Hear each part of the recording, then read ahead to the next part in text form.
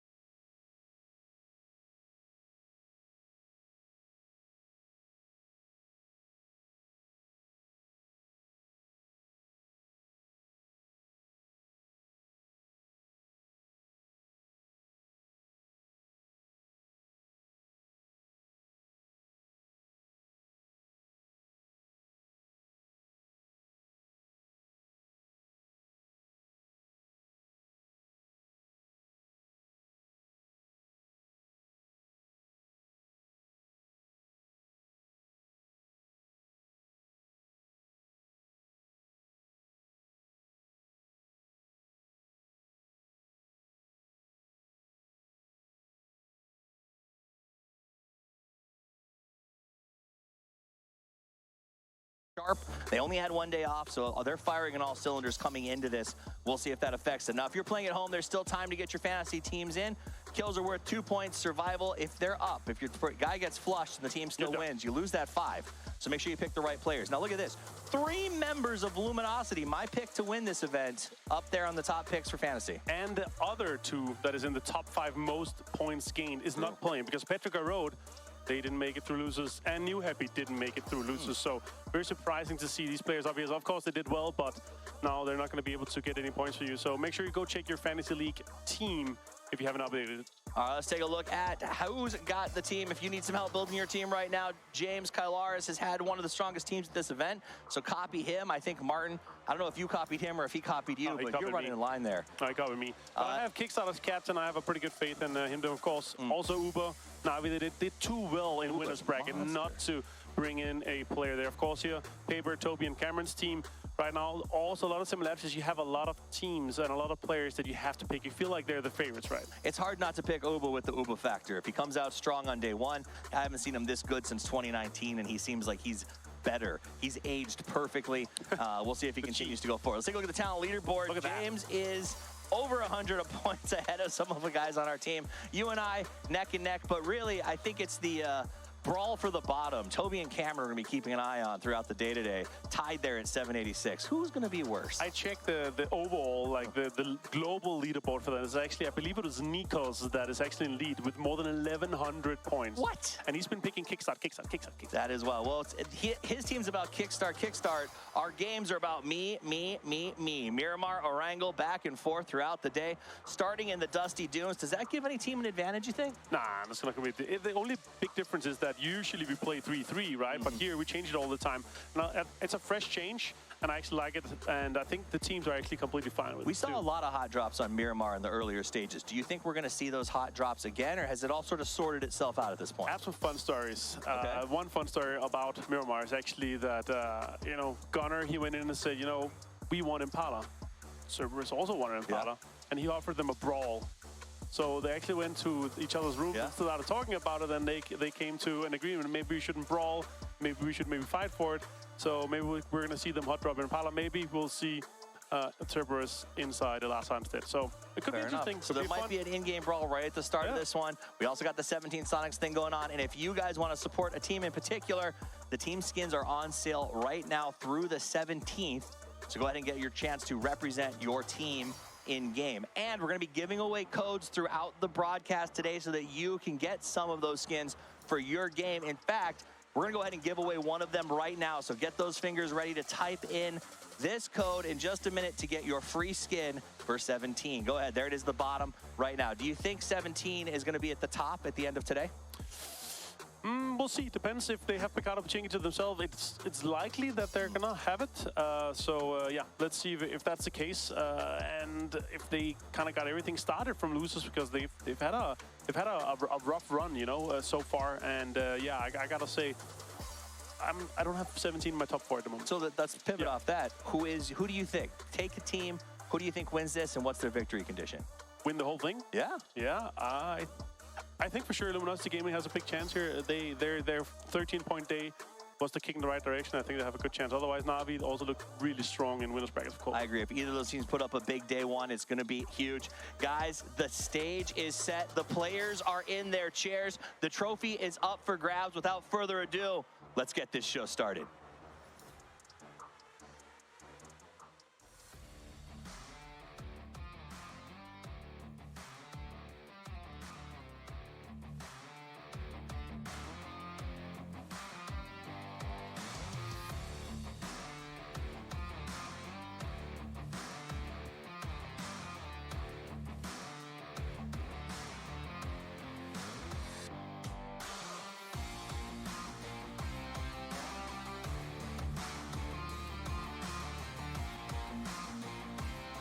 Good evening and welcome to PGS1, coming live to you from Kuala Lumpur, Malaysia. It's been an exciting tournament so far with our best players around the world competing for the past 7 days. Today marks the beginning of their final battle, and I'm sure the teams are ready to give their all to become the first ever PGS1 champions. I'm your host, Bella, and today I'm joined by Paperthin. Paper, are you excited? Oh yeah, absolutely, Bella. The teams that have made it this far have worked incredibly hard and shown their skills across some of the most intense PUBG action we have ever seen. Yeah, and the stakes can't be any higher. With the prize pool of $500,000 on the line, and of course the title of the PGS1 champions, the players will be, giving their all for the grand finals. Absolutely. So guys, sit back, relax, and get ready for some insane PUBG action. Yeah, we got some amazing matches lined up today, and I'm sure you guys can't wait to see how it's all gonna play out. The first match is up in a few minutes, so make sure to stay and watch how it all goes. Well, without further ado, we are ready to kick off the PGS1 Grand Finals. Let's get into the games and find out who will be the champions of the new era.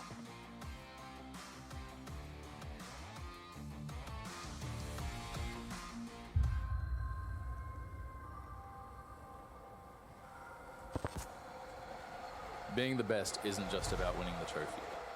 It's about giving you everything and showing the world what you're made of. That's what I'm here to do.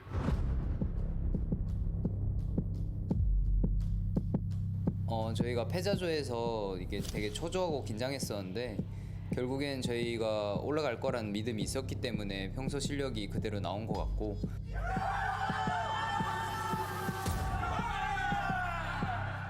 그랜드 파이널에서도 저희가 PWS에서 왜 우승했는지 보여줄 수 있을 것 같습니다.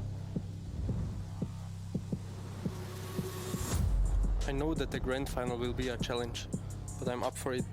I'm going to give everything I have and leave it all on the field. 我们在小组赛中经历了起伏，但我们成功晋级了总决赛。我们不会把这个机会当成理所当然，我们会全力以赴，放开来打。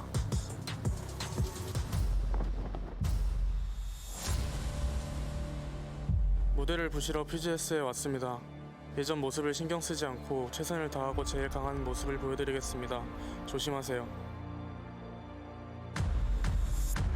Our journey to the grand final has been a roller coaster ride. We've faced some tough challenges along the way, but it just makes us stronger. Now we're ready to take on whatever comes on our way in the grand final. Ở giải đấu lần này chúng tôi không chỉ là muốn giành được chiếc cúp mà để chứng minh rằng là người Việt Nam không có dở. Các bạn hãy chờ xem màn chào đón của bọn tôi nhé.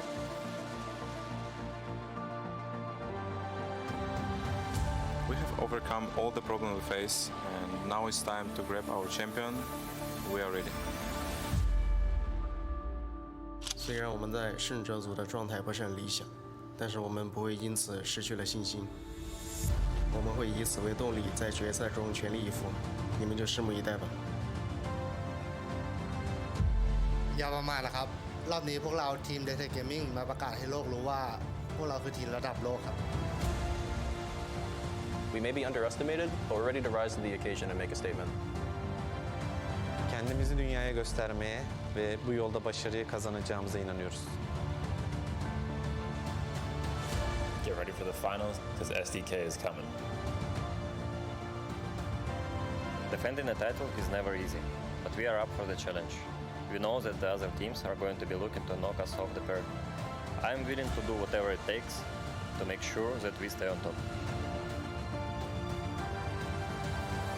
We are ready. 준비 다 됐습니다. Chúng tôi đã sẵn sàng. พวกเราพร้อมแล้ว hazırız. We are ready.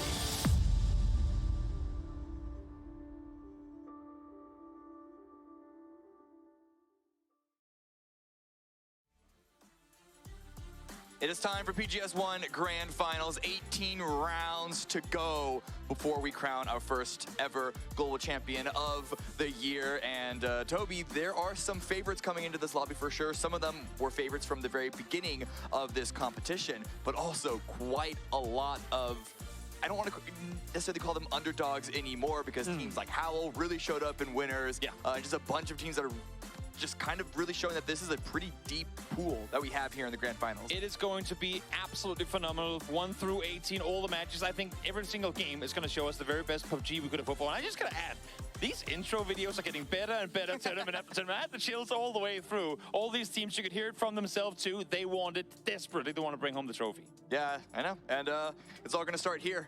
New lobby, brand new composition of teams.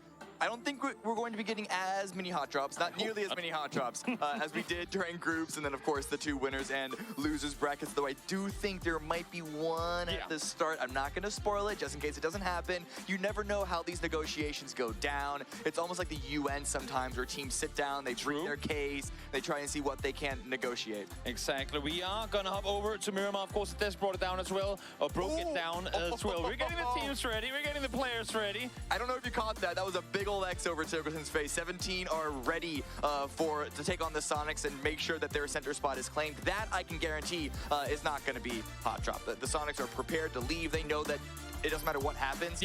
17 Gaming are not going to leave their drop spot, and 17, I believe, have gone public saying that they are willing to throw this tournament to keep Pachinki Picado for themselves. So that is not what Sonics are going to be fighting for. They know that that is not a losing battle necessarily, but they have higher goals. There's more to fight for than just Picado, Pachinki. Couldn't agree anything more. Let's see now match number 1 of 18. It's hovered on over on Miramar. The playing path this time around came very Eastern, and you know why I like this in particular? Because with this lobby, there are now a ton of teams opting to loot out East. So most teams, if not all, should be able to go exactly where they want, despite this playing path looking somewhat southeastern skewed. I don't know if you guys can hear it through our mics. I don't know if you can, but there's a lot of yelling, at least there was until just a moment ago, between a couple of different teams, and it's exciting because they are ready to play. They are giving it their all, and yes, as you can see, the playing path is southeast skewed, so anything El Pozo or beyond, a bit more difficult to get to, and it's Impala. That's the spot to That's at least for now, the only hot drop that we've heard could potentially be one of it. We'll see if that's going to happen or not. We also know that Luminosity, who have in the past looted Minas, they are not going to try and contest Navi. They will stay right to the east of them, though, over in Junkyard. So we'll see if maybe there's going to be some fighting for vehicles, some early on commotion. Because again, with 18 matches to go, you can risk trying to claim something here in the first one and still go into the remaining 17 well off. So I wouldn't be surprised to see a few overlaps here in the first game of Miramar, first game of Erangel as well. Yeah, there's a lot of room to play with, really. But we're looking at the map right now, I can tell you Impala is not being contested. Cerberus did concede that position to the Sonics, and we are going to watch Soul with a very early win 94, trying to take a couple of shots towards Third Eye. Not going to really land on the Richie B just yet, but you know what? You got to take the shots. I was going to say, imagine. Pio gets a chance as well to assert some early on dominance as the first circle takes us up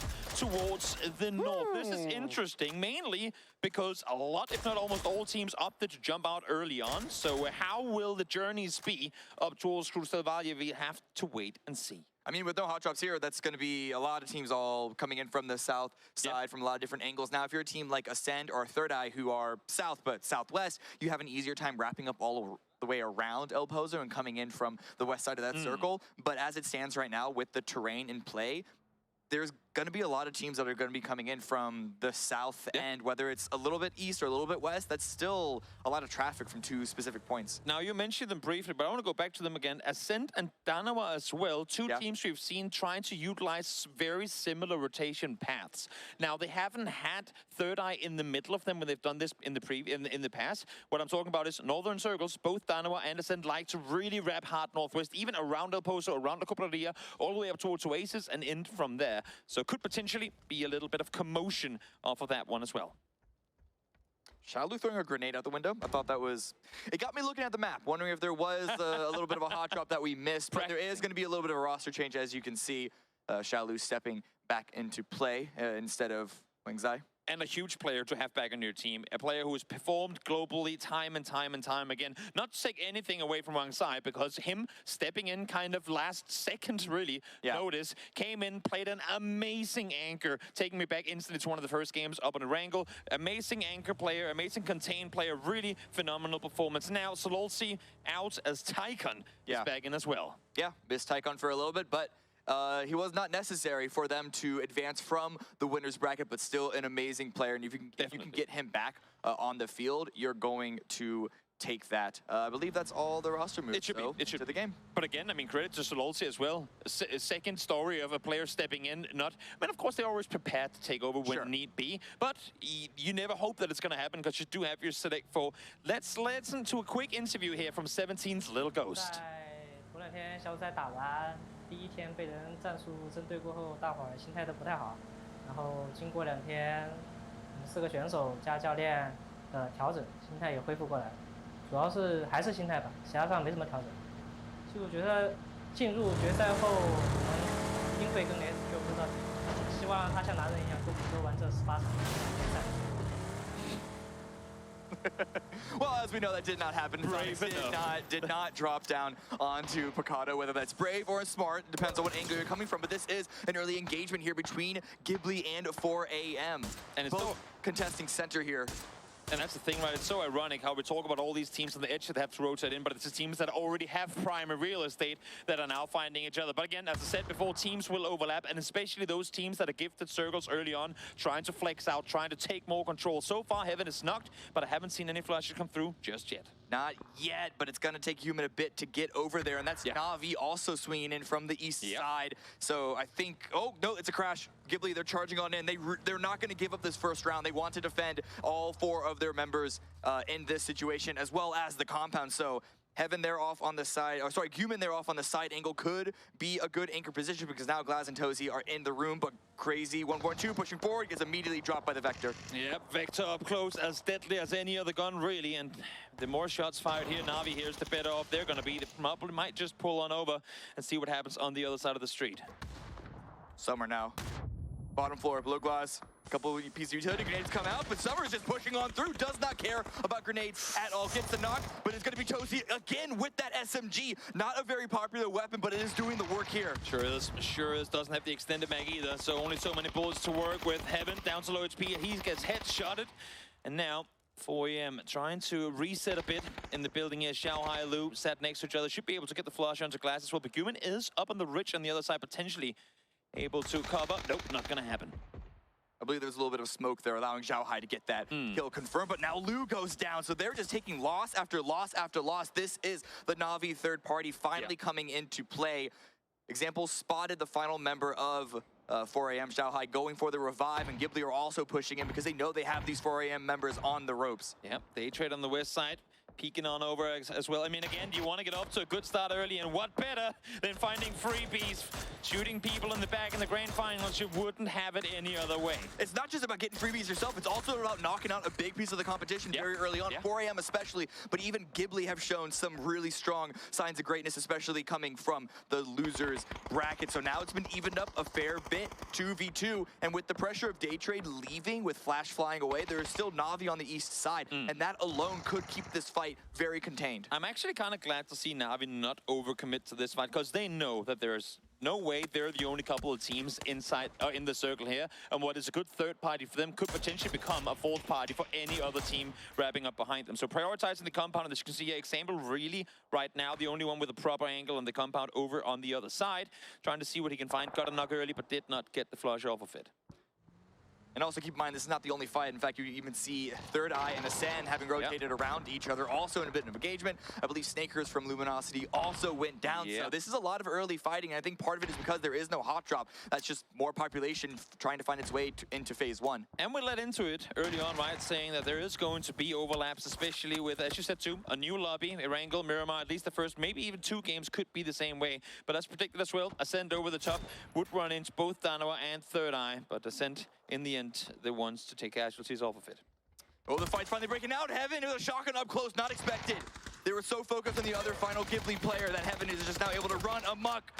Peeking back and forth out, that is 4AM eliminated in 16th place, all 4 out before 10 minutes. Now, Ghibli are wounded themselves, but they were able to stabilize. There is still going to be Na'Vi breathing down their throats, breathing down their necks, but they're in a central position, so it is unlikely that they will need to go for a drastic move anytime soon. And plenty of games still left to be played, so for Ghibli, even if they take casualties early on, salvaging points in the first couple of games of the grand finals is huge, because that way you don't sit and look after 4 games, oh, we only got 2. No, you might have 10 combined over the first couple of games, even when things don't go your way.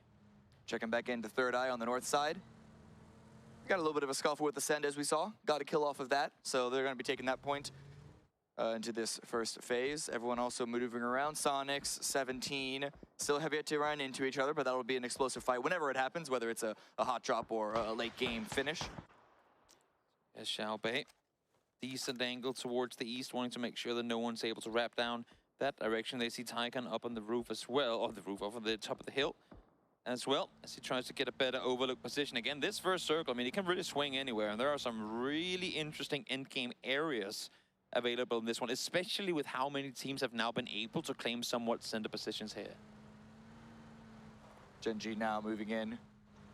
Coming in last, usually, well, they're definitely one of the more conservative teams in this lobby. Don't look for early engagements. This is a team that, not a lot of expectations coming into this, especially after group stage, but I don't know what clicked. I don't know what happened in losers bracket, but they just suddenly remembered how to play the game. And so I think that this is not a team that you can underestimate here.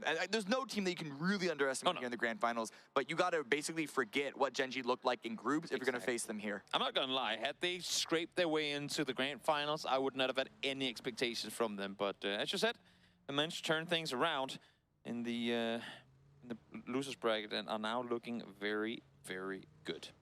10 seconds before we see phase number 2. And it's been evened up a little bit, but Third Eye and Danawa, they're towards the north, and that is still quite open. It's a lot of field, but it's going to be a hard... Of course, this is PGS hard shift, not PGS 1. It's PGS hard shift, and it's going to be a hard shift towards the east, towards Terra Bronco. Sonics have a great spot. Cerberus have a great spot. Chiamba are coming in late to a really, really good spot, though it is a little bit on the low ground, but they can perhaps race those two aforementioned teams for the nice, more controlling high ground positions. But a lot of teams on the west side, it's a big open field where we're seeing 17 cross through. So this might be a few kills being taken on traffic rotation. There's definitely going to be commotion as all these teams try and make the win. And as you said, Chiamba clapping their hands as they get the shift in their direction. And now the two remaining Luminosity players trying to take out 17 on rotation. One tire out on the Mirado. You know what that means. Spinaroo. As Flot tries to see if he can find it, they have no other option. They got to commit to this fight. Yeah, 17 are crashing. They're getting full revenge on this. Pretty Curdy's SDK here on the high ground is going to be third partying this. That's going to be Logos going down as we see more teams all fighting each other in the kill feed. This is, again, quite early, but the rotations are... well, making it happen, rather. Yeah, exactly. So many teams have to come through the same few funnels, and teams will collide because of it. Himas able to find Schofield's kill instantly stolen away, though, from Ali, as this fight now in a bit of a stalemate, and with 2 players down on the side of 17, I'm not sure how much they can overcommit to it, especially with now STK sat on that southern side. One member of 17 knocked, one member fully confirmed, and Shao DD is being picked apart as we speak. But Relo goes down to a nice grenade from Xiaobei. So those two pitted 17 players, despite being cornered between 2 different teams, they are still doing damage and looking for the opportunities. Yeah, 17 yet to find their first point. In the grand finals, Xiaobei lobbing an 8 on in, but Flood ready for that one. As I say, that actually jumps straight back into it. Not taken down, though. Able to stay alive. Suchu trying to hold the west side door. Not able to find a hold on either. Xiaobei now pushes. Sold open hand. There you go. Xiaobei finds 1, finds 2. Luminosity out in 15th. Still a lot of heavy damage towards 17 on STK. They have them surrounded. Vegas even swung himself across the road. Alo is going that direction as well. Unsure if STK are going to be sticking around to make sure 17 can be put in the dirt right behind Luminosity, or they're going to use this opportunity to sort of speed ahead and get more towards the center, but the center is not safe either. No, I lied, they're crashing. Yeah, full speed, they're coming in only with 2 the first time round, leaving Purdy and Penta up on the hill. As I say, the Penta actually now wrapping down towards the compound itself as well, so they will be in a 3v2 position with Purdy up on the top, but how do they push this? Alo sat alone right now. Cavalry is arriving, first one in, instantly down Sushu, not going for the flush, awaiting the second peek around Vegas, able to take him down in return. Alo tried to bait out the shot to get the information, but he's going to have to send his own body inside. Now Xiaobei, the last one left for 17 with a spray down against Penta. Ooh. He is going to get the knock. Down to half HP, trying to confirm that kill to get at least 1 more point, because surrounded by 3 other members of STK, it's looking very unlikely, but he has an opportunity to try and maybe get some meds. Kurt was going to call that rotation behind the blue. The info has been fed across, no doubt. Pert, though, not in a position to really do a whole lot actively, other than give the info. Xiaobei smart, knowing that he has Purdy Curdy up on the hillside to try and wrap underneath. Xiaobei was able to get inside, takes a little bit of damage from a grenade, has some time to heal. The flash is going to guarantee that, as we see another fight in the picture-in-picture between Ghibli and Cerberus. Heaven still dealing a lot of damage with the shotgun, but here Xiaobei, more flashes at the ready. Neo knows he needs to go for a fight, but stuck in the door frame. STK take it. Heaven has just found 3 knocks. Solo versus Cerberus, taking out 3. And the issue for now Cerberus is that their 4th ain't around. He's nowhere near here. Heaven found 2 against 17 early with a shotgun. He might just have 5 eliminations, 5 kills with a shotgun right off the get-go. There you go, 5 kills for Heaven, all of them with a pump action. What a great scavenge game for Ghibli. Oh, definitely. They got I believe they were the first victims knock-wise. Yeah. And the fact that they were in first place, granted after 1 game, but with 7 points, it's still a good showing. And the hard shift back towards the west is still funneling people into this one singular hilltop. We have SQ here, we have Heaven, of course. Cerberus were here. Tycon is a bit more towards the south, but Howl and Navi are also roaming around this singular hillside. Only so many areas to play in this area of the map because the southern side is so incredibly open. So a lot of the teams kind of forced into the mid-side belt of it, and now Howl eliminated. Navi and Sonics sharing a few points in between them. You can see Sonics really want to deal with Heaven down below, but just seeing 3 being taken down from Cerberus might have them think the bit of it. A lot of grenades being lobbied that way. Yep. He's chilling.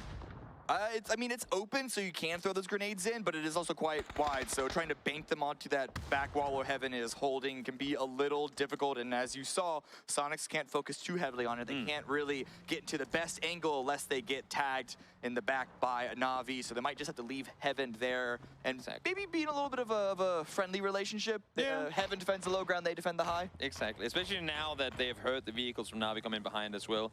Well aware there's other areas of the map they need to concern themselves with more. Na'Vi, in the meantime, opting to rotate out on foot, knowing that Sonics weren't really too eager to peek them up the hillside, so they'll be able to play this one. But as you can see here on the map too, it's just so open. It's so difficult to rotate through here. The good thing, I guess, for the server right now is that so many players have gone out early, so you do have that much more space to maneuver. Yeah, but a lot more space to still be seen, because you cannot overstate just how open this is. There are some ridges to play with because it's not a field. Like there are parts of fields that you can see in front of you, but it's not entirely a field. But at the same time, because the elevation is in play, maybe the ridges are nerfed from that. Look at this rotation from Gen G. They still have two people in Fox and Taemin over towards the east, but all the way down south, DG is set on the southern side of this road, and then PO. We know him as a solo player, making his way up close. Unluckily for him, first bullet hits the rock in front of him, and Vegas able to 180 and get out of that one alive. Now PO has to reconsider, do I stick around alone, or do I wait for my team? You can see Taemin is coming up. DG 98 is still over on the other side, kind of playing the Overwatch position. Good thing for SDK now aware that they have opponents nearby. Yeah, with the moments remaining in phase number 3, as we do see Brex go down, Third Eye with another kill going their direction. But the circle is closing, and so if anyone, whether it's Third Eye, whether it's Gen G, want to go for a fight, there's only so much that you'd be willing to commit to it. Because where is the next zone going to go? Oldlace goes down to kill Yakai. That was a really good spray, and this hardship to the northeast will favor this fight continuing, because this is now a fight for what could be a strong position. A lot of suppressive fire coming in from Tianba, actually, for Killiakai trying to stay put up on the top. Nate finds one, finds the second as well, though, but Adam was first to the trigger, so Killiakai falls, and I don't think there's a whole lot Chris can do from this, but especially now not with Vox crossing over. Vox thrown out in the open, so if Chris spots it, if Chris senses it, could take him out, but I think Vox is going to have the angle, drops Chris very, very low. Chris is a powerhouse, can still do a lot of damage as a solo, but that is going to be it for Ascend. They go out in 12th place, Third Eye with 4 kills. They lose one. They're trying to go for the revive, but Na'Vi are pushing towards the north. They saw that happen in the kill feed, and they want to stake their claim to this northern ridge. Na'Vi are masters of third partying, always able to find kills in positions they should never be in, and of course, they'll be right over the top as soon as they can. Uber peeks on over, instantly forced back, though, so Flash comes his way in return. More frag grenades coming out.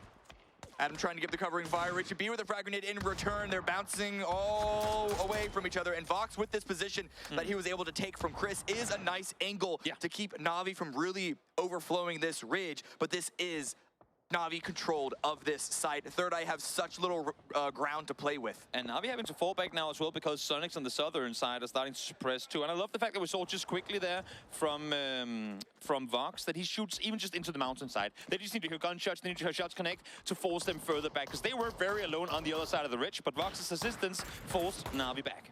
SDK now making the run over the open field, finding a small little hill, but there's really not a lot of cover, and Tygon has a grenade at the ready. Shots behind onto Twisted Minds, because they're contending for the exact same spot. Spyro does go down. Attempted drive-by not going to work out for Twisted Minds, and now that's a single shack that the remaining European players are holding in. With the crossfire set up, damage is coming out. Spyro does get confirmed. Completely surrounded there by STK. Not a whole lot for Lou and Perfectix to do. They're not even on the side of the shack from where they can get inside it. So not a whole lot going. They're not inside the next circle. Penta and Vegas will have to move, but you'd have to imagine they could stake around for long enough that they can take Twisted Minds down first. I'm wondering why. I'm surprised that Penta and Vegas haven't been able to do more damage while we see Twisted Minds still just put it all in trying to defend this position. I wonder if it's because Day Trade are third partying the peaks from Vegas and Penta, but they're just going to get into their vehicles and send it all in. While Twisted Minds, they're retreating from that position. It is a really good call to get out because that was such a scary spot. But the question is, where can they follow up to? Good rotation timing for them. We'll see now that nade. Oh, just bounces off the hillside a bit short earlier. Able to get back up alive as Dano has now made their presence known. Anonix, I believe it was, found earlier just moments ago. And look at this area, so difficult to play around. Dano knows that they have Third Eye on the other side too. And here comes Tiamba as well. All these teams putting attention towards the north because essentially Sonics has the south on lock, it seems, as well as Daytrade, who get another knock onto STK, but it's a hard shift once again towards the east. So this fight on the north side is very, very powerful. Everywhere else, it's just going to be trying to survive. Sure, it's the southern side of this map is going to be on fire more than it already is. You can see a loop effect. There's barely any utility left between these two, and they have to try and see how the hell do they get out of this position. Cerberus falls, 11th place for them as Daytrade racks up another.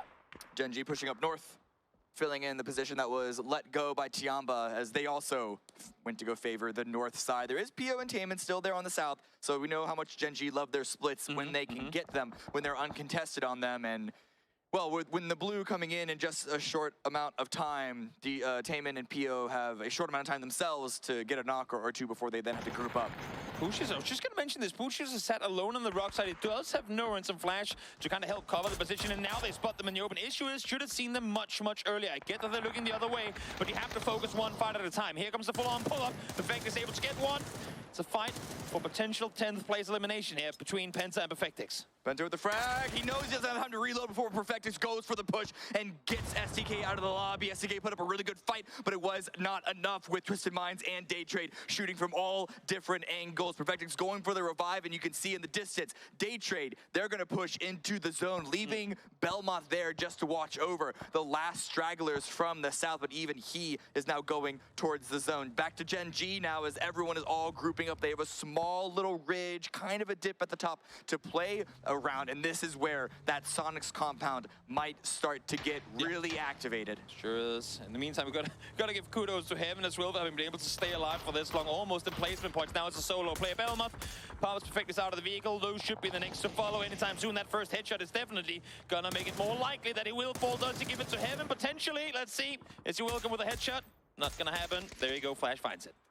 Down to 8 teams left. We are starting to hit placement positions now as Twisted Minds go out in 9th. And looking at the map, all but PO, of course it's all but PO, is actually in the zone. I think Danawa and Third Eye may have 1 or 2 stragglers that are just outside the barrier, but they're just trying to get that positioning in. But Gen G, they are focused on Sonics. They have a nice little crossfire set up with PO on the south, Taman on the north, anchoring in from Tiamba, while DG98 and Foxy poke and prod this compound. Sonics haven't really been able to move too much around it because of the terrain, as well as Navi and Daytrade's angles. I'm surprised that, especially knowing that Ghibli only has a solo player left in the compound, that with them pulling up, Sonics don't do more, like play more aggro to try and wrap out east. I guess it's partially because PO was sat on the southern side and trying to suppress him. In the meantime now, let's hop up towards the north again as Third Eye and Danawa heads up close to one another. Soul is getting very, very close to Third Eye. The circle is going to basically center up. That center is not controlled by anyone. We're going to see a couple of different fights here, one north, one south, and we'll see if Navi and Tiamba, where exactly they want to be activated in either of those 2 directions. Salutes baiting a peek out from Third Eye, because again, it's all about trying to give Soul that opportunity to get that second strike in once one of the other Danawa players gets the first. Let's see, Soul. Surprise player trying to sneak his way over the ridge line. As long as they're shooting, they shouldn't be able to hear the footsteps. One caught on the other side there, but Soul finds one, finds the second as well. Nice flank, nice peek, almost takes down the third. Soul gets activated. Richard B did get the first knock of this engagement, but now Soul is here to close the fight, to finish what Danawa have been teasing with, toying with for the past couple of minutes. It's all on Vox, and look at Tiamba squeezing in from the south side. Tiamba coming in on one side, Navi wanting a piece of this pie as well from the southwest. Tiamba wants to get it done with. He does succeed in doing so. Kill confirmed, but so much attention now is coming to this north side of the map. Yeah, Danawa are now outside of the zone, and they're in one small little pocket. Who do they push to, Navi or Tiamba? It's a couple little bits of points of damage against Tiamba. Longsker down to 39 HP, forced to fall away. This is a little bit of space for Danawa to try and push forward, but they're running in one singular pathway, one singular line, which Tiamba, with all of their ranged weaponry, can try and shut down. That's even an arm in the hands of 77. I mean, all that, not all, but a lot of wishes go from Danawa that Gen G starts pushing up from the southern side, but they're playing this one very passive. And Onyx falls to Longsker. Nice spray coming through with the barrel there. Attempted information drive-by from Anonyx does get punished. Grenades not exactly finding Longsker's position, falling just a bit short. And the range poking and prodding from the rest of Danawa is just Not finding the mark. Longster with the prone spray down. Salute is now knocked. Now it's all in for Donowa going out, just unable to get what feels like a single point of damage into Tiamba. And again, on the backside of all of this, Gen G sat in a perfect position to pounce, but combination of power suppressing and them, I think, a little worried that if they do push up north, that Sonics will push out, forces them to stick around for a little longer. They trade grenades as they push into Na'Vi. They're trying to circumvent Sonic's hold, and they're going in through another team's four-man positioning here. Mel falling away. Everyone else from Na'Vi is playing into the open graveyard. That grenade just not finding where it needed to go. It's good positions around the fence, around this barrier, around this wall, but with Alia taken very, very low. If Daytrade only knew that the follow-up's gonna get the knock, that's gonna force Example potentially to go for the revive. Mel has to fall away, and that's Daytrade taking the space, as well as Chiamba third-partying. Yeah, with Chiamba now over one, Ridgeline Daytrade pushing in from the other Na'Vi, all of a sudden in a very, very poor position, trying to play full control. In the meantime, Heaven, the solo player from very early on in the game, has snuck his way into top 6. They trade in the hardcover. Circle's gonna set her up once again. Not a single soul is inside this next zone. And Chiamba and Gen G, as you said, have a lot of move and a lot of freedom. Daytrade do not, and they're just putting that pressure onto Na'Vi. Mel goes down. Alia did get revived and meted up.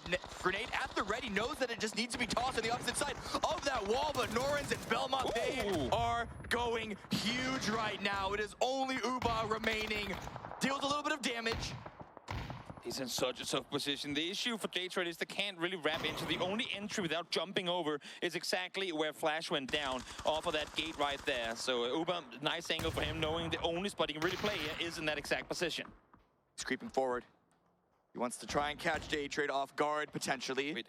Norins has the shotgun ready for the one and done. Pump and dump, and he's gonna go for the shot. That's at least gonna be the information. While Belmont is going to confirm the kills that they knocked, and then of course, the jump shot, he is gonna get Na'Vi out of this, but Gen G. Heaven is still alive in all of this. He found one before, now he finds Mime as well. All of a sudden, Sonics just has H-Win left alive. Again, Gen G playing this one extremely passive, not wanting to one into Heaven, but Heaven is continuing to rack up points.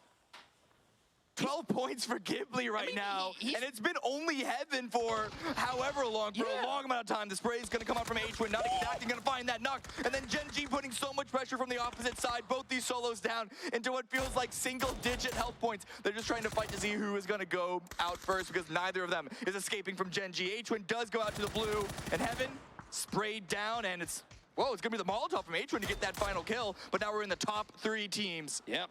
Top 4 placement for Ghibli. I don't think they expected that when they lost 2 as the first and second players of this match. But kudos to Heaven for racking up a ton of points in this one here. Gen G, so far, only 1 kill. Again, could have played more aggressive up towards Chiamba, opted not to, but now they got 4. Where is Pio?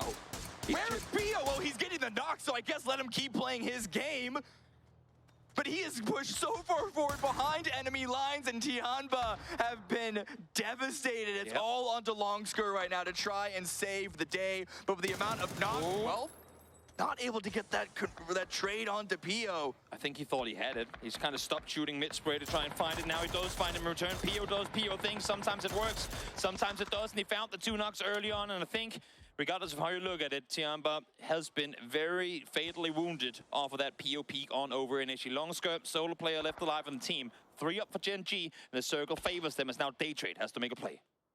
Well, if Norins is able to get a knock here with with Gen G spread as they are, at least a few of them, could be an opportunity, but no, the covering fire is going to be spotted.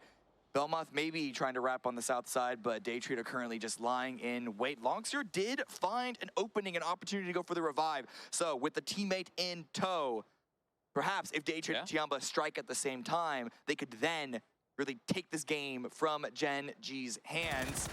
Belmoth strikes first. I like this wraparound. They know they're playing solo games now. I mean, both Belmoth and Norins has full level 3 gear. So if you're going to be outnumbered, at least have the Kevlar to support your position. Belmoth sprays over once again. DG98 down to half HP.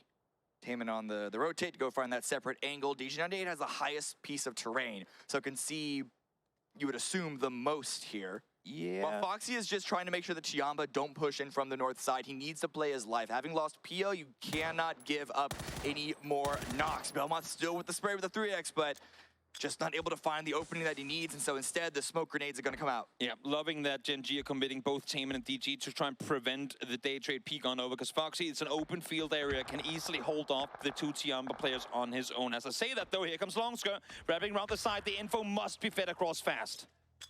Tiamba are focusing both Gen G and day trade. They know that unless they get an opening onto a member like Foxy or even get a knock on the South members of Gen G, really they want to just play for second, and so keeping day trade out of this phase 8 will be the name of the game for them. Taemin with a couple of shots through, taking Belmont low.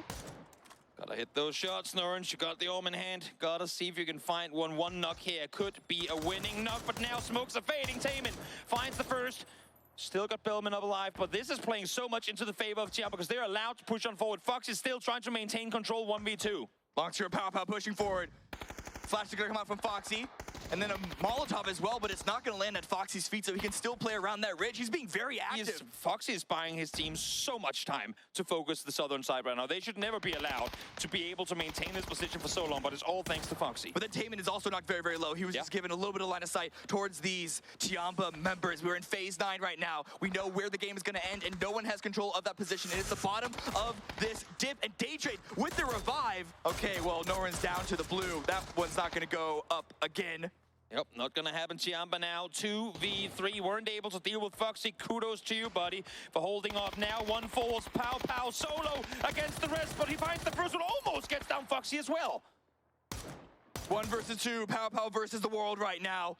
The information can still come from Longscrew, but the revive is... I don't know if Pow Pow would even consider going for it, but no helmet. Yep. Just constantly having to peek against the high ground. Members of Gen G. Foxy now pushing forward while Taemin holds point, keeps Pow Pow distracted. And Foxy, he is ready to strike the final nail in the coffin and take game number 1. Taemin dropped very, very low. Foxy wants this. He wants it. He's going to get it. Gen G winning game number 1. Huge game for them. 4-kill performance. Gen G put up a play style, a plan that was we're going to be passive. We're going to let the battles unfold because then we will have the upper hand in the end game. Kudos, mega kudos to Foxy for staying in this position for as long as it did. And more importantly than that, PO's long flank, getting those 2 knocks, catching Tiamba off guard. Yep. I don't know if that was the winning maneuver, but it was certainly an incredibly important one. Let's go to a break and then the desk as we get ready for game number 2.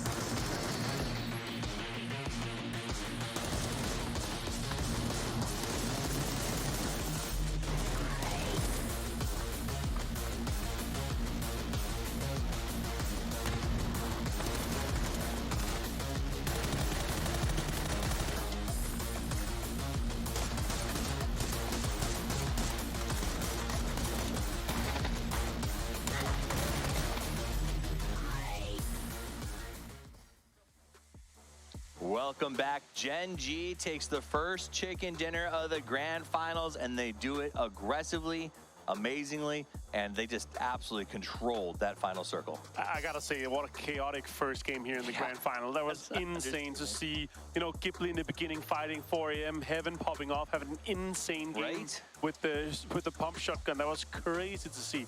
And also a really rare ending. This is like finding like a rare card in a pack opening or something. Like, they're super, super rare. We see these kind of endings here, and it paid off all the way through, and Gen G popped off. So Gen G does get the chicken dinner foil and comes out with that big win. I will say we did see a lot of trench gun, a lot of shotgun play, a lot of uncomfortable crashes for some of these teams, and some of our favorites got caught early. I know we saw LG get picked off by Cerberus. A lot of them just really couldn't put anything together. Now, when we got here today, did you expect Gen G to show up and have such a major game 1? Ooh, maybe after the showing that we saw them in the losers, they had some good maybe snowball effect we can see from them. And also Pio's opening there, he died sure, but he had an insane opening on Tianba. Right. It looked like a good game from Tianba from the get-go there. They had a really good amount of control in the northeastern side. The terrain was looking really good for them. And Gen G was forced to kind of take this fight with Daytrade that are on the western side, right? I gotta say though, Daytrade looking strong too. They took down Navi quite easily, and that push on the cemetery there. Yeah, Daytrade was a beautiful fight, but I do think that's what it came down to in that game. Pio making the sacrifice play, basically. Right. Tianba played the east side of that circle for so long. They got a couple of good shifts, and I think they were in a position to potentially win it. Pio going in and being that sort of, I'm willing to lose it all to get two of you down. Exactly. Really changed the game. Like, that seemed to be the turning point. That was literally the reason why Gen G was able to win this year. They only got 4 kills, sure, but it's a 14-point game for them. Tianba, 13 there for that. But Daytrade, 10 kills. And Ghibli. And Heaven as well, able to pop off for Ghibli. He secured so many kills, and he secured 4th for them too there. But this push here for Daytrade, I really love what I'm seeing from them.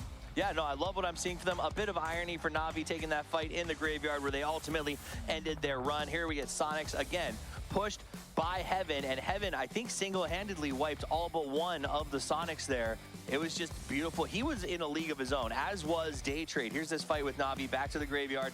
Nerns with that double pop up over the top. And then from then, they were just racking up kills. I love what I'm seeing from the sawed-off again and again and again. But you got to remember, going forward, we're not going to see that much because it's going to be the smoke grenade launcher that's going to be the meta going forward. But it's been showing really, really strong there. Having that pocket shotgun is looking good. This is the other one you were talking about, Pio having that off angle, making sure he can get 2 down from Tianba. And that went to be really crucial for the Gen G win there. It was close though. I gotta say the way that they played it, and also how Longscur is able to push out and get Pao Pao in a good spot here. It ended up being fantastic here for Gen G though, but only 4 kills, 14 points. It's not a big win for them, but they can have this kind of consistency in terms of the lower amount of kill games. That's going to be fine for them. And I mean, while they only got 1 kill across the board, I mean, look at that damage count from Taman. He's definitely, I think, going to be the man of the match on this one.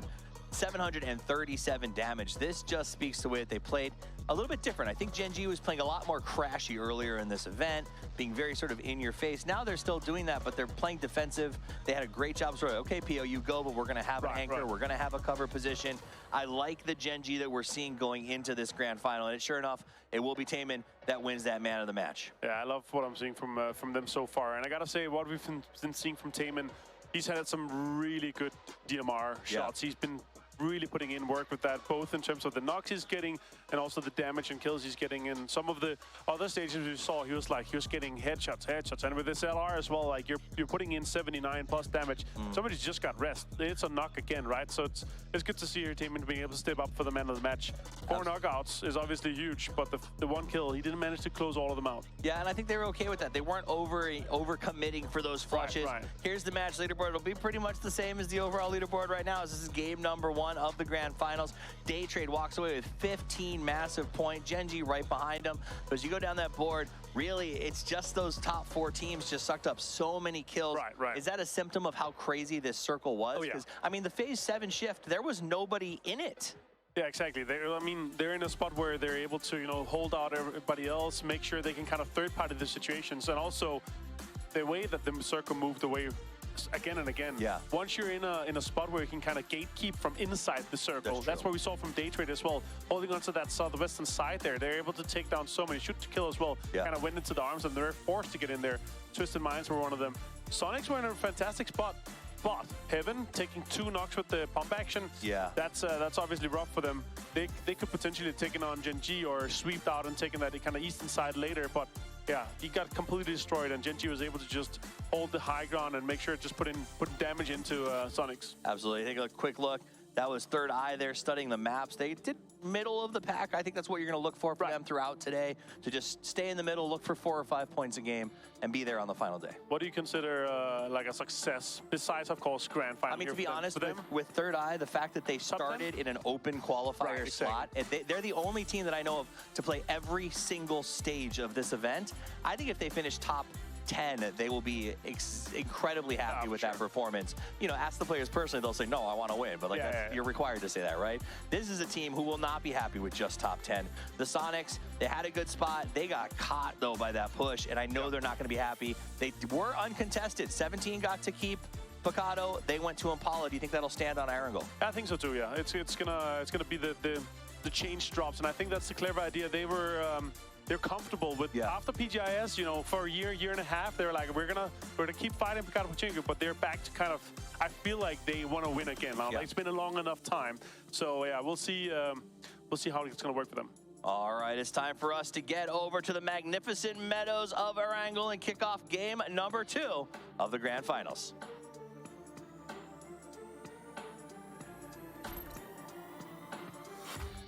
Thank you so much, Toffees. Thank you so much, Martin, for the great analysis on the desk. We're headed on over to Erangel for the first time here in the Grand Finals. A little bit of an alluding to potential hot drops. I do not think we should see anything similar to what we had last game cam over on Miramar. Don't think it's going to happen. One thing that I do know it's going to happen, though, is that these players are going to be flying out from the far western side of the map.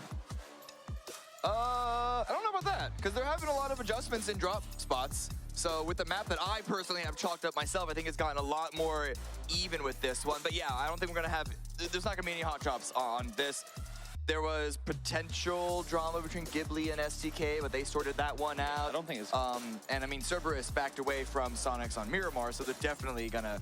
Oh, you're talking about the plane pad. That is what I was telling you. I thought you were talking about like the rotations and everything. You're like, talking about how the plane long pad. is it going to go on about this thing that I didn't throw to him?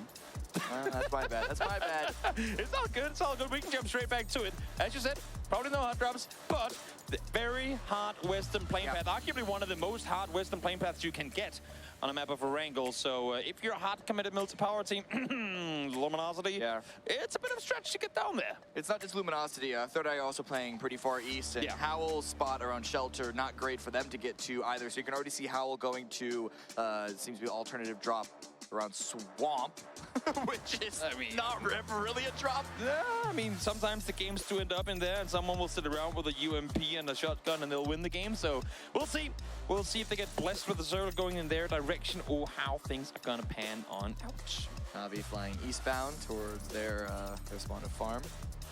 See that vehicle commotion early on as 17 grabs one off of Twisted Minds. And again, of course, we're going to see these things. I actually kind of like that Little Ghost is all the way up here, because they had an easy reach down towards the Pachinki, but up to go for it anyway. And Circle, okay, hard north is where we are headed. So at least they're on the right west to east side of the map, but only having bridges to cross over. That could cause some commotion. And that does mean for the teams that are going to their east positions. I'm looking at Navi as the biggest ones for this. It's going to be a bad rotation for them because they haven't even got to their drop spot. We are still seeing a couple of attempts at knocking people out of the sky. If you get a gun early and there are still parachutes above you, might as well go for it. It's happened a few times over the course of the entire history of PUBG Esports. Yeah. So it's, you know, it's low chance, but it's a free attempt. You ain't gonna win the lottery if you ain't playing. So you might as well see if you can find yourself an easy one. And even if you don't get the flush on him, you now know exactly what team, especially with a plane path like this, where you're not necessarily sure of all the team's ult drops.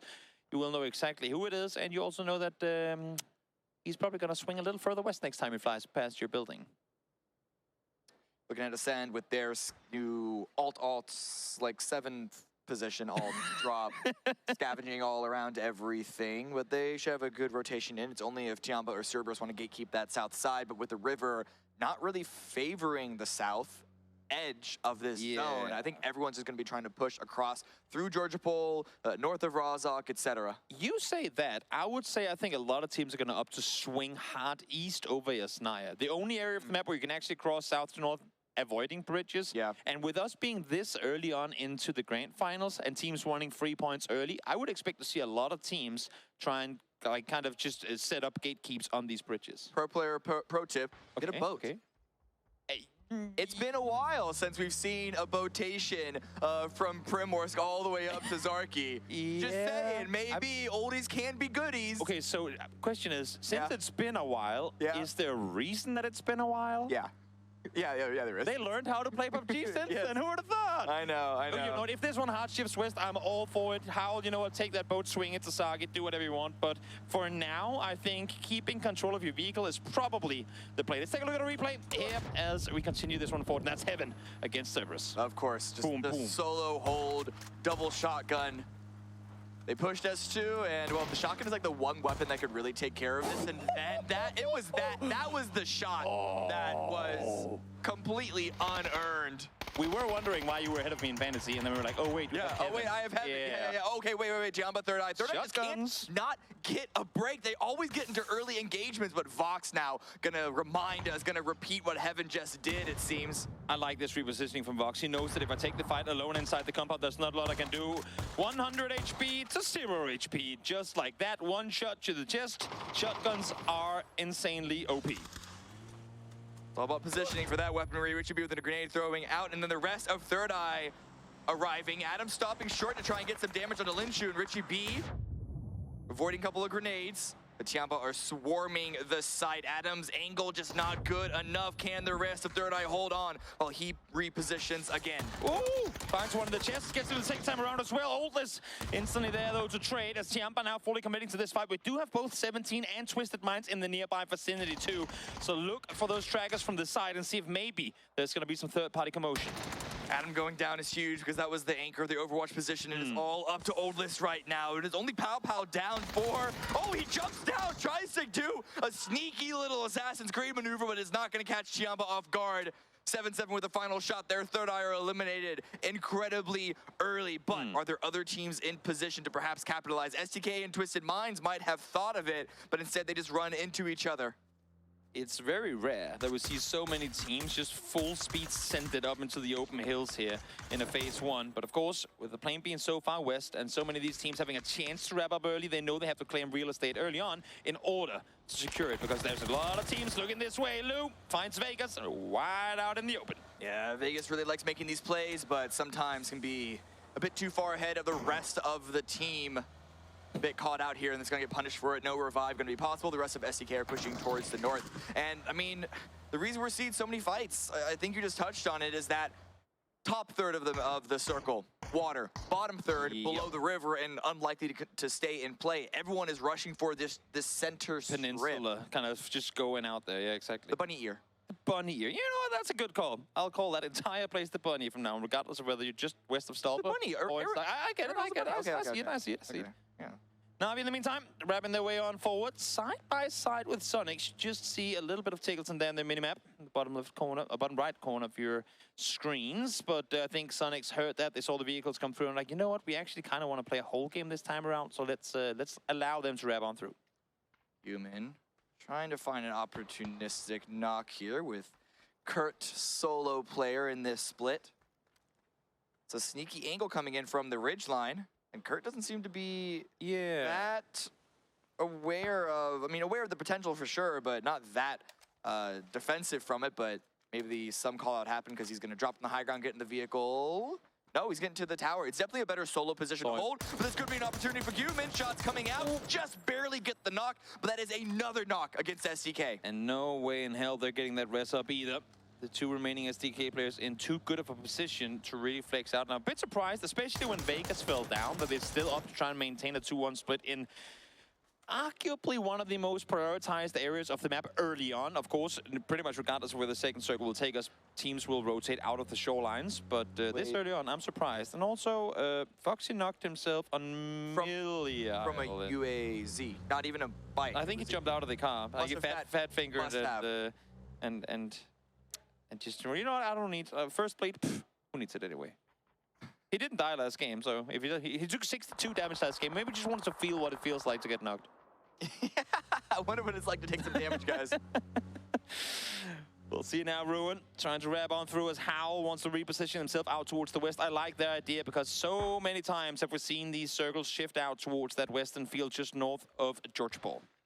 17 Gaming, hold on to Cube. They're one of the teams that are going to be looking over those bridges that, as you mentioned, they're such a big threat. If you're coming in as late as we're still waiting a few teams, might as well wrap hard east. I imagine Gen G are going to be doing that, but Day Trade and Ascend here, they're coming in from the west side, so for them it would be a big waste of time and gas. They are just going to have to brave the bridge. I think if you're smart and you're Ascend here, stick around for a little while longer. Wait those extra minute and 30 seconds. You know that the north side is already fully taken. There's nothing for you to come for. Yes, you can sit in a spot from where you can scout further forward, but no reason to fully commit to any side of the circles just yet. Just wait for the new one to pop. Who knows? Maybe you get a southern hard shift, because hard shifts would be too rare these days, apparently. and then you'd be blessed. So might as well just stick around. You know you're going to have to go north anyway, and the team's there. Probably going to be gone by the time you get there anyway. Little hilltop here that Brax is going to get some information from. Smart. Hal as well, getting close to Ghibli. Ghibli have flexed out even further since they got that kill onto Kurt. Nice little split. They're staying active. They want to maintain this high ranking position for as long as they can. No reason to give up that podium spot just yet, as we also see the Sonics group on in, and Gen.G in the blue coming in super, super late. No reason to hurry. I mean, Melee team with the north side shift coming in. They know they're going to be late to the party again. As I said, similar story to Ascent. They know they're going to be late to the party. And honestly, perfect timing for them would be hitting Rostock around the new circle pop, because they're going to be coming in full speed, maybe even that far out. Going to be able to beat a team or two to the punch for a good position. That's true. That's actually a fair point, especially if it's an Eastern shift. Exactly. 20 seconds left. Sonic stalling for a second, pulling away. I imagine they spotted something from either Luminosity or Na'Vi just ahead of them. And now Daytrade, who have been pushing themselves a little forward. These two members at God Compound, the other two are on South George Hilltop, which is right next to the edge, but that is 100% for information. But it's going to be... It's actually kind of center, but because of the water, it's essentially a hard shift towards the north. This favors most of the teams in, but then you have the Day Trades and the Ascents and the Gen.Gs that are now going to have to find somewhere to try and slot in. The interesting thing is, for right now, the way that we look at it, all teams that are coming in from outside the circle are rotating uphill into the literally unknown. So we'll see how these rotations are going to come through. Sonics, like, what angle do you get? Because you know that regardless, there could be players sitting behind trees, behind rocks, anywhere, wherever you try and rotate through. Because as you can see, with Howl aggressing early on, you need to take spots early in this area of the map, because there are only so many available. Yeah, we saw LG concede space to Na'Vi, and Na'Vi are still on the rotate, perhaps trying to chase the spot that Howl have a faster direction I think they saw them. to get to. Yeah, they're going to stop early. This is kind of a dip that Na'Vi are playing around, but Howl finding this actively reinforced trench is certainly an even better spot. It has, in the past, become the kind of the magnet for grenades over the top, and when the nades are thrown from a spot from where you can't see the opponents throwing them, it makes it a little difficult to stay alive. In the meantime, Twisted Minds full control of the plane crash area, but of course they would have heard the vehicles from Howl just coming in. So Lou, trying to make sure that no one is peeking forward. Howl are not a threat to Twisted Minds right now, as much as it would be very, very a good number of points if they can just drop those grenades in that trench, as you mentioned.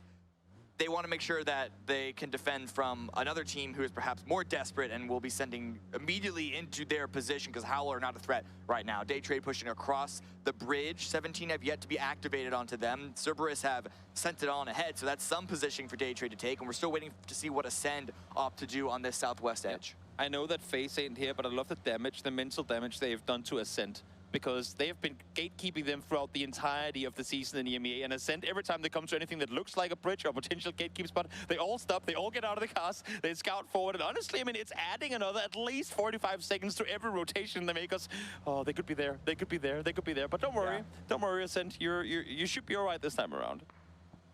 We'll see if there's any space left for Ascend on the west side, because Cerberus are arriving at one of those possible spots, though not quite on that edge. I was eyeing up that hill just above Tiamba, but Daytrade, they are eyeing Tiamba's compound directly. Linshu still with the shotgun in play. They've been plugged so far inside Daytrade. Well, they assume that someone's here, but they don't know exactly where it is. Grenades are coming out. They're being dodged. Linshu with the underhand frag. This one could be a nice knock. Norris is terrifyingly alone, and now he gets knocked through. There's no way Flash can come down and help Belmont. It's overhill position. Ain't really getting him any cover either. So a little head scratch up on that one. Now Flash driving into the entirety of Cerberus. I'm not sure, honestly, what Daytrade was expecting coming into this circle this late, that these positions wouldn't already have been claimed. Yeah, this is some rough communication for Daytrade, because that compound, if they wanted to approach it, they needed to send all four. They sent one and maybe some Overwatch, and then Flash just continued on into a place that had a high chance of being occupied already. At the very least, that's giving space for Ascend. Not only do they need to send all four, but they need to send all four 3 minutes ago. Yeah, that's true. It's a little late to try and claim those sort of positions, even though it is edge circle, but it just kind of goes to show how little there is of proper real estate in this area of the map. We just saw Gen.G, they slotted in on the east side, and now Twisted Minds, so trolling above Howl's position. But the circle is going to be a shift towards the north. Spyro, Twisted Minds, Baturlin all get activated. Nox, and now with the follow-up grenades, Howl's run this round might be eliminated in the blink of an eye, and it is indeed out 15th place. What a setup. I saw Spyro flexing over to that side a bit earlier. He snuck his way there. It took him a solid 30 seconds. When he got there, didn't shoot this one. Guys, there's a whole team down here. If this circle goes away, we wait here, and then we take him out. It was pretty much a 3-2-1, let's shoot, and they were down in a blink of an eye. I really would have wanted a second chance at that one. Have to be more aware, and here it is, the remaining members of Day Trade just trying to send it through, hopefully, an unexposed angle, but it's going to be a crossfire between 17 and Twisted Mind. Suju with the first. It's all going to be on Pooch Hills and driving directly into Twisted Mind's territory. Lou is here for the follow-up, and that is Day Trade eliminated in 14th place. Day Trade wrapped so wisely on Miramar in the previous game, and it's as if they've forgotten how to rotate coming into game number 2. That's a little unlucky. Some decisions made there that they will have to go over. Of course, since we're going back and forth between the maps, they have a solid hour, maybe an hour and a half, to reconsider their next upcoming Erangel rotations, because those ones clearly didn't work out for them. Na'Vi actually left that hillside back onto these dips that are similar to the Badlands west of school, which we haven't been in a while. Now Genji also pushing in, but 4 AM are getting a bit close. Pio's arriving back. They're going to be slotting themselves in on this edge, and this is a good position to defend from, but it is on the edge. They're likely going to have to leave at some point. It's weird when you look at it, but it's the closest towards the center position from where you can still bring your vehicle.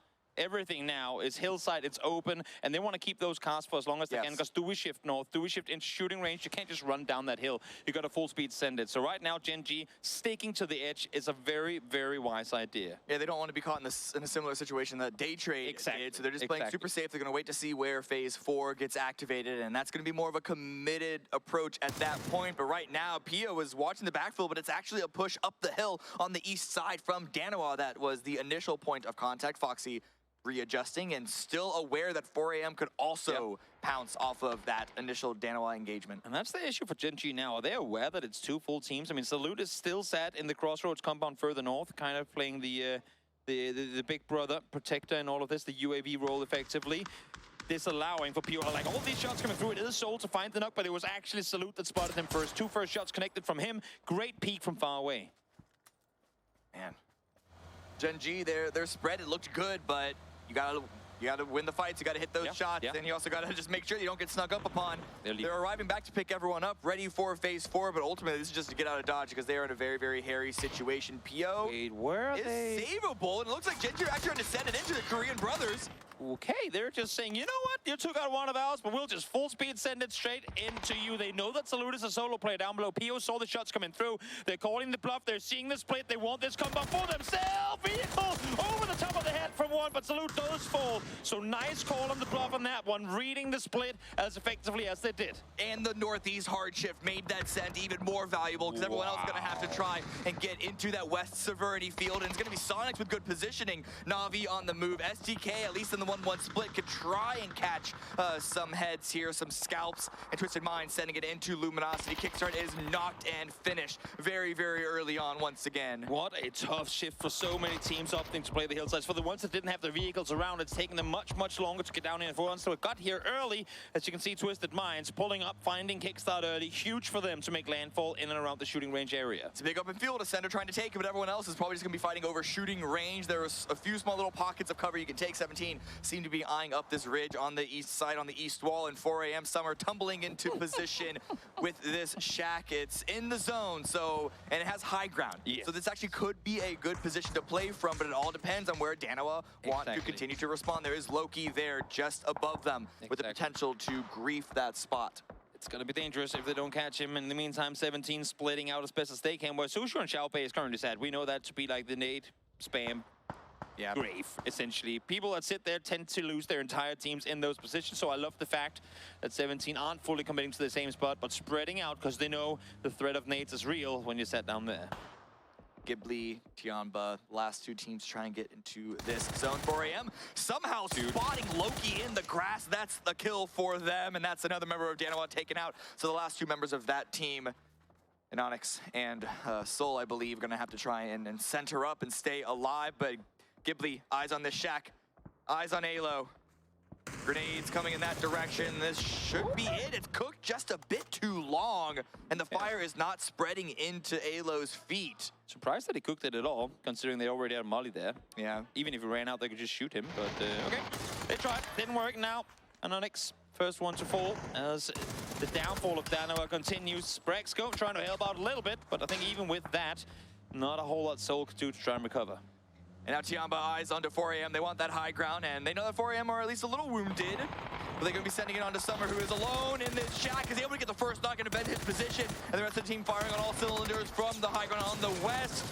Shots coming in, Longster down very, very low. A good grenade as well. Nice lob on over as 4AM trying to push further forward. It's only a knock still on Summer. Could potentially get all four back up. 7-7 now. Solo player left here trying to keep the dreams and hopes of Tiamba here in game number 1 of Miramar alive. A couple of flashes as well as even more frag grenades coming on in, and they're going to take that ground and they're going to try and push back in. They know it's only one. They're just going to go for a double peek and play for the trade, but the trade is not even needed. 5 kills for 4AM, and they can get the revive onto Summer, not losing a single soul. And huge for Shao that he comes in here fragging in game number 2. Circle has swung north, so even though they win the position, 4AM will have to move again. But again, Shao hasn't played this tournament at all yet, so for him to come onto the server, get a couple of kills in there early on, get a good feel of it. We know how dangerous he is. We'll see if he tends to perform here as well. Look at this spot by Ascend. It's a split. 2 in the center, 2 in hard cover on the soft edge that is uncontested. Just give that covering fire. Everyone else is going to have to just go through the meat grinder that is the shooting range lines. Yeah, it's not going to be easy at all for all these teams currently sat far south. STK has Penta sat close towards the hillside, but no one else is really there so far. Sonics has trapped hard north. Again, Sonics has been quiet pretty much this entire match. 0 kills so far, but keeping all 4 up. Good position to approach the circle from, and now up close here is Twisted Minds, sneaking their way up towards Cerberus. 3 pitted below Cerberus, but 2 in a vehicle. Could be playing this as a bit of a bait, of a distraction. The vehicle comes sending by, and the rest of Twisted Minds are there to pounce. And 4AM also in their own vehicles. So the last one remaining of Danoa. They should know where he is, but he's going to continue to play this as a solo. But back on this side, Cerberus know that Twisted Minds are here. The grenades are coming out. First one connects perfectly onto Perfectix. Batulin's now trying to send one in return, but so much damage coming through from them first, taking them down in seconds. Lou does find one in return, but the damage has already been done to him as up close, sprinting forward, doesn't connect onto Spiral the second time around, but just like that, solo player left alive, Na'Vi flexing out. Luminosity wanted to do the same thing, and Gipley looking down south, up from the north side compound as well. Smoke's coming out for Spyro to get the revive out of Tulin, but Lou and Perfectix, they're just playing for information at this point. The revives are unlikely to come out. More frag grenades coming in. Spyro has to pull away, run into the smoke, and get his own heal on. But Tulin has been confirmed in 4AM now, so we can actually pass Danoa on to 17, but Shao DD with the grenade. And the hole with Shao Bei. They are not going down in this pit just yet. Maybe that's the kryptonite from this position. You die by nades, but if you just spam enough out, you might actually get to survive as well. Just like that, Cerberus falls too as the battle in the open fields continues. Na'Vi flexing out, trying to take control, regardless of having lost one early and Alia now being down 2. Now 4AM are also eliminated on the east side, which means that Soul, as a solo player from Danoa, can continue to try and snake some final points out. Alia has been knocked. Example with the revive under the cover of smoke, but that is a cover of smoke. So if anyone just wants to fire a whole magazine in or even drop a grenade, and I think Ghibli have eyes on that, they could get the confirm there. And not to mention Spyro also solo Twisted Minds out in the blue. Yeah, they took out Alo, which has allowed for Ghibli to push further down towards the southern side. Let's see new circle pups. How brutal are you going to be? Because anything north of the road here is open. Shifts down towards the south. Luminosity still going to be in the shooting range area. Luminosity 17 looking pretty good in this, and Na'Vi, if they're able to hold the line against Ghibli, could also be a strong position here, but that's so many strong teams in one limited piece of territory. Sure, this ain't gonna be easy to make your way in from here, or into here from anywhere really. Nate's lopped on forward. Would be a bit short, I'd imagine. Actually, no, as a matter of fact, right on the money. Example falls. Should be an easy rest, though, depending on whether or not Ghibli opts to aggress off of it. Mel holding the line, gets a little bit of damage out, but the follow-up grenades force Na'Vi to get the revive indoors, and that means that Ghibli could try and retake that space. There is still Penta, the last member of STK, to try and maybe backstab and steal a kill or two, but Ghibli need to get on the move. Sonic's now with the high ground as well on the north side, just trying to start to get involved. See now, smokes deployed. They want to suppress them as best as they can and wrap on forward. They know they have to do so before Luminosity peaks, before anyone takes the hillside. They're out in the open, but they have to continue pushing forward. Now they've gone for it. Now they have to commit to it. Smoke's coming out. Baguman is still on the push, and here comes the buggy.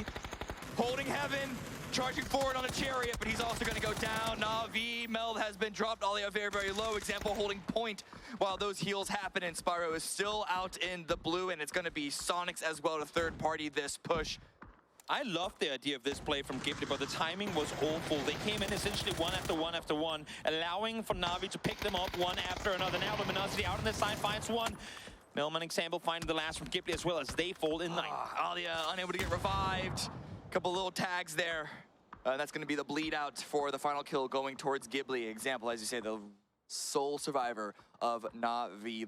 Luminosity making sure that no one got out of that one in a particularly healthy position. Why Flu DD himself is holding off 17's push. Because they know that that's a big threat of 17 trying to take a better holdable, defensible position here in the actual shooting range territory, the borders itself. Yep, Flu DD on one side, Wu DD over on the other. We'll see which DD comes out victorious. He's playing a solo flank right now against the entirety of 17 Gaming. Not exactly the easiest position to be in, but he has utility. You can see here Rello trying to peek over his shoulder as well. If they push, even if they come running this way, maybe for Rello could be a good thing to just bait some attention, say, oh, come this way, we're all in the compound, and then for Flood, peek out and get 1 or 2. Problem for Luminosity is that they're trying to hold a couple of different points, and it's necessary. They don't want to get backfilled on either the east or the west. Exactly. So it's going to have to be a big distraction by Rello if they want Flood to have a good chance of really striking in a hard way. Also, not wanting to do a whole lot before they see the next circle pop. Do not commit to a fight until you absolutely know that you have to make a play. Don't adjust to things. They ain't happened yet. Let's see, where does this next one take us?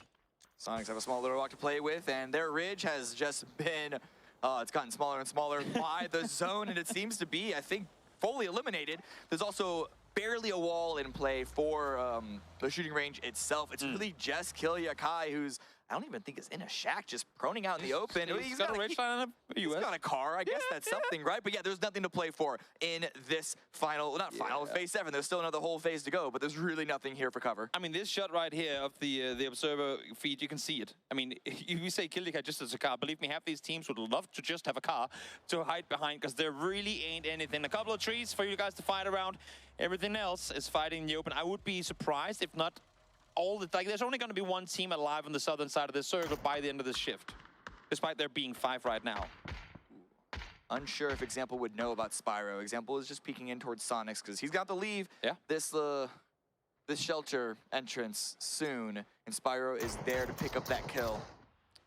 Killia Kai should still be outside nade range in the meantime now. Yep, Spyro peeks on over, finds Example, easy peasy, more placement points to be confirmed if he can make his way further forward. Now Snake swings out, finds one on Sonics as they have to make their way further forward as well. Man, I wonder how many smokes they have. We see 2 on one of those members of the Sonics, so they're gonna have to use a lot of them to try and get into the zone, but even then, can they even play on? Like, I don't know. I think it's just gonna be everyone running out in the open, and then the small little smidgen of shooting range in play for Luminosity and 17. If Sonics and Genji ends up, if Ascendant and Genji ends up fighting here, Sonics has to make the wrap on east. If the fight battles on the south, they have to make the play on south, and now you can see they're still not fully committed to any decisions just yet as knocks come through on both sides. Killia Kai down. Another kill for 17, 6 already in the pocket for them. And they look like they have grenades at the ready for Luminosity. Flood with a counter frag out. They should know his position. Sneakers has approached as well to stay pitted.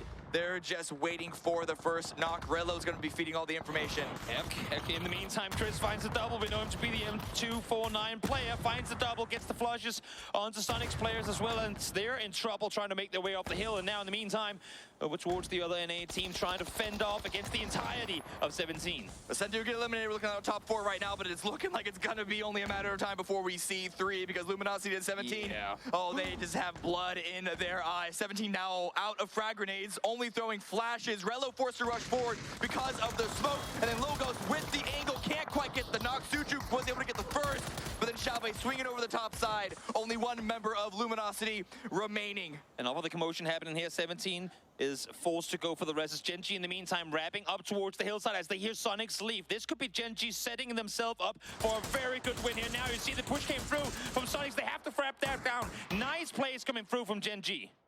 They're setting themselves in position to punish the rotation and then punish the survivors. 17 come out on top here, still 3 alive.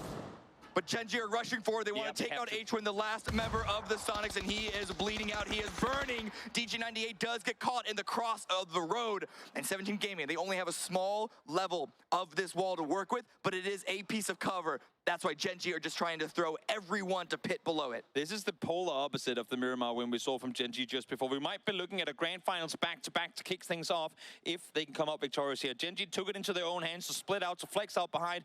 Unluckily for DG98, the battle kind of ended just a second and a half before he would have wanted it to between the teams inside the compound. And now Taemin, Foxy, solo players left here trying to fend off against 17, but 17 will have to leave the barricades. Oh, good shots. Forces Little Ghost back.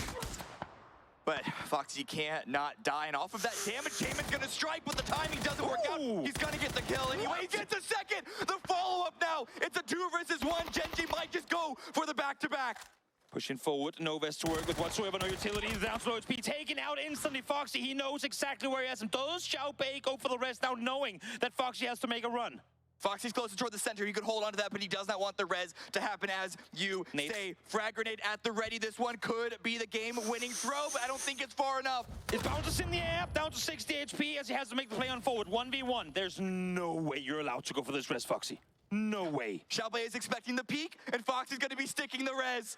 The smokes are fading. Smoke is gone, but he has enough of a rich line to sit behind. 1 up, 2 up. Now they're hearing the footsteps. Here comes the flashes on forward. Xiaobei's holding the cross, trying to sit and wait for it. They're crawling for infos, but to get hit by it, not gonna happen. Gen.G back to kick off the grand finals. They look terrible in groups, but something changed in them in losers, and now they win 2 games in a row. Where has this Gen.G been this entire time? You know what? Ignore that question. It doesn't matter because they're here now. Absolutely phenomenal performance from them. Ever since they come up on the ridge line, they make the full speed sent down to salute, recognizing the split from Danaba, wrapping around the north side, claiming the win for themselves. What a way to start off the grand finals for Gen.G. Oh, man, form is one thing, experience is another, and Gen.G show us just how important that can be. Let's go to a break as we set up for game number 3.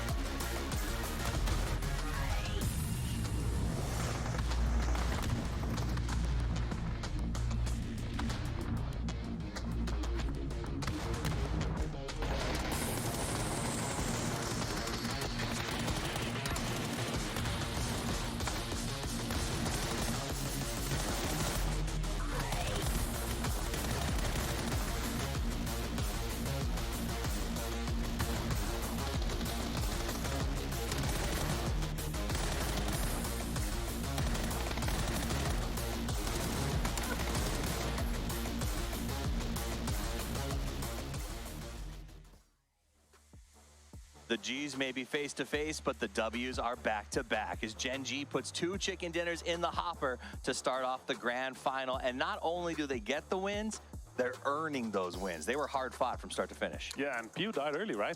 This is fantastic. And honestly, I gotta say, that double spray down from Taemin, double headshots. Oh my God, that's literally what won them the game. Fantastic played by him. And they're able to close that one out. And back-to-back here, it's honestly a little bit of a surprise after what we saw in the group stage. But here, and of course, going in from the losers bracket, they've been stepping it up. They're one of those teams. They remind me of like that sort of Na'Vi vibe. But when they start strong, they get strong. Because that fight, that hubris was the definition of that. The aggressiveness with which they push, the res inside of the pit to get 2 back up in that final play.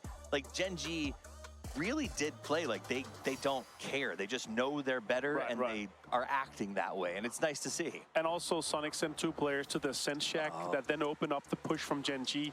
Questionable sent, by the way. I was kind of hoping to see Sonics hold on to that northwestern side, that ridge for a long time. They're Fall Guys strong. They could have pushed into the the fence kind of later if they wanted to, but yeah, it got shut down early, and then they were down to just 2 players. And it was frustrating because I watched them. They played Sep Triangle for a while because they wanted to get back on the ridge. They held off Ridge Compound, then they worked Ridge that entire time, and then made that push. I think maybe they thought they might get into a third party. They kind of saw that battle going on with Luminosity and 17 and wanted to take over the spot.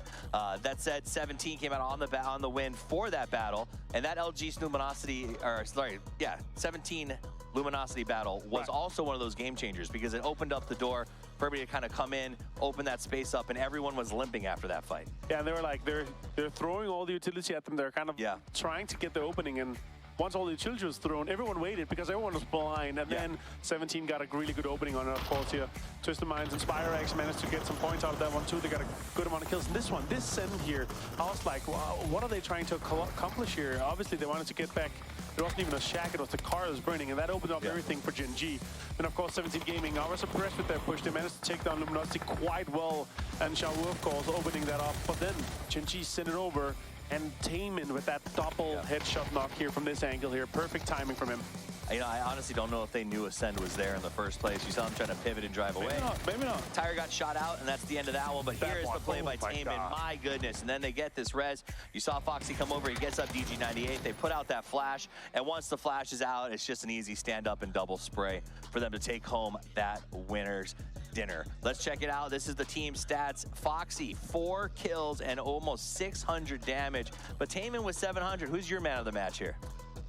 I gotta say that double knock from Taemin there.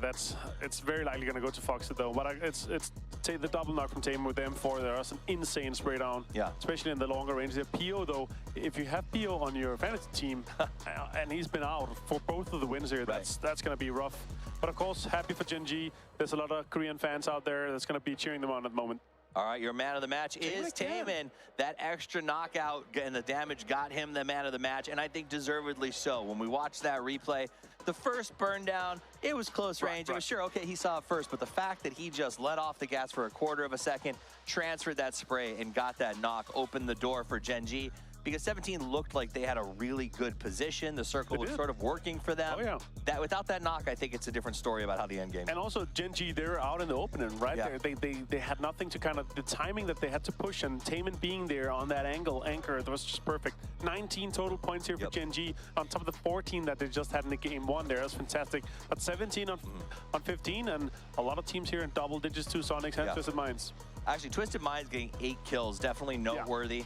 They got 4, but they put a good amount of points on the board. And then all the way over to 4 AM, Cerberus, Tiamba, teams that sort of got pushed out positionally, were able to salvage those points, and that's what you want to see. This is a long 18-game series. Get those 5 points whenever you can. Here we are on the overall leaderboard right now. Gen G is at 33 already, which is absolutely wild. Not what I expected when I showed up here today in the first 2 games. But that's only 2 games out of 18. Yeah, it's a scary team to have snowball effect though, right? And the PO haven't really gotten started as we have seen him do so far in the losers bracket too. So if they continue doing this, the rest of the 3-man roster, and PO also gets started, that's gonna be scary stuff for the rest of the lobby. That's not a team you want to let everything run away with, of course. Still, this is the team that also got second last in the group stage, right, Tuffy? So yeah, them being able to turn it around, having a fantastic losers bracket, and then coming into this here, that's a moral boost for them for sure.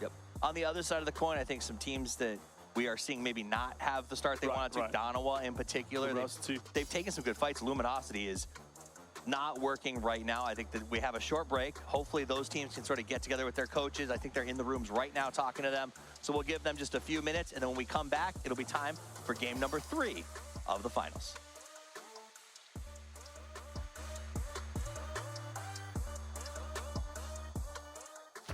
Now we can be in the game to play PUBG ourselves. 我们设计了我们脑海中一直想要很炫酷的皮肤。兄弟们，现在登录游戏就能看到我们精心设计的皮肤了。If I encountered a player wearing our skins in the game, I would feel like proud to see that.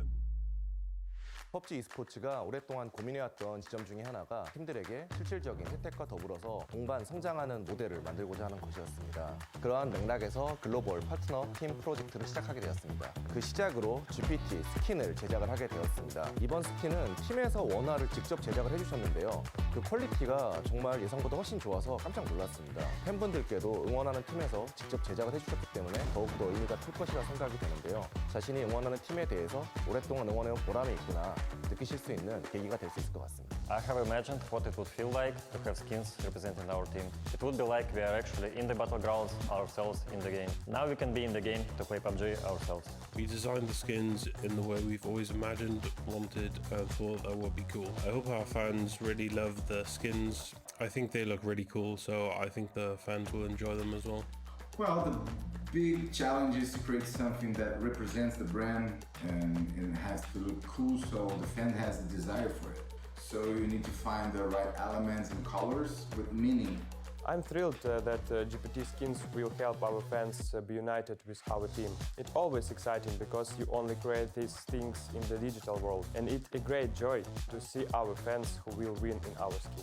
希望这些皮肤能代表我们17战队，并向大家展示我们战队的文化和精神含义，这样才能确保皮肤能够被广大玩家喜爱和接受。对我来说挺激动的，能在 PUBG 里看到代表我们17战队的皮肤饰品，这个过程让我想要拿出更好、更有说服力的表现，来更好的在电竞领域定位我自己和队伍。这对于选手来说，在游戏里就拥有自己的那种专属道具啊，或者皮肤，就是非常有意义的一件事。然后希望以后这种合作也能够越来越多吧。 I believe there will be more opportunities communicating with our fans, expanding the global partner team program.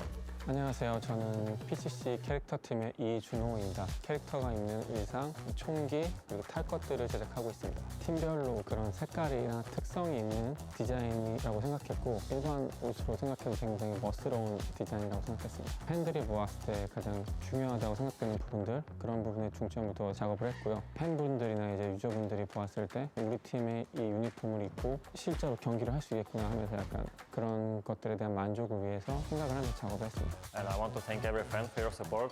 It means a lot for us. I cannot imagine the world without fans. 期待一下我们这款皮肤吧。所以说，你们的支持对于我们非常重要，也希望大家多多支持17战队，谢谢大家。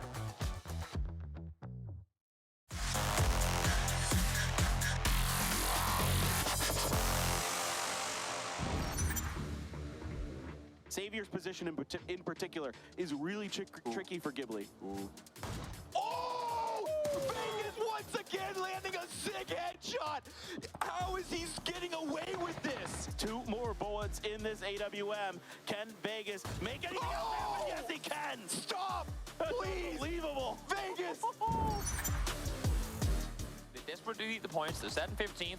There's Cumin with the first. Instantly, the flush to follow. As now Sinan tries to find another, but Cumin again finds the third as well! It's on now. It's on this maneuver for these teams to go out with a bang and not go out with the win for the Sens coming on in. Oldless with the grenade at the ready. It looks good! Oldless takes down 2 of New Happy. For Akkad, still Adder holding the line, gets another. All of a sudden, this push for third eye looked good, and now it doesn't. But they're losing players themselves. It's not going to be a free grab. It's not going to be an easy continuation of this game despite being a center spot. And it looks like Sun Sister also want to take part in this. Petrichor Road actually backed away. They realized that, oh, I say that, it's actually going to be third eye eliminated. Oldless swinging around the corner. This, I mean, like you said, FaZe needs points, and now they're walking right to the guns of Genji. Taemin is making them pay, getting 3 headshots with the SLR.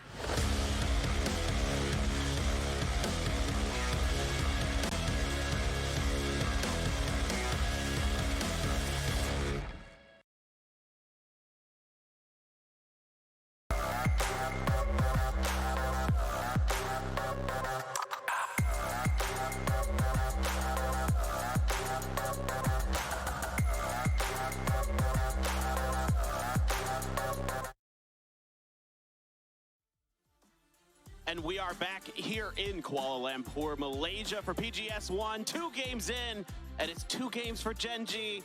Paper Thin and Cammy D coming at you. And I'm not going to lie, I'm feeling pretty good, Cammy. I'm having a good time back there. Yeah, who would have seen this coming? Who could have seen this coming? Like, literally, in no stretch of the imagination, just looking at Genji's form coming in. Yeah, PWS, yeah, sure, fine. But then, like, in group stage and then losers. Okay. They were underdogs that were looking good that I thought might have been big threats. Genji was not necessarily the top of that list. Yeah. No, it was sloppy. I mean, I called them out. What they were doing in some of those earlier stages of the event were not good. It was frankly just baffling at times. Here, this is a completely different team. It looks like they're starting to figure out some of their teamwork, some of their communication, and it is certainly not Pio and friends, because that time it was the friends who were getting the job done there, DG, Foxy, and Taming. What I think is important, though, is that they're allowing Pio to be that far, like, roaming player to get a lot of information, to try and find some crossfires, but that he is not their win condition. Because, yes, that might have been the case in 2019, but it was very hard to replicate that after 2019 for, like, global domination there. So instead, it's Pio getting information, and it's Taemin as, like, the central core player of this team who's really getting it done once Pio is able to find those openings. Yeah, I mean, that second knock he had on 17 Gaming was absolutely filthy with the M4. So this is Genji at their best. These are players who have gotten it done on the biggest stages before, most of them. Foxy excluded in that list, but Taming, DG, Pio are absolute monsters. If you've been watching for any period of time, they have been phenomenal. But guys, we are ready for game number 3 on the day. It is Miramar once again here at PGS 1. Let's fire it up. Let's get over to the Dusty Dunes. And I want to... Oh, yeah, go ahead. And I want to say that it's going to be another, not slow early game, but a pretty inactive early game. But because there were no hot drops, but we saw what happened in round number 1. Sure, that was a northern circle with a southern plane path to perhaps lead into that. But then when you just look at Erangel as well, I think these teams, because this is the grand finals, they're willing to fight in the early game if it's a good fight and if it's for something important. Certainly. Yeah, I think you're spot on. From what I've seen, it's been, when fights are taken, they're pretty necessary or important for the most part, or they're accidental, which is part of the game of PUBG. Sometimes you just have to play, I don't know, off, on the toes of your feet, so to speak. Plane path pretty far west once again, similar to the Erangel one that we had just seen. I don't think it's really going to make anyone's drop bad. There's a little bit of stuff happening around Cruz de Valle, so those parachutes gonna have to be in the air quite a bit. I think like Ghibli and Cerberus are the 2 big ones for that. Perhaps Luminosity, there I think they should be okay. Yeah, I'm kind of curious about this, Cammy. I see Cerberus out, but it has to be some kind of different type of drop potentially. It looks like it's going to be more that western water treatment area. I've seen them occasionally in that vicinity when the plane path isn't favorable. Yeah, I mean, Ghibli are on an alt drop spot. Cerberus, Luminosity both seem to be going to alt drop spots, and Day Trader are dropping where they usually drop. So yeah, it's just the 3. Everyone else is pretty standard. And so far on the map, I don't see any fighting over vehicles, so I think everyone's going to get to their destination A-okay. Yeah, I think the only area that might have any potential early scuffles is like the Na'Vi Howl, but even then, I think that's very unlikely. Well, Circle is going to go that way, though. Yeah. So now I think it's even less likely. Since they're both dead center, you don't want to get involved in some of those early scrapes. Perhaps, but that also means that, say, if Na'Vi or Howl, one of the 2, get a knock on the opposite end, there's big chance that they could really force that into a full fight because it would be for a central position. Yeah, or they have like similar ideas about which compound's best in the circle early game. Yeah, and arriving at the same time. Just unfortunate timing would lead into something. But no, it looks like so far Howl and Na'Vi, they're not going for an early fight. But again, like, eyes on Howl here in this first phase, because they're essentially looting up the center of this zone with good ridges, good high ground around them. So it really is going to be on them unless, well, I was about to say unless we see a hard shift that removes that position from play, but remember, this is PGS hard shift, so that is likely to happen. We're changing it to PGHS. Yes. The PUBG Global hard shifts. Yeah, basically. Yeah. All right, Cerberus, of course, as we mentioned, has a slightly different drop location than normal. LG is already kind of taking their space as much as they can up on the north by La Cobreria. And then they have a long rotation, but you know, again, the cool part is, I think, for LG is most likely they should have pretty good access to the northeastern part of the circle. Yes. Not a lot of teams up there due to the plane path, those kind of things. Yeah, I loop in all the way on the northeast side through El Azahar and such. So it depends on how early they can get there, because at this point, they drop out of the plane last. They still have to rotate to get to their spot. Teams that dropped out first, even Ghibli, if they want to do a wide rotation on the eastern highway, could get up to there first. So they're still going to need to approach it quite tentatively. Yeah, no, exactly. You know, those roads are very popular with good reason around the outer edges of Miramar. Yeah. They make for powerful transitions. Mime and Shrimzy are going to be saying hi to Vegas potentially here. Vegas with an AK, though. And the real question is how aware of Vegas's position is Sonics? Here comes the rest of SDK. They're going to reinforce this. I think Sonics should just get out of Dodge. They really should. I was worried because it looked like another possible Vegas isolation, which seems to be a really bad habit of this team. But timing of the rest of SDK grouping on up, and the rest of Sonics still a bit far south. Sonics realize this is not a fight that they really feel comfortable taking, not worthwhile in the first phase, so they're going to concede that. At the very least, it does force SDK to group up into one singular position, and it looked at the start that they were trying to favor a split, so that, you know, spoiled that plan. But they could still readjust back to it now that Sonics have left the area. No, the Sonics, yeah, really making the right move. The only thing I'm concerned about now for the Sonics, looking at the map, is that when H-Win is way out there compared to the rest, and there's like Tiamba players in between them. So if he avoids that, I think Sonics should be A-okay.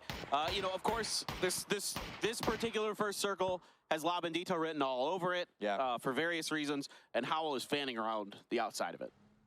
Here is that H-Win rotation, but it looks like the terrain isn't really going to give Tiamba much of a line of sight onto this. The H-Win is skewing a bit forward to the right. Longscrew might have an angle, but I think the timing is going to favor the Sonics player, and so I don't know if he knows just how close to death he might have gotten, but Sonics shouldn't have to be worrying too much now. Should be able to group up despite not having their first spot available. There's a lot of easy open areas on that east side that they can go into, but now Na'Vi wrapping around La Bendita, find two little separate angles onto that.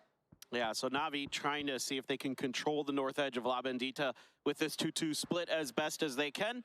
And maybe they can work that magic around the crater edge. Seen many teams many times do it. Let's listen to Uba from Na'Vi, in fact, and see what he has to say. Because we're like winning, so we don't have like much problems. Everyone is like happy and like keep working on our goal to win the tournament. I think if we play our game, we will have like really high chances of winning the whole event.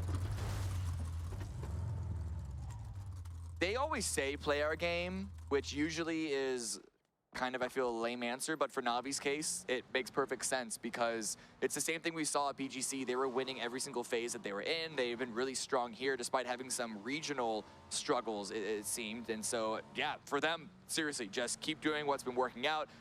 There have been zero holes or really any sort of exploitable flaws in them so far.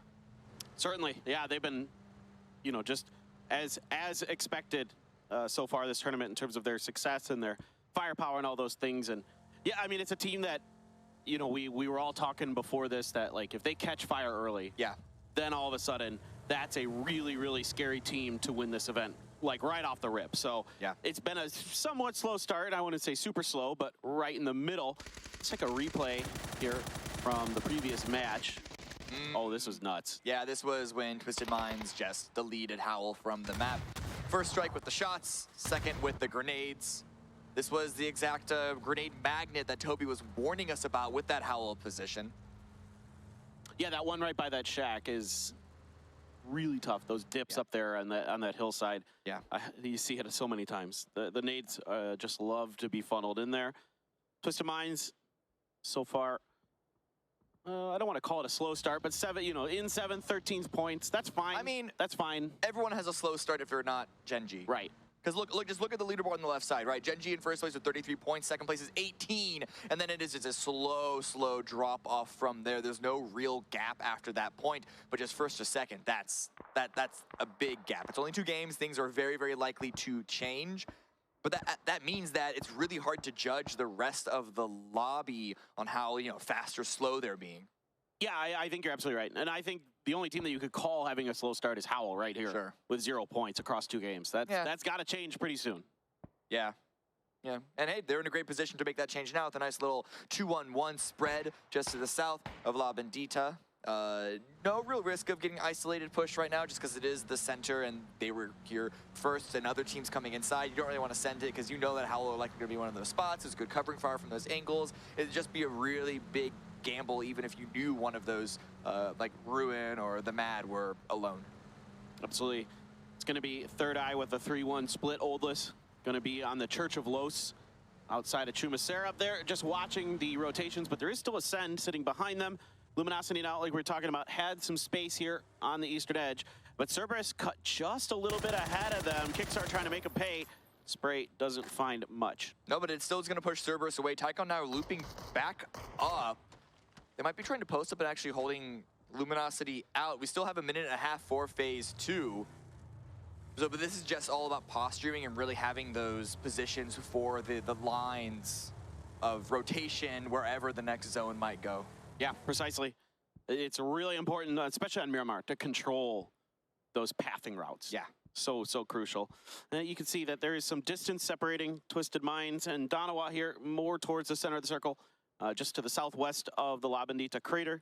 You see Los Leones in the distance, and both teams just, scouting and those kind of things. The SKS, they're not Soul's preferred god, so he would probably be looking to upgrade at some point, continuing with this very mild affair between LG and Cerberus. This is really risky. Luminosity have spread on out to try and find different angles of crossfires, but Relo is still playing point in that front position, and if he gets knocked, very difficult to get revived because of Cerberus's own angles. Duckmai was in a strong position to try and do just that, but I think shots from Na'Vi pulled them away, while Batul and Twisted Minds, of course he's on a high ground position, gets the first kill of the round onto DG98. So Gen G, it's not going to be impossible for them to get 3 in a row, but now down to 3 themselves. More difficult. It's just a day that ends in Y with Batulins getting kills from up on top of these mountains. Just every time. The guy's just a mastermind at doing that. The best in the business when it comes to controlling those power grid San Martin mountains. Yeah. I mean, his region is very familiar with it. I think sometimes the global teams need to remember. But yep, what did I say? What did I say? Hardship. Hardship towards the east. This is good for Luminosity and even Sonics and teams around the east side like Chiamba and Ghibli, but everyone else driving through those La Bendita fields, it's going to be another harsh rotation because this isn't even one that you can particularly wrap to. Exactly. This is a tough one for most teams. There might be some space on the north by the junkyard, but everything else is... But how do you get there? Yeah, well, that's good. Yeah, exactly. It's going to take a while is the real answer there. Howl, though, of course, probably pretty disappointed with this circle. Na'Vi rotating ahead of them. You can see a lot of teams in parallel rotations because of this hard shift. Because there's so many fields in this circle, there's going to be a lot of scrambling for position. Yeah, it's not just parallel rotations. This parallel rotation is going to push them through teams that are already in the fields, and attempted sends towards Impala, which is on the far east side. 17 Xiaobei is getting crashed by Danawa. They might actually want to commit to it now. Salute trying to go for the drive-by, almost takes Xiaobei out, but Xiaobei survives with 14. Yeah, just barely not able to get Xiaobei. You can see the rest of 17 driving at a compound not too far away. The real question here for Danawa is, can they get rid of Xiaobei and keep Salute alive? No, here come the reinforcements. Suju and Chao Didi. Soul trying to do something about it, but Soul there lost his balance for a second, and Onyx going to be good for one. Xiaobei with the sawed-off gets Loki, and now it is one up here for Danawa. Just an Onyx, and he goes down. 17 Gaming come in and wipe out Danawa. You can't really blame them too much. They had a lot of hard choices in front of them, but Danawa, yes, they do go out first. Third Eye, we're looking at that engagement, wondering if they wanted to third-party it, but instead, once it was so over and 17 really weren't that wounded, they just decided to take a more immediate path in, but now they're running into Ascend, who have been coming in low and slow as they usually do here on the south side. Oldless, Richie B, a little out in the open here. Mika might have the angle. Kilyakai as well, bearing down on top of Adam. Adam out in the open there, with a little bit of cover from that tree. Kilyakai going to hold tight, of course, with that Mark 12 in your prone. Very easy to make that gun connect shots quickly. And you can see Third Eye is just trying to rotate in towards Adam. Kilyakai now with open fire, finds a great timing. That's one knock. Yeah, a bit of damage onto that next Third Eye player as well, waiting for the rest of Ascent to strike and day trade. Also in a bit of an engagement. This is dead center of the zone. This is where Cerberus and Luminosity were sort of posted up against each other in phase number 1. Sonic's also getting involved with the angles that they have towards the north. Tickleton just waiting to deal more damage towards Norins and company.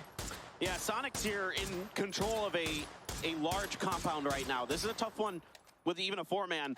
to really lock down, if they can though, a very powerful compound to work in and out of. So see if they can get it done. Tiggleton gonna find a little bit of damage into Nerns as he tries to get back behind the safety of that Bronco, and seems like for now he's okay.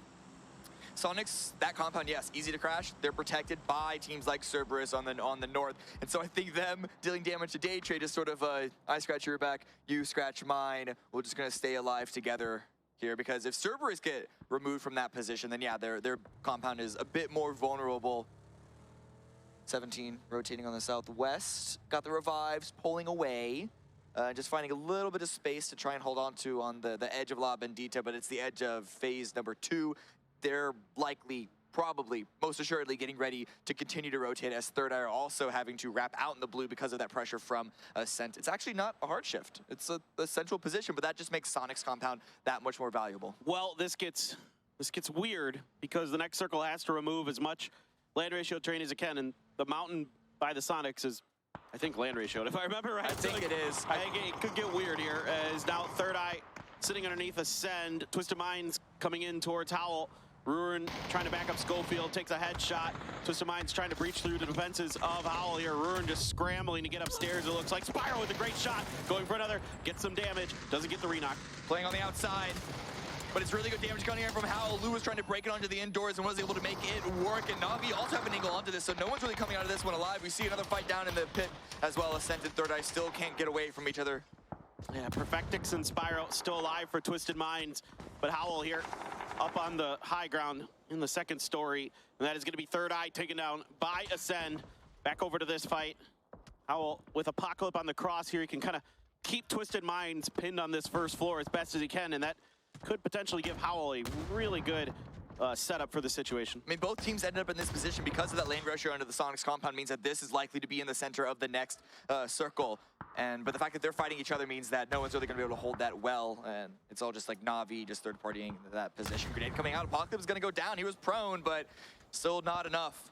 Yeah, that's huge for Twisted Minds, for Perfectix. That's a free point as well. There's nothing Howl can do about that from the windows up in the top of this house. Ruin there with all that smoke in the way, can't see any of the Twisted Minds players. Spyro here catches him right in the back. It's a backstab onto Ruin, and he is down. And now it is just Schofield trying to do something to recover. It looked like such a good fight for Howl, but now he's the only one alive. Dropping a smoke, he has the sawed-off for a push up to the high ground. And it is still only 2 members of Twisted Minds here, which means that unlikely to get pushed. They might just stay here as very, very unhappy neighbors, but Shrimzy with another knock on to Perfectix. Spyro going for the revive, and Schofield recognizes this. Schofield has an opportunity, but only 2 shotgun bullets left, and Spyro's just faster. Expecting the push, probably heard the footsteps, and is going to take Schofield down. So Twisted Minds, what looked like a dire, dicey fight, turns out in their favor. And even though that compound is likely to remain really strong in this circle, Na'Vi and Sonics aren't pushing it because they know that it's going to be torn apart by each other with the cross over the open field. But Gen G, they don't have the same worries. They're coming in from an angle that they know is relatively free, so they're going to be crashing onto this. The revive is going to be coming through, but Perfectix, no time to go for the med kit just yet. Spyro going to throw a grenade at the feet of Pio, and it catches him going up the stairs. Perfectly placed, might have even bounced up the stairs a bit. Pio still taking damage. Now another knock at Shao onto Taemin. Just Foxy alive for Gen G. They tried to time this crash, but they were a bit too late before Twisted Minds was able to recover and get utility back in hand, and there's nowhere Foxy can go right now. Everybody is watching these houses. I don't really blame Gen G because where else can they play on that north side, but they do get punished by all the other more healthy teams at range, but that hard shift to the northwest, Gen G might have wished they stayed up in that air direction, because look at Cerberus's immediate spread. Duckmai is actually taking that compound, but Na'Vi focus on this building. They're trying to follow up onto Twisted Minds into Gen G. Here we go, Perfectix with the Saiga, gets Example down. Example trying to scramble to safety. Should have that door covered, he's got another. Mel is down as well. Now Na'Vi trying to be opportunistic, maybe paying the price. Taemin still alive there for Gen G. They do lose Pio in the process. Spyro out trying to come through the door. Opens the door, but Ali is ready with a pump of his own. This time around, it's not going so great. Perfectix is storming the barricades, and he's going to be shot down. There's going to be Uba alive. Here comes Foxy trying to finish the job. He can't do it at the drop shot, but fortunately, Taemin is there. Oh boy, Uba almost pulling a rabbit out of the hat. Oh, still did a lot of damage, but no one else is going to be crashing that compound just yet. And here's going to be a fight of people trying to exit Impala. It's two teams, and Ascend might be trying to gatekeep. Ghibli under pressure from a couple different angles. Ascend and Tianba stuck in between them. It's Chris who's going to flank out now as the circle did drift. Hard shifted up to the northwest. You expected it was going to go one way or another. This is the most popular compound in the circle by far. SDK, it's their turn to try to crack it. So far, it's been changing hands. Now Gen G's Foxy up top it's Taman actually who gets that first knock. They're going to immediately rush downstairs, trying to see if they can catch SDK off guard. They're going to get one. It's only Foxy alive. Vegas trying to outdo him, cannot. It's actually Tiggleton who gets involved, but it's going to be just barely SDK winning. SDK survive. I don't know how many of those revives are going to be able to get because of the Sonic's angles that just dealt so much damage to them. But here, Tianba versus Ghibli, forcing themselves in. Glass is down. Heaven taken very, very low. Almost drops 77, but it's going to be Chris again. Ascend just vulturing around this spot for the kills. Love the way Ascend is playing this. This is so smart right now. Yeah. Knowing that they have the better position on the edge of the circle. Gumin here for Ghibli. As good as Heaven was at salvaging points for Ghibli in game number 1, Gumin can't really find any safety and gets taken down by Brexco. But now Tianba knows there's at least one member of Ascent remaining, but they're just going to get in their vehicles and send it on in. The two members of Ascent who are already at that rock face, not in a position to really contend that, and that's okay. I think they just want to go for a little bit of safety now as we have 25 seconds left, but can these last two members of Ascend make their way through? Breck's not even stopping for the final teammate because it is that dangerous, that much fire from Luminosity on the north. And at least the backside of this hill is still in, and if you can keep Tianba away from this, force them into the Sonics potentially, but I don't know if Tianba can even make that rotation, if they could change directions like that. I don't know if they'd want to, because if they try and push the Sonics, again, that's the high north side teams of Cerberus and Luminosity with potential angles. Here, they're at least able to try and find some isolated angles. Longskirt just trying to go for a grenade, but Mika, Brexco, it's Chris, ready for it. Flashes come out. Yeah, there was a good knock there from Longskirt, but he's already pretty beat up. 55 health left on the backside. 7-7, I believe, might be in the blue. Indeed, he is. And Pow Pow trying to see what he can do to break the lines here. It is going to be Kilyukai taken down by Longskirt. Still, though, Ascend has a favorable position. They are in a firefight, though, with Luminosity way out on the other side of this. Luminosity can't stay here for long. That shift was a medium hard shift towards the north. Luminosity are going to have to contend against Cerberus at some point, but right now they can just try and pick up damage and pick up kills. They have no points on this round, well, outside of the one placement from being at least 7th place. Longskirt 77 actually pulling away from that angle because of that covering fire, and instead might just have to look at the Sonics compound, which is still in play, but maybe they can catch H-Twins building off guard to get an initial position inside. And now Longskirt doesn't feel like he has any other choice than to try to get to the Sonics, and they're having none of it. Win, gonna be good for that quick one. And Longskirt just out in the open. Tianba there just left Pow Pow to die, sending 7-7 out to try and rotate through the fields, but I don't know where he's going to find much success in this. Well, Brex going the opposite angle, actually going to try and swoop on in front of the Sonics. Not taking the compound, just trying to go for center, but same question, where is there to play? There's that one little shack if Brex can get there. 77 trying to race, but a tire pops, forces a spin out. That's going to be the final kill for STK. Tianba are out, 6 teams remaining. 17 has a firing line on the western edge, and they are punishing any team that tries to go into those fields, and rightly so. It's everybody on the edges right now since this is a field dead center. Rex is going to go down to Shao Bei. It's Chris and Mika trying to see what they can do to lock down this rock up on the northeastern edge, but right behind him is Luminosity Gaming. This is going to be really, really tough for Ascend. Yeah, Ascend just didn't want to go for that shack, or, I mean, it was only Brex and got taken out. And now they don't even have that other higher ground shack. It's just going to make that run up there while Luminosity are getting their vehicles because the blue is closing in. They lost their window opportunity here on the high ground, and they, instead of crashing Cerberus, might just be trying to crash onto where Ascend are. This is a nice dip, but they want to stay here. Yeah, this is interesting. Saki and Cerberus still have a bit of overview on this position because of that high ground. Mika as well getting involved with that SKS. Emas trying to do what he can to put some more damage down through the smokes, and everybody is shooting into LG right now. Mime gets another knock. Why is Mime out there? Mime really playing like BO right now. I mean, it's a good angle, it's a good opportunity. Can't blame Luminosity for trying to take this spot, but they're just getting peppered by so many different angles. It was really their only safe play, but even then, it's just falling apart. Emas just fishing, seeing if anything will reveal itself through that smoke. But so far, Luminosity able to somewhat stabilize. Love the play here from Mime. Absolutely love this. Yeah.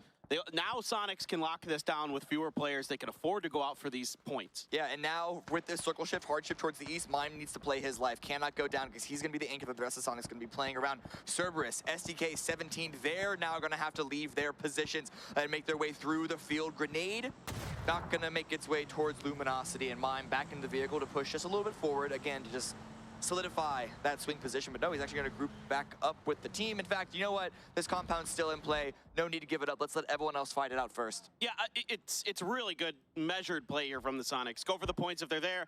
Okay, they don't present themselves. Get back in and let's play as a team here. As there are some knocks onto SDK, they're going to have to make a move, and 17 is being patient and trying to harass the exits of SDK. SDK opting to go for the earlier sort of land grab, whereas 17 is going to just try to work this edge for as long as they can. Vegas now going to be following on up. No time to revive Penta. And now Server is pushing on in. It's Chris at the ready, potentially with an angle to sort of follow up the Sonics damage. It is Kickstart with the first knock, so that just shows that Cerberus are now, they had the strong position. Now they are ducklings in this field. Oh, it's Chris, just got a big double. And now Cerberus with high sack, he's so beaten up on that field, can't really help out. It is just on the boys at the bottom, and they're done. They are in a lot of trouble right now as Cerberus just has high sack. He left Tycon is basically dead to rights. What a hold there. It's Chris, completely unnoted in that shack by Cerberus, it feels like. And it was just a dry run to get up there, if you remember. In fact, it's even Mika on the opposite shack, on the opposite angle. So Ascent just still playing this aggressive as if they were a full four-man squad. They're not giving up any room, any space to the stronger teams in terms of manpower. And this is huge for Luminosity because now there's a little bit of extra space for them. They don't have to worry about Cerberus kind of jockeying for these positions. It is going to be Shado going down here as 17 eventually just opted to try to play edge, play for kills, and see what they could get out of that. And look at STK. They've actually been able to stabilize as well with the revives. They lose Penta, but with all the high ground being eliminated, not so much covering fire over them. Same thing with Luminosity, but it is Sonics in the compound. They haven't had to do a lot of work, but they have 6 kills. And they have 4 members up. So with the podium in front of us, they are the team to throw this away. And again, it's Mime expanding out first. Here we go. Mime gonna make his way over to the back of the tractor. Alo just peeking in that direction, just seeing if there's any movement. You know, this is good awareness here from SDK that that's a weaker angle because they can see the other side so well. Mime is actually gonna grab that Groza too, and That's good. That gun has been so good for so many players, of course, throughout the entirety of PUBG's. And that's great for his position as well, trying to entry against STK, but this circle shift is not. It's another pretty hard shift towards the north. It's good for Mika and good for Chris, though. Chris is going to have to leave that high ground at some point, but hopefully he can do a little bit of damage onto those last teams beforehand. And woo, Chris just barely inside the circle as it is. Yeah, just enough room to squeeze on in there. And Chris, you know, obviously, I think LG knows he's in there. And they are going to be waiting with open arms for when he comes out, most likely. SDK going to try to wrap to the north, going to try to take one of these few pieces of real estate that's left in there, but it's going to get some help from the Sonics. H-Win just takes Mika out. Yeah, Mika wanted to deal some damage to SDK trying to defend that position, which would have been the right play, but unfortunately revealing himself with only 2 up, Ascend needed to perhaps try and unfortunately played a bit more conservative, which sucks though because it means that they were likely to get surrounded anyway, but as it stands, it's only Chris up to try and salvage 1 or 2 points while Luminosity, Sonics, and SDK are going to be fighting each other for the win. Well, Chris was able to get out of the shack, so step 1 complete. Now he's got to get into the circle somehow. The Sonics trying to move. It's Chris. Takes a ton of damage when he tries to peek up over that rock. Sonic's going to fan out towards that hillside.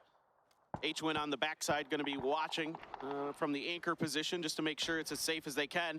And now the Sonics want to wipe LG out. Tons of damage to Relo. Flood so low. Diggleton finds the spray, gets the knock. Relo literally at about 1 HP here. Those grenades very likely to finish the job. They got the heal up. Oh, they're still good enough. Nice throws. The double up is what did it. And now the 3 teams remaining. Sonics taking that position now. H-Win now following up with the vehicle. He was playing on the long Overwatch spot, but it is no longer necessary because they have a wide hillside to fan out across, and with Chris eliminated 4 versus 3, SDK have been trying to fan out themselves, but the Sonics are just faster and they have better terrain to play with.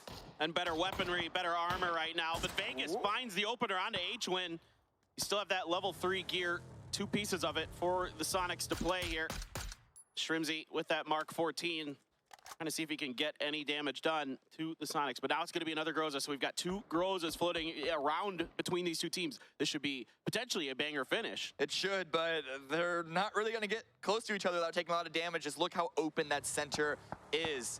So at the moment, the DMRs are still going to be reigning across this zone. Phase 8's going to favor STK. So they're down a man, but they're up in positioning. Yeah, so now you've got some interesting choices to make here at Sonics. You have that rock up on the northern side. You try to flank around, use those trees and those, whatever they are, those weird looking, I call them pimento trees, but I don't think that's what they actually are. You're asking the wrong guy. Somebody told me once and now I can't remember. As the Sonics still have some vehicles to work with as well, so SDK trying to play defense. Tickleton taking a little bit of damage, gonna have to rethink this. Let's see what they want to do. Yeah, it looks like Mime's gonna go for the rock, and he gets there. Oh! Just barely misses it, stalls a bit short, takes a lot of damage, and he's gonna have to prone behind a vehicle. That's a potential knock for STK, but Shrimzy on to Vegas. That's the opener that Sonics needs. That's huge now. The Sonics, it's only a 2v4 at this point. H-Win gonna lead the charge, taking some damage. Purdy Curdy trying to do what he can to keep the Sonics at bay, but this gives him the opportunity to get to the hillside, to get within grenade range. But Kurt is really, really good at grenades himself, but he's been knocked to just Alo left here. He's still got a Groza, still dangerous in his hands. Alo just gonna be watching up and over. The Sonics trying to wrap around, trying to close in. Groza stings, but it's a 1 versus 4. He's gonna go for some big knocks here. Still can't quite find the first as Shrimzy tries to entry. Alo just prones down, but the utility is too much for Alo to bear, and it is going to be the Sonics taking game number 3 with a 13-kill chicken dinner. They got some good shifts in their favor in that compound. That is not, you cannot lie about that, but they made it work. 13 kills, they won the game that they were supposed to win. So a really good response to Gen.G's back-to-backs. It's probably one of the most effective holds of that compound I've ever seen. Usually teams crash it, but we are going to crash into some highlights and then we'll go back to the desk. So stay tuned, everybody. Game 4 coming up soon.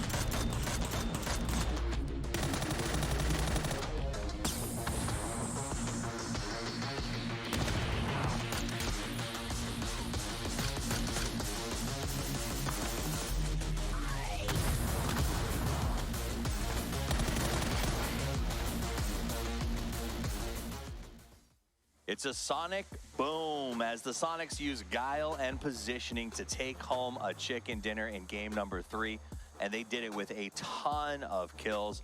You know, honestly, they got a compound. The circles definitely made life a little easier for a while, but then they got tested in those late phases. I gotta say, the fun thing is that they tried to pull up the compound that Vegas had in the very beginning, that shoot to kill kind of played out for.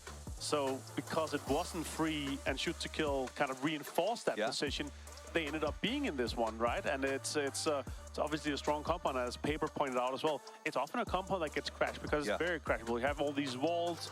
It's pretty easy to get into a position where you can actually run on it, but they managed to defend it. Yeah. They did it with 4 guys live all the way through the end, and that ended up being a huge kill game for them. Absolutely, it really was. So Sonics got pushed off that compound. STK, though, held the compound. They got out. Sonics maybe paid them back a little bit by covering Ascend or taking Ascend out as STK survived, but they got to that final 2. It was a very interesting sort of face-off at the end. Yeah. And it really, for me, it was, you saw STK hunkered behind a shack trying to figure out how to use cover, and the Sonics were just driving in circles, almost like circling up the wagons, getting ready to make their move, and boy, did they do it. The amount of confidence you have when you have a Groza and an MK14 in the team, it is disgusting. So yeah, and 3 gear to Buddhaville as well, of course. But well played. Unfortunately, Luna University, they were in a rougher spot. They got into a situation where they had Cerberus still putting in so much damage into their cars, into the smokes, and they got multiple knocks. If there were 3-4 guys alive from that position, they could have been different, but yeah, they got pulled up on, and yeah, Mime did some work on them too. I will give a shout out to somebody who is my personal man of the match, though I know he's not going to win man of the match. It's Chris in that one.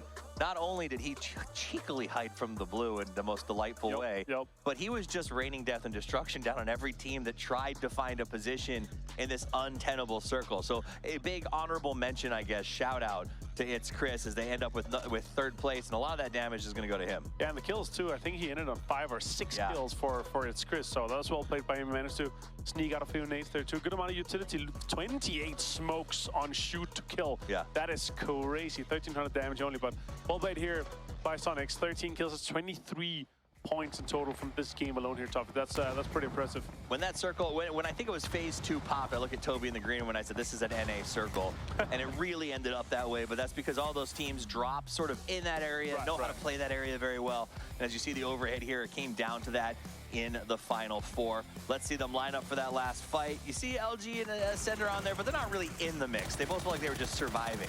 Yeah, exactly, especially here, like, even when the circle went north, Sonics can just move into such a strong position on this southern ridge here and just take them out completely here. Flood obviously not able to do too much here from this situation, and yeah, just gotta run away, but the points still went Sonic's way, and they're able to take down the game completely from that angle there. They did really well, I gotta say. When you get into top 4 and get some points that way, then it's pretty easy. But yeah, shoot to kill, taking down 2, and 23 points for Sonics. Shrimzy gets 4. Oh my god, almost 2 guys in 1,000 too. I know, it's insane, and a lot of that too came off the back of that last push. When they squared off 4v4, Shrimzy had the MK14. He held off a really good angle on the right side of that shack, and that opening knock let the rest of his team sort of surge forward and run over STK.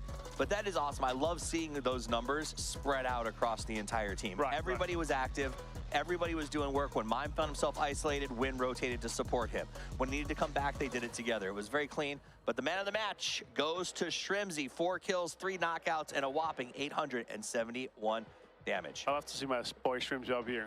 Because, like, when there's a situation where he's like, all right, I'm going to put in some damage, and with an MK14, that man is unstoppable. Also, you're happy your fantasy team is reaping the rewards of this Sonics win here. I also love Shrimzy because if you meet him in person, he's a nice, wonderful guy, but he's often, I think, when you talk about big hitters in North America, in the shadow of Tiggleton on that team. It doesn't get as much flowers as he deserves. So seeing him get that man of the match, seeing him play so well at this event has been great. Total kills, 22 to the Sonics. Total damage and the highest average survival time. The story up till now is Gen G, but Sonic seems to be trying to change that narrative. Almost 4 minutes, or 3.5 minutes, more than 3.5 minutes more average survival time. Of course, it's only 3 games. 3 games. Man, see the ball here. A lot of teams, of course, reaping up in the top. We have 3 teams on 8 points. Cerberus, 17, and Twisted Minds. A lot of the names are going again here. Twisted Minds, 17 is done pretty well so far too. They've been able to get some, and now for this one, Gen G only 2. They're able to slow down a little bit.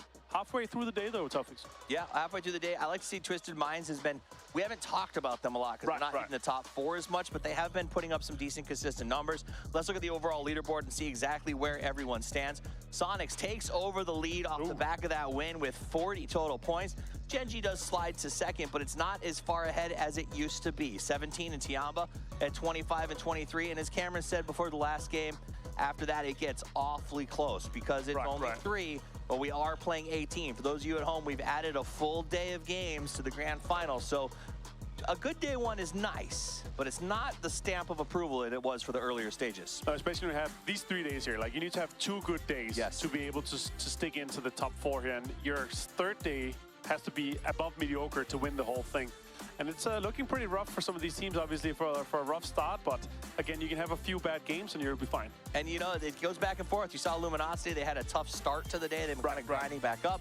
Day Trade had a wonderful start to the day and a bit of a slide off in the last. So it really goes back and forth. You got to stay on top of it, and it becomes a grind, an endurance challenge for some of these teams when we're doing 6 a day. Another team does have a rough start. Navi, they had an insane winners bracket, but now 13 points after 3 games. That's a low average even for them. Absolutely. Another team that's struggling right now, Howl, I don't know what happens. Maybe their stealth generators ran out of gas, but they're not getting points. The rotations haven't worked. They worked well in groups. They're not really working here. Twisted Minds, we saw Batulin at the start of the day today, asked if he was excited, if he's looking forward to it. He said, I'm going to wreck them all. Yeah, and honestly, that's the That's the spirit I want from him. He's going to go up in the high grounds and he's going to wreak havoc. Absolutely. Well, it's time for everyone to get up into the high ground, see if they can get the win. We're heading to the lush lands of Erangel next with the beautiful voices of the Cammy D and Paper Thin. Thank you very much from the Argonauts of Analysis over there, Toffee and Avenger. And as we go into Erangel, it's going to be interesting to see how this starts to shape out. I mean, Gen G with 2 wins, you think coming into match 4 they should be in the lead, but no. The Sonics have just been overall the more consistent team today. Yeah, I mean, guys, if you remember, even Gen G had one of their wins with only 4 kills. Right. So definitely not the strongest points grab there, even though obviously put themselves in still a good spot, not to take away from them, but that is just such a good match in terms of points for Sonics, as well as performance. But like, as far as we're concerned, the points to put themselves in first place. Absolutely. An exciting look battle. At that dab. Look at DG98. Ooh, I like boy. it. Oh, he's dabbing on the competition. That's right. He should be. I mean, they've had a hell of a day so far. As Gen G is going to be going to the southern part of the military base. Plane is, of course, just straight, almost straight down the middle. Pretty close with a little bit of a lean to it, but yeah. Ascend going to be heading over in the Novo direction. Sonics, of course, going to be going to the ferry pier for the foreseeable future. Yeah, no one should be going to all drops. This is not like the best playing path for everyone, but it's pretty close. I suppose Chiamba might be the only team that goes somewhere else, but they seem to be going towards South Georgia as well. So yeah, everything is gravy. Yeah, should be a relatively stable part of the early game here. We'll see though, you never know. Sometimes teams run into each other and do weird stuff. It's like every time I say that, and then something crazy happens. Yeah, I'm like, yeah, this looks fine. Yeah, I have my eyes focused so much on where these parachutes are dropping, waiting for a vehicle kill. 17 aren't spreading out to ruins to steal a vehicle from Twisted Minds, but what a phase 1. It was a normal plane path, normal drop locations. Of course the circle has to throw its chaos into the mix. Yeah, well, I guess it wouldn't be a PGS circle without the potential of getting one of those insane 50-50s across the channel. Yeah. That sits between Sosnovka Island and the mainland of Erangel. LG is going to be drifting in the direction of Milta Power and should be okay to get there. As far as I can see, there should be no problems, assuming they don't goof up with this US. Yeah, I mean, cut it short. It is 4 deep, but they're good. No one's in front of them. Okay, they're just going to the road. Yeah, the only risk was like tumbling down that hill, but they made it to the road, so it should be good for them. Third Eye as well, going to Lipovka. Yeah, no issues at all. No one's going to get caught out in rotation. I think, though, with the circle like this, people are going to be trying to find opportunities to do just that. And actually, this is an early bridge camp. This isn't even the East Bridge, which is the most likely bridge to stay in a Phase 2 50-50. It's the West Bridge, waiting for Sonics, waiting for Day Trade. This is really interesting from Gen G. Think about the scoreboard right now. Think about the teams that are there, the positions. Gen G wants to reclaim the first place position, so they're going to bridge camp this early in the event. This certainly may catch the Sonics off guard. I don't think you'd expect Gen G to do this. They're not a team that they pull these moves out every once in a while, or they do these kind of things, but it's often at an unexpected moment. Yeah, and unless you're prepared for it, unless you know that they've done it in the past, Gen G as a team who try and avoid early combat, you wouldn't expect it at all. In fact, Sonics are just sending it across. I'm sure they're looking for the potential, but it's not going to be with the same level of scrutiny. Here we go. Foxy with the pre-grenade, the spray on the Shrimsy, that's 1. Can he get the follow-up? The grenade doesn't hit the car with 2. And now the crossfire comes down. Tamin's got 2 more. Mime here, trying to do what he can. He has to get out of Dodge. There is no hope for him except to escape at this point. Trying to get back to his teammates. Trying to see what he can do. Shrimsy. There's gonna be Tiggleton now. He was picked up, and let's see if they can do anything about this. Foxy putting some shots in, but this is pretty much mission accomplished here for Gen G. Frag grenade out the ready, just to try and catch Taman off guard, but H-Win should be communicating. Okay, he's actually just flushing his own teammate, I think. I don't know if there was a communication there or not, but there was a potential window for the revive. I think that was just a bit of a mistake in terms of just the distance. Like, yeah. But at that point, like, Tiggleton has to win this fight with Gen G before he can finish off H-Win, and maybe it was like an expected attempt at a flush.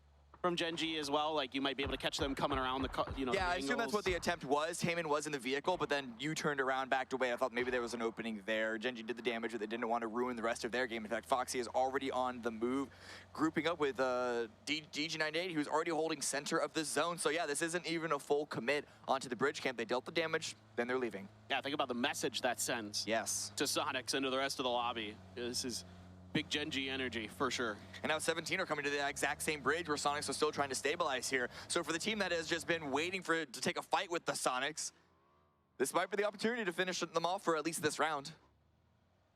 Let's see if they can do that. This is the eastern bridge. The western bridge, I can see 17 potentially thinking about crossing. The other thing this does is it forces the Sonics into a really uncomfortable spot where now they have to maybe fight other teams that come across the bridge. And sure, they might be able to get points out of it, but with only 2 players, and kind of scrambling to figure themselves out, this could be tricky, but it looks like they're just gonna hide. They're not gonna try to involve themselves in any engagements. It depends on if 17 try and go to the hilltop that Tiggleton is holding on to. And it looks like they're going in a similar direction. Tiggleton backing away, and 17 are not pushing it. Shado DD with a little bit of a little trip on the rock, but stumbles, but is still able to drive on through, and 17 making their way past. I'm sure that they were looking for a lone Sonics player, but they're not going to go sending out the full search party. Yeah, you can't right just now. Yeah. Kilikai, this is a Sanu, again, went towards the Nova direction, so, I mean, there's a crate way out in the water, Kilikai, you want to go for it? It's approximately 600 meters out there, so yeah, you know, good luck with that. If you want to go, I'm just...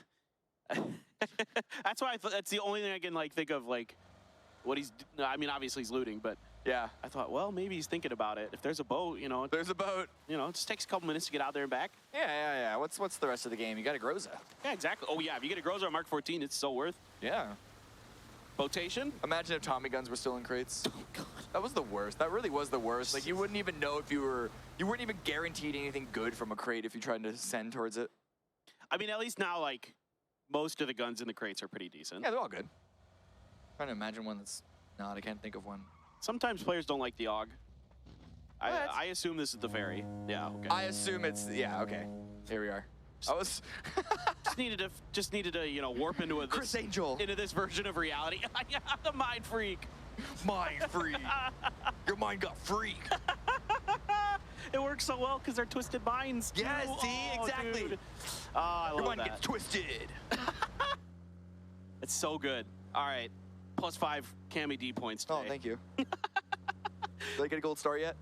Well, you're close. Okay. You're doing pretty good. You had the flu DD earlier. All right. And now I want to give credit where it's due. That was a Toby invention in the green room. Ah, okay. Then Toby gets half a We'll split. I'll split it with him. All right. Tiamba is going to be the latest, one of the latest rotating teams. SDK is still chilling north of Yaz, but typical of South George teams that they take their time. And Severny teams, the further north you are, it's not even, I mean, again, we talk about this all the time, but the further away you are, that almost exponentially increases the amount of time that you spend looting until you come into the zone, because you're going to be late. Might as well have with as much gear as possible.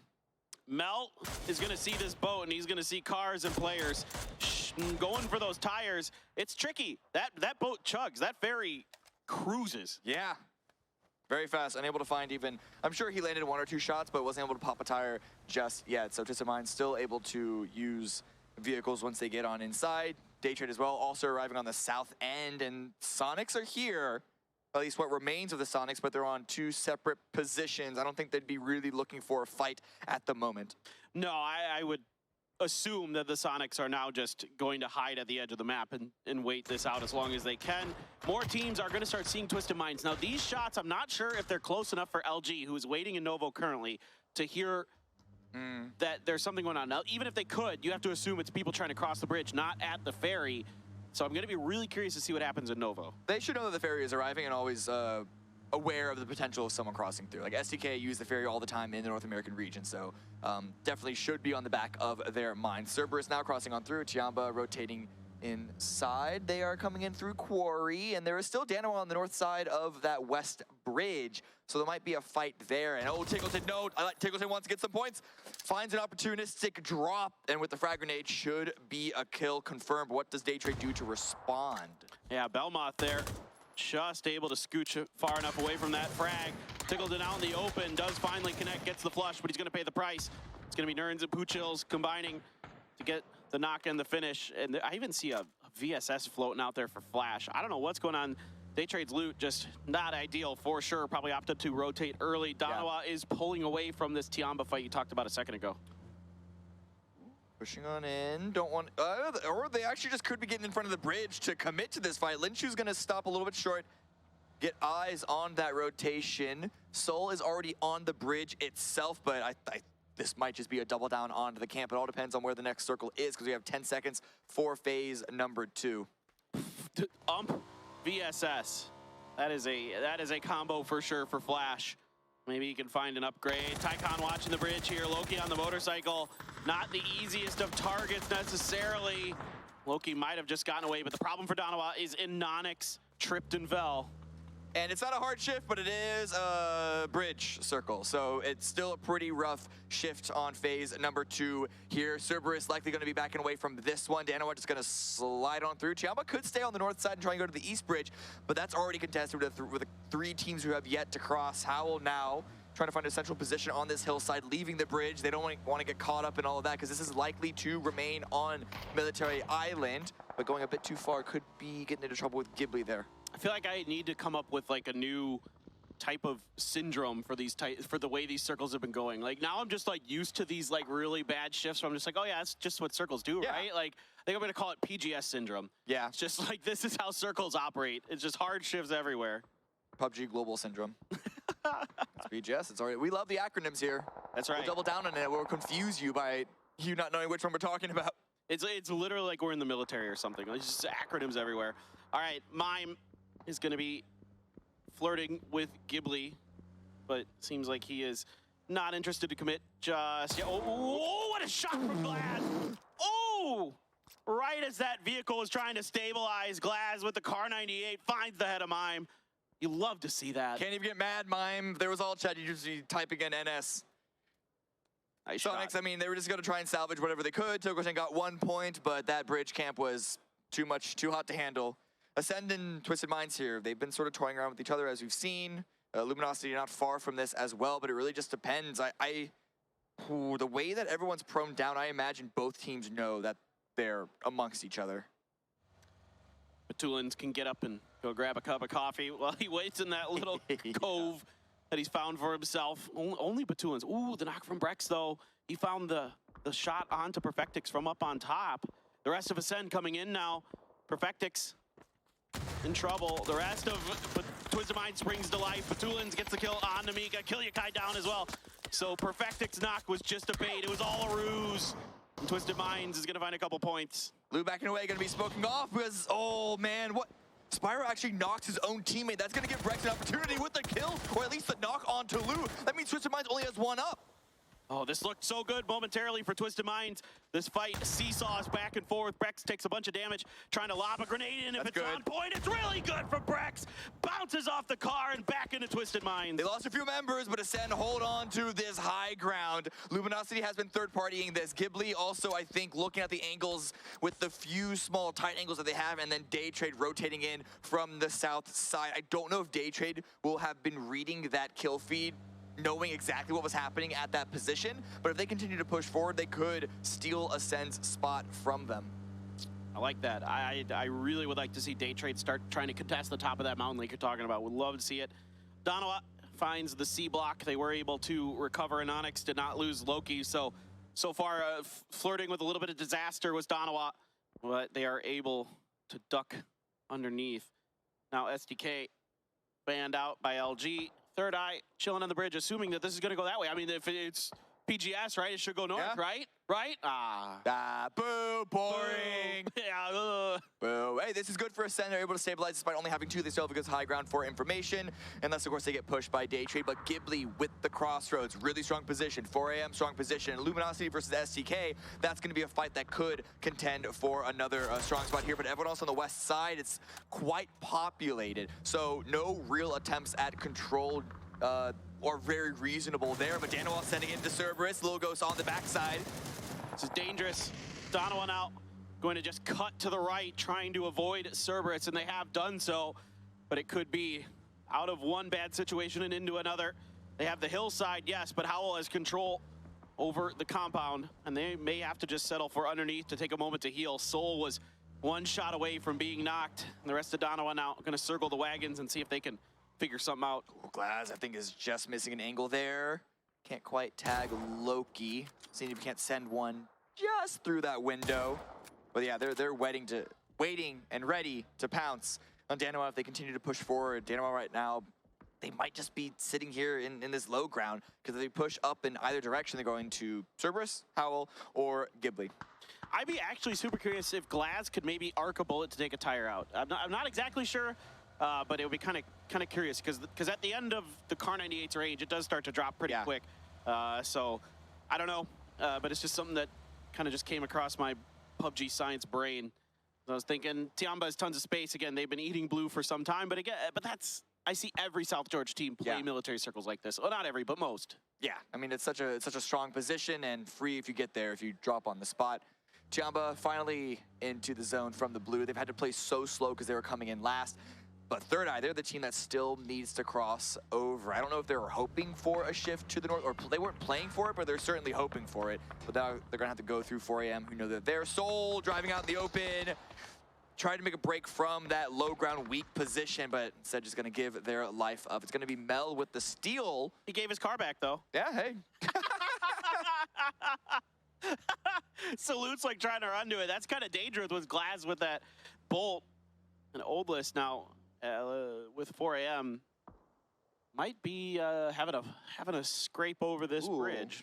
See, if Third Eye can read this properly, they can just go on foot, and 4AM won't have the prior information of the sound cues to run out on the bridge to just like kneecap them. And they could just clear those catwalks for free, perhaps try and find an early knock and kill onto 4AM, but we'll see what happens there. They're not going to push the matter just yet because we still have phase 4. Third Eye are in on that bridge. Everyone is just staying put for now. Trying to use Old List to get information for Third Eye. Of course, it's phase 4, so it has to remove as much water as possible. Yep. And it will head down towards the south. Centered right on top of Howell and Donawa there. So Donawa's in a tricky spot because a lot of teams are going to be contesting this territory sooner rather than later. We're waiting for Third Eye. They know that they're there. They haven't heard the vehicles. They got to be crossing somehow. But 17, west side, a nice little fan out. They got the breakthrough Cerberus, who have been all collecting into a singular point. And then, of course, there's Gen G still fan out on the south side. Hey, 4AM, Third Eye, they finally spot each other. Yeah, you can see trying to shoot through the grates. Shaolu able to find a little bit, but Oldest, as they did WM, looking for the timing. Can't quite get it, and Shaolu is going to back him off, at least for now. 4AM now trying to find some more angles over towards Navi and Ghibli.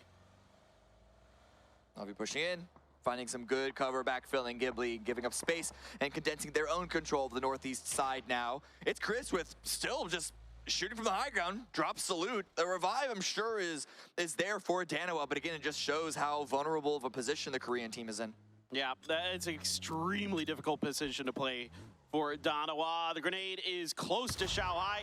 Takes 42 damage, able to back off enough. The grenade to buy a little bit of space. The push from the other side. So far, I'm liking this from Third Eye. A 2-2 split here. Trying to just pinch 4AM inside. A headshot onto Summer. Takes him down super low. The grenade to follow. Will it get the knock? No, those aren't frags. Those are some smokes and other things that are coming in there. So far, 4AM hasn't been taken down. It was a lot of good damage to perhaps force the opening for Third Eye on the push, but just not taking the window, and it would have been a risky push either way, so that's not necessarily a criticism of Third Eye, but the heals have gone through. 4AM are back up to full, and a great grenade from Zhao Hai is finally going to get a knock while it's Richie B there on the top side. Oof, another good grenade. That's 2 down for Third Eye, so the patience and the better placement of utility for 4AM is profiting, is allowing them to profit from this fight. Xiao Hai is going to come up and confirm the flushes. Shaolu out trying to find Adam, Third Eye here, just trying to get any player across to safety that they can. Yeah, with the blue coming in, and 4AM are aware of it. They've also started to spread themselves below the bridge even before Adam's send, but Blue's gonna find the angle, good spray, gets that headshot. But Luminosity versus Tiamba, this is happening on the east side as they're approaching on in. Yeah, it's a couple kills already on to Tianba. Longsker and 7-7 down and out, so it's up to Pow Pow and Linshu. Try to figure out something. Now LG a little bit further up the hill than the Twisted Minds graveyard. Over to 17 and Cerberus. This is a full-on fight here. You have got the heavy forces, but already one down for 17.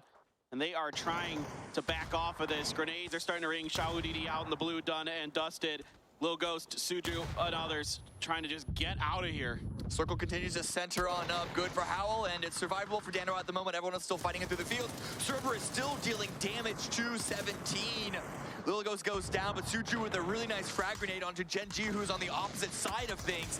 They're fighting through thick and thin, and it seems to be Cerberus that's surviving the best for now. Genji trying to third party this, trying to get some more points. I like the aggression. I like the timing here from Genji. Just couldn't quite execute. DG likely going to be raised here as you have Taemin is the lone isolated player for Genji this go around for this fight, opting to try to bring PO in, see if he can do some damage for him. Gonna be swinging west towards Cerberus. They know the fight's active and everyone's wounded, some more than others. But now the third eye are gone, they gotta get into the zone. They're not gonna full commit to this fight, instead they're gonna try and just swing in front of it. But Xiaohai going down to Na'Vi means that their angles of approach aren't that great, but Na'Vi, they're opening up on the entirety of this hillside. Yeah, they can see the back end of this. Taikon able to get Xiao Bei, the kill feed lighting up with various players. Now Taikon down, Himas with a sliver of health left. And he is going to get taken out by Taikon's grenade, actually. Taikon had a grenade in hand. So now 4AM versus 17. 4AM knows they have 17 beat up. Summer trying to see if he can finish the job, but Xiao Bei going down to the blue. Lil Ghost quick to follow. 4AM has 6 kills, but only Summer alive. Yeah, not even going to go for the revive, perhaps. Yeah, no, he's going to send it on, and then the blue is coming in, going to be dealing way too much damage, and Na'Vi are on the prowl. Summer's going to have to try and survive this some way, somehow, but Na'Vi are not going to be giving up this position. It's a free hold. It's a free spread out. Ghibli have yet to really try and backfill that spot, though it is happening for now. 4AM does go out. 10 teams remaining. STK now trying to push on in, dealing more damage to Luminosity that Tiamba just couldn't. Got a grenade, great angle for these grenades. Relo even taking a headshot, and then the knock from Vegas.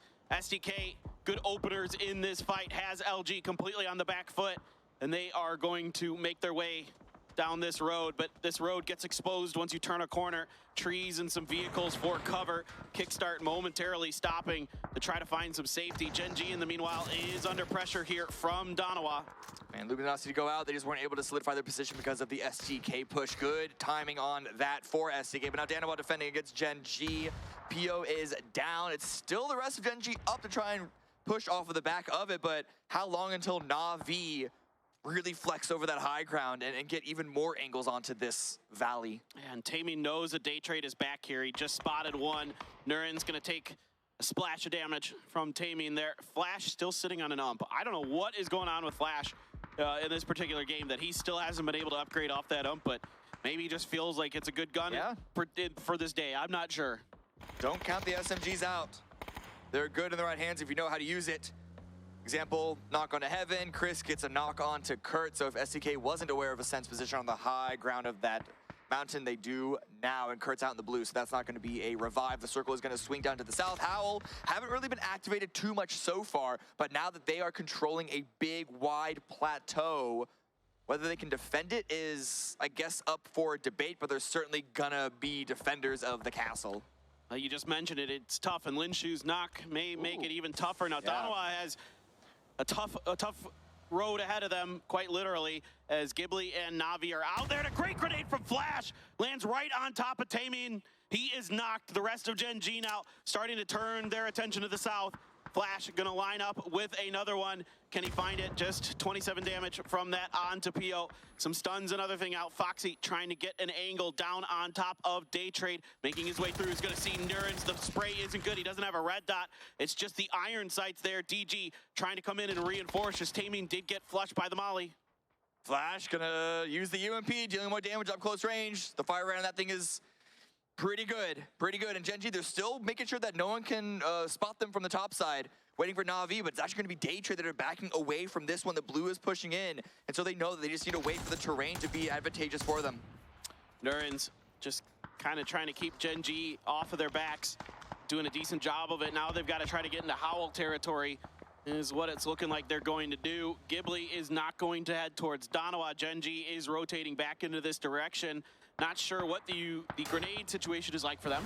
Ooh, Na'Vi also finding themselves across the road. A good angle for them. It's actually going to be pressure on the north side of Danawa. I was going to say Gen.G might not be aware of Danawa's approach, making their way this close, but I mean, they're shooting shots at each other, so they certainly know now. But Na'Vi on the north side, Danawa need to push down onto the south, but look at DG98's. He's got to win this fight against Loki. This one's tough for both teams. Whoever wins this top fight, certainly going to have an advantage. Loki there, not able to connect with his barrel, but there's an instant trade for Anonix and Foxy. Salute now trying to back up Anonix. Loki up and over the top, going to be bearing down onto Gen.G's position. Navi's hot to trot. They want to get on the backside of this, and they are starting to tear Danawa apart. It's only Loki on the north side, on the high ground. Catches Pio off. Gen.G are eliminated in 9th place. But Loki, how many more points can he get? It's not even Na'Vi, it's Day Trade that are capitalizing on the wounded Korean teams. But Norins gets knocked by Schofield, gets confirmed as well. So now Flash, only angle he can go is into Na'Vi. Yeah, Flash with an ump versus Na'Vi. I don't think that's going to go good. Yeah, it did not. Example is going to get the kill with the Groza here. And now Na'Vi with 8 kills, having their best game of the day. Can they make it even better? Can they go for the win right now? It is still Howl holding that command center, and Ascend on the high ground, picking up a bunch of kills. Getting down from this position, especially with this shift, will not be easy. There is an angle for Brex, but they're just going to get pepper on the way down from Ghibli and maybe even Howl. It's Chris. He's going to deal with Lin Shu, so just Pow Pow alive as Lin Shu is easily flushed from that angle. Ghibli still 4 up in this, still a role to play. Howl, Na'Vi as well at full strength. So a lot of teams could come out of this very, very well if they can find a good fight. It's going to be tough here though, Cammy. Like, this part of the circle is pretty weird. There is a decent amount of like open space in it, a few structures here and there, a few trees, but it's actually pretty flat ground. Yeah, if they have smokes, Ghibli and Na'Vi especially, they can get into the hard cover that is held by Howl. But they're going to need to have the smokes and just hope they don't get shot on that run. And then with a circle like this going towards the east, that's not even valuable. So it's actually Ghibli's position that I'm starting to favor. It's not, they don't have a long area of control, but they have some good angles. Ascend with the vehicle send. They got out, thought that they could just land on the lip, but they're going to go down. Look at the top 4. Listen, they had to get down somehow. Might as well make a show of it. And hey, Brex doesn't give the point over to anybody. He just died himself. All right, Ghibli has to turn their attention over towards Na'Vi. They can't push forward because of that flat ground. They have to try to find safety in some other manner. Grenades are going to splash out, but Na'Vi is nowhere near those lines, but that's going to alert Na'Vi to Ghibli's push. The second round of grenades still coming up short here, so Ghibli completely misjudging until then. Na'Vi's position. That one's not short. It forces Mel away, and now Glad's going to take that opportunity to push forward with the vehicle. It has a little bit of a tree. It's all about blocking the angles from Howl, but they haven't yet been punished for it. Yeah, let's see if Ghibli can put the pressure onto Na'Vi. Now it's Howl as well, the Mad out front, putting the pressure onto Ghibli. So this is what's tough about this fight for Ghibli. That Molly just a bit too far for Na'Vi, but now the stuns are out, the grenades are coming. Here comes the full force of Na'Vi. The first grenade is good, onto Glass. He has been knocked by Alia. Uba on the flank, trying to push around. Apocalypse getting involved, Human down. Just 2 up for Ghibli right now, and now Schofield getting in here, helping out Ghibli a little bit. Heaven getting the knock onto Uba. Example, trying to do something. Alia gonna get a knock here, but Heaven able to find 2. Tosi, the last one alive. 1 versus 2. Popping a flash out to go for the peak. And Melo's nowhere near here. Howl isn't allowing this to be a clean 2v1 push. Tosi gets another knock, but down to 2 HP. Oh, the grenade from Ruin is going to finish off Mel. Na'Vi is gone. Ghibli's Tosi still alive. Apocalypse hunting for him with the DBS. Hasn't seen him just yet. And this game, it is going to have to be a miracle for Ghibli. See if they've got any of that magic inside him. Any of that Ghibli magic. Apocalypse around the side. The first on the Ruin, can't find the knock here. And now from the backside, the DBS at range is going to finally find its mark. And Howl is going to get a 7-kill chicken dinner. Playing with the food a little bit, using the shotgun, the DBS at that range. But 4 versus 1, it was only a matter of time, just playing for the peaks, playing for the angles, playing for the trades. And Howl, 7 kills, it's pretty low.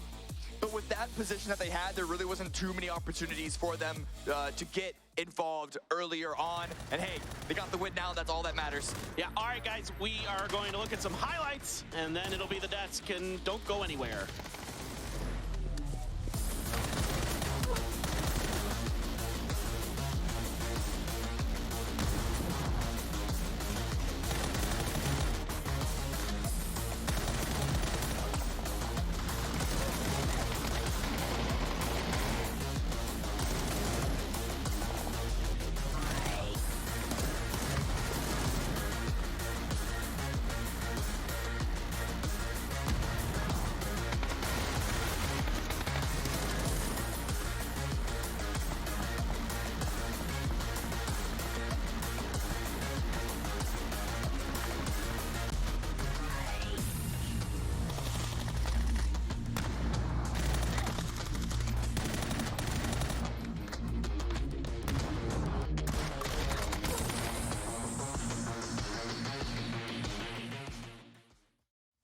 Congratulations to Howl as they wolf down a pack of points and get themselves a chicken dinner. Now, we talked about them at the end of the last game and said, hey, they're not really doing great. They had 1 point to their name going into game 4, but boy, did that change. Yeah, for sure. We were joking around. How can they maybe do and pop in a little bit more kills, you know, get something like 4 or 5 out of this one, but they managed to clutch it out. And it was basically because Ghibli and Na'Vi, they assured mutual destruction upon each other. Yeah.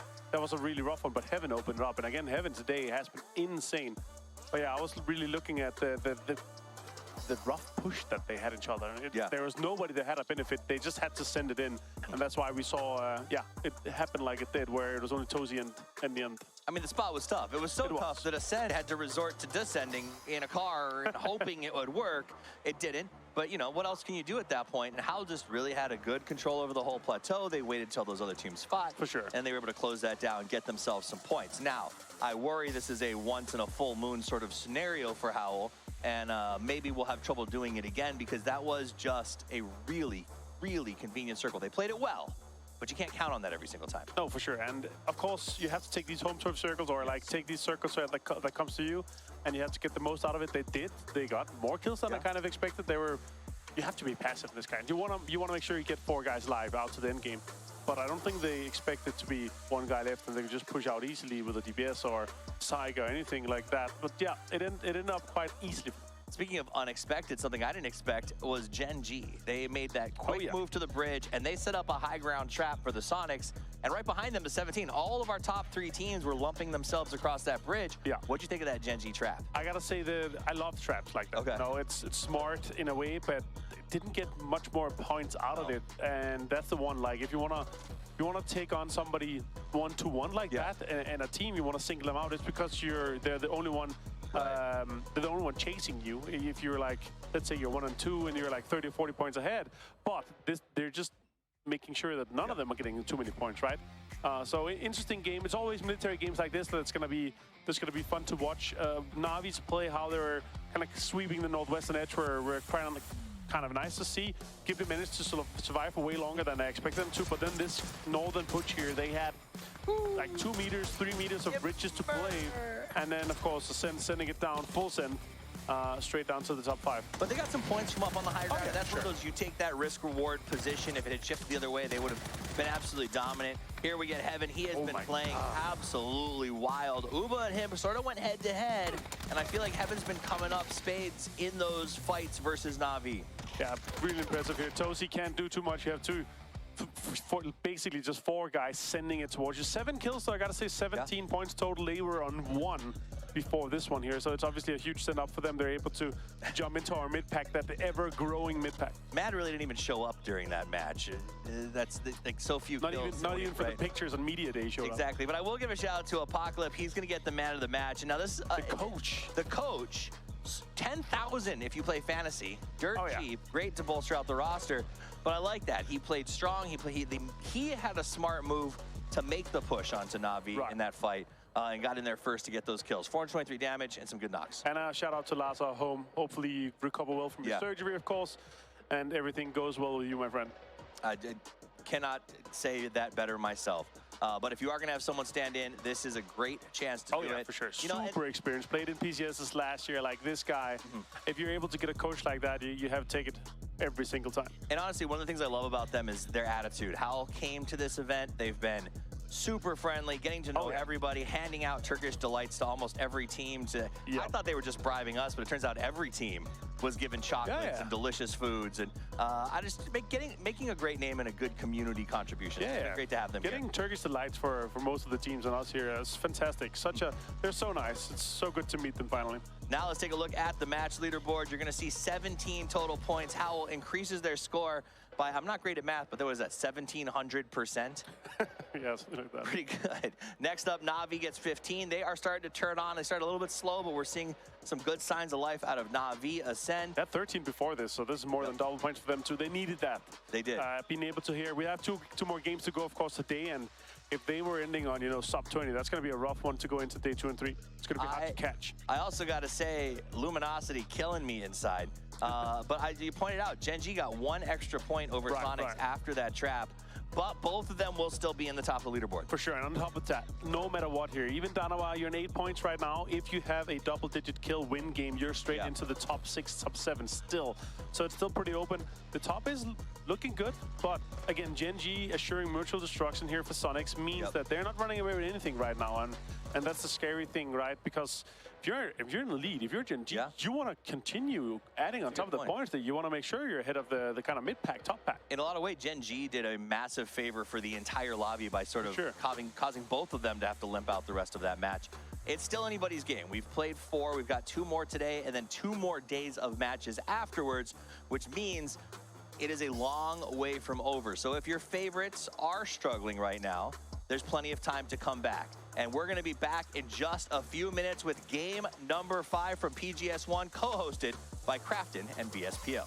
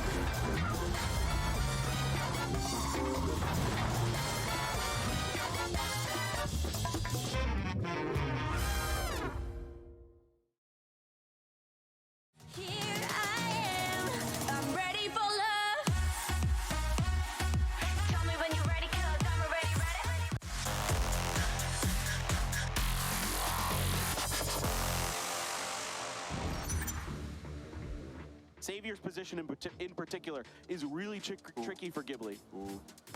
Oh! Vegas once again landing a sick headshot!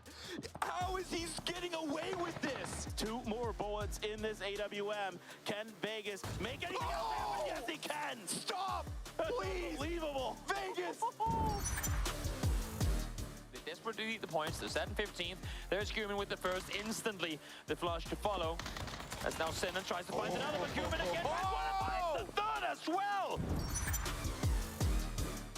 It's on now. It's on this maneuver for these teams to go out with a bang and not go out with the whip for the Sens coming on in. Oldless with the grenade at the ready. It looks good! Oldless takes down 2 of New Happy. For Akkad, still Adder holding the line, gets another. All of a sudden, this push for third eye looked good, and now it doesn't. But they're losing players themselves. It's not going to be a free grab. It's not going to be an easy continuation of this game despite being a center spot. And it looks like Sun Sister also want to take part in this. Petrichor Road actually backed away. They realized that, oh, I say that, it's actually going to be third eye eliminated. Oldless swinging around the corner. This, I mean, like you said, FaZe needs points, and now they're walking right to the guns of Genji. Taemin is making them pay, getting 3 headshots with the SLR.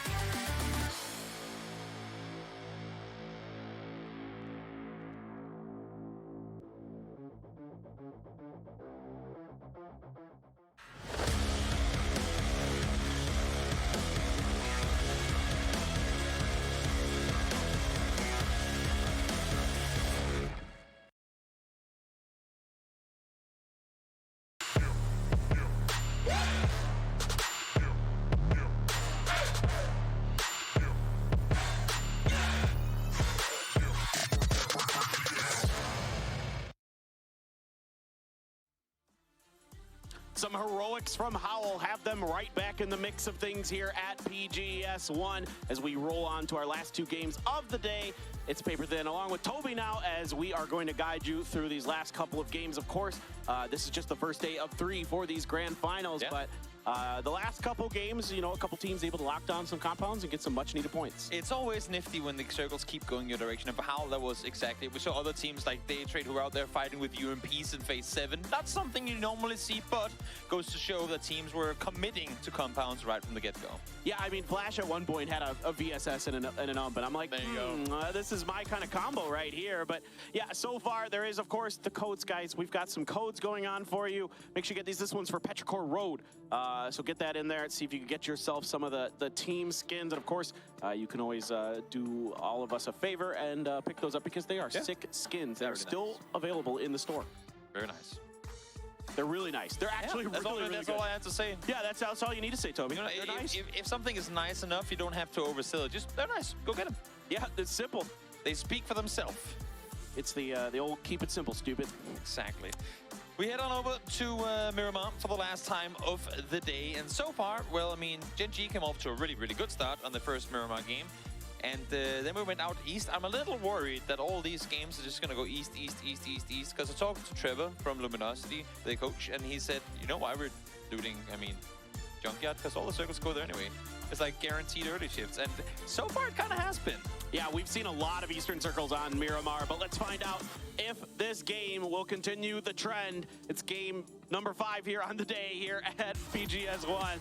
Again, I had to do some quick math. I'm like, how many games have been here? Okay, yeah. All right, let's get into it. It's time for Miramar as we load up into the plane, find out exactly where we are going to end up. And if you can see the plane path from your other monitor, your other screen, your other tab, what have you, of course, you should have the map screen open, as we always highly recommend. Exclamation mark map. Exclamation mark map. In the chat. Go. Go. Yes, always have it open, because as nice as it is to see people loot, there's a lot of info to keep track of, and having that map feed nearby, even if you don't have a second monitor available, put it up on your phone next to your computer, whatever you might have available, have it up there too, because it is great for info. Southern plane path this time around, if you're a hard committed Oasis looting team. Not that I know why it would be, but then it's a bit of a stretch to get to your loot spot. How dare you? Oasis is the best drop spot. You almost had your Oasis circle last time. Now, yeah, we were really close. Yeah, we were close. Gen G is going to be out the plane very early, heading towards the southern fields of Los Leones, and 17, of course, uncontested so far at Pachinki Picado. Yeah. Twisted Minds is right above them because of the plane path and the, obviously the drop location. Imagine just Twisted Minds of all teams. You know what? It's been a while since we hot dropped last. Let's go Picado, see what happens. I would just love to mess with people. They aren't far enough ahead in this tournament so far to play that ruthlessly. They will go back up to Power Grid, because now, finally, they have it to themselves. I did have a quick chat with Kovo, the coach of Ascend, in between here, and overall he's very happy with how his team is playing today, but he was like, how in the world did Batulins get up into that cove on the side of that mountain? It's like only Batulins knows how to do these things. Every time the camera goes on him when he's rotating, he's just going, no, go away. I'm not going to move my bike any further until the camera shifts off. And we always said that it could potentially go east, paper thin. I'm seeing this plane, and I'm seeing this circle, and I'm thinking, LG, if you're going east because you want circles, well, here's another one. Certainly. That is going to be where we find ourselves once again, but maybe we'll get ourselves in a different part, potentially. Ooh, variety. That can be what we hope for. Sonics, of course, for their Impala drop for these grand finals so far, will have access to that compound that they won with in our previous Miramar, or perhaps a different one. Hopefully Daytrade can find better loot this time. That would be quite convenient. While on a Wrangler up close, UMPs and VSSs can get you a long way. I think if you're playing like open stretches on Miramar, ain't really worth the same. No, yeah, precisely. It just isn't quite as powerful. As much as I enjoy tooling around with those two guns every once in a while in my public games, they are not the ideal combo at the professional level. But I've always wanted, I don't know if you've ever tried this, and I don't like to talk about like what But now you're doing it, so go ahead. So whatever. Like all VSSs is super fun. Just if you're at home and you want to do something goofy, all VSSs is hilarious because that is one of the quietest guns in the game. You can't hear it from like anywhere. Yeah, very annoying to be up against. One thing that I will say though is, if we take this conversation back a half year, we'd be saying the exact same, oh, no one uses it in professional, oh, it's just us memeing around about the shotguns. And look what happened since then. I mean, everyone is either playing Assault off on Miramar all the time as a third weapon, or as soon as they get into a compound that they're planning on sticking around in for a while, they will do what they can to find a shotgun to swap their main rifle with. So who knows?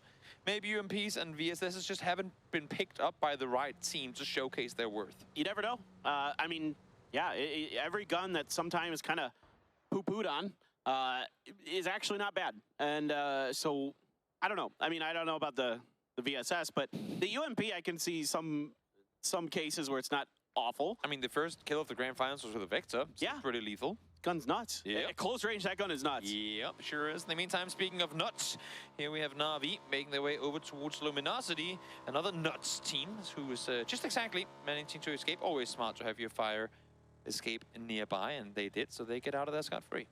You know who I do blame for the shotgun meta, though? I think we all know who we all blame. It's a guy with a red beard. But hey, wait. There's a replay. Let's watch the replay, and then we'll play the blame game.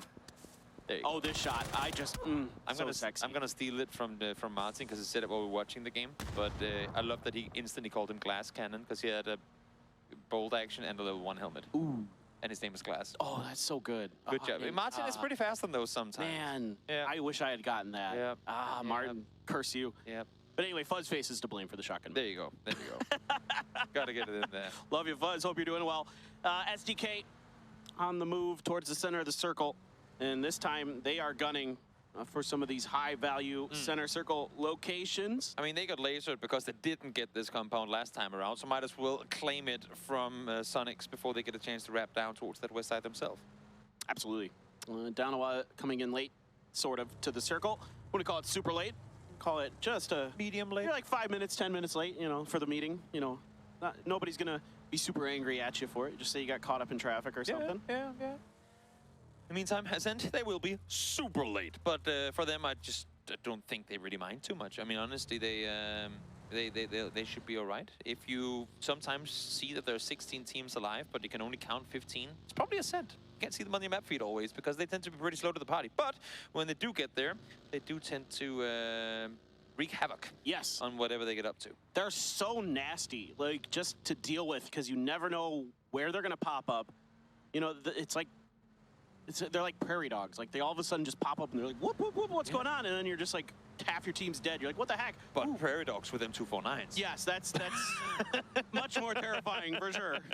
It's a terrifying thought. Exactly. I think Danawa should grab this crate. I think they're circling around it. You would think so. Just want to make sure there's no one else who has seen it, who wants to come claim it. And here we go back to the half German, half Austrian squad of Ascent, making their way up towards the north and then further over towards the circle alongside Third Eye, who I'm looking at the map now. I'm not expecting to see them run into each other, but they did run into each other in the very first game of Grand Finals. Brax went down early, so who knows, maybe another set of paths will overlap.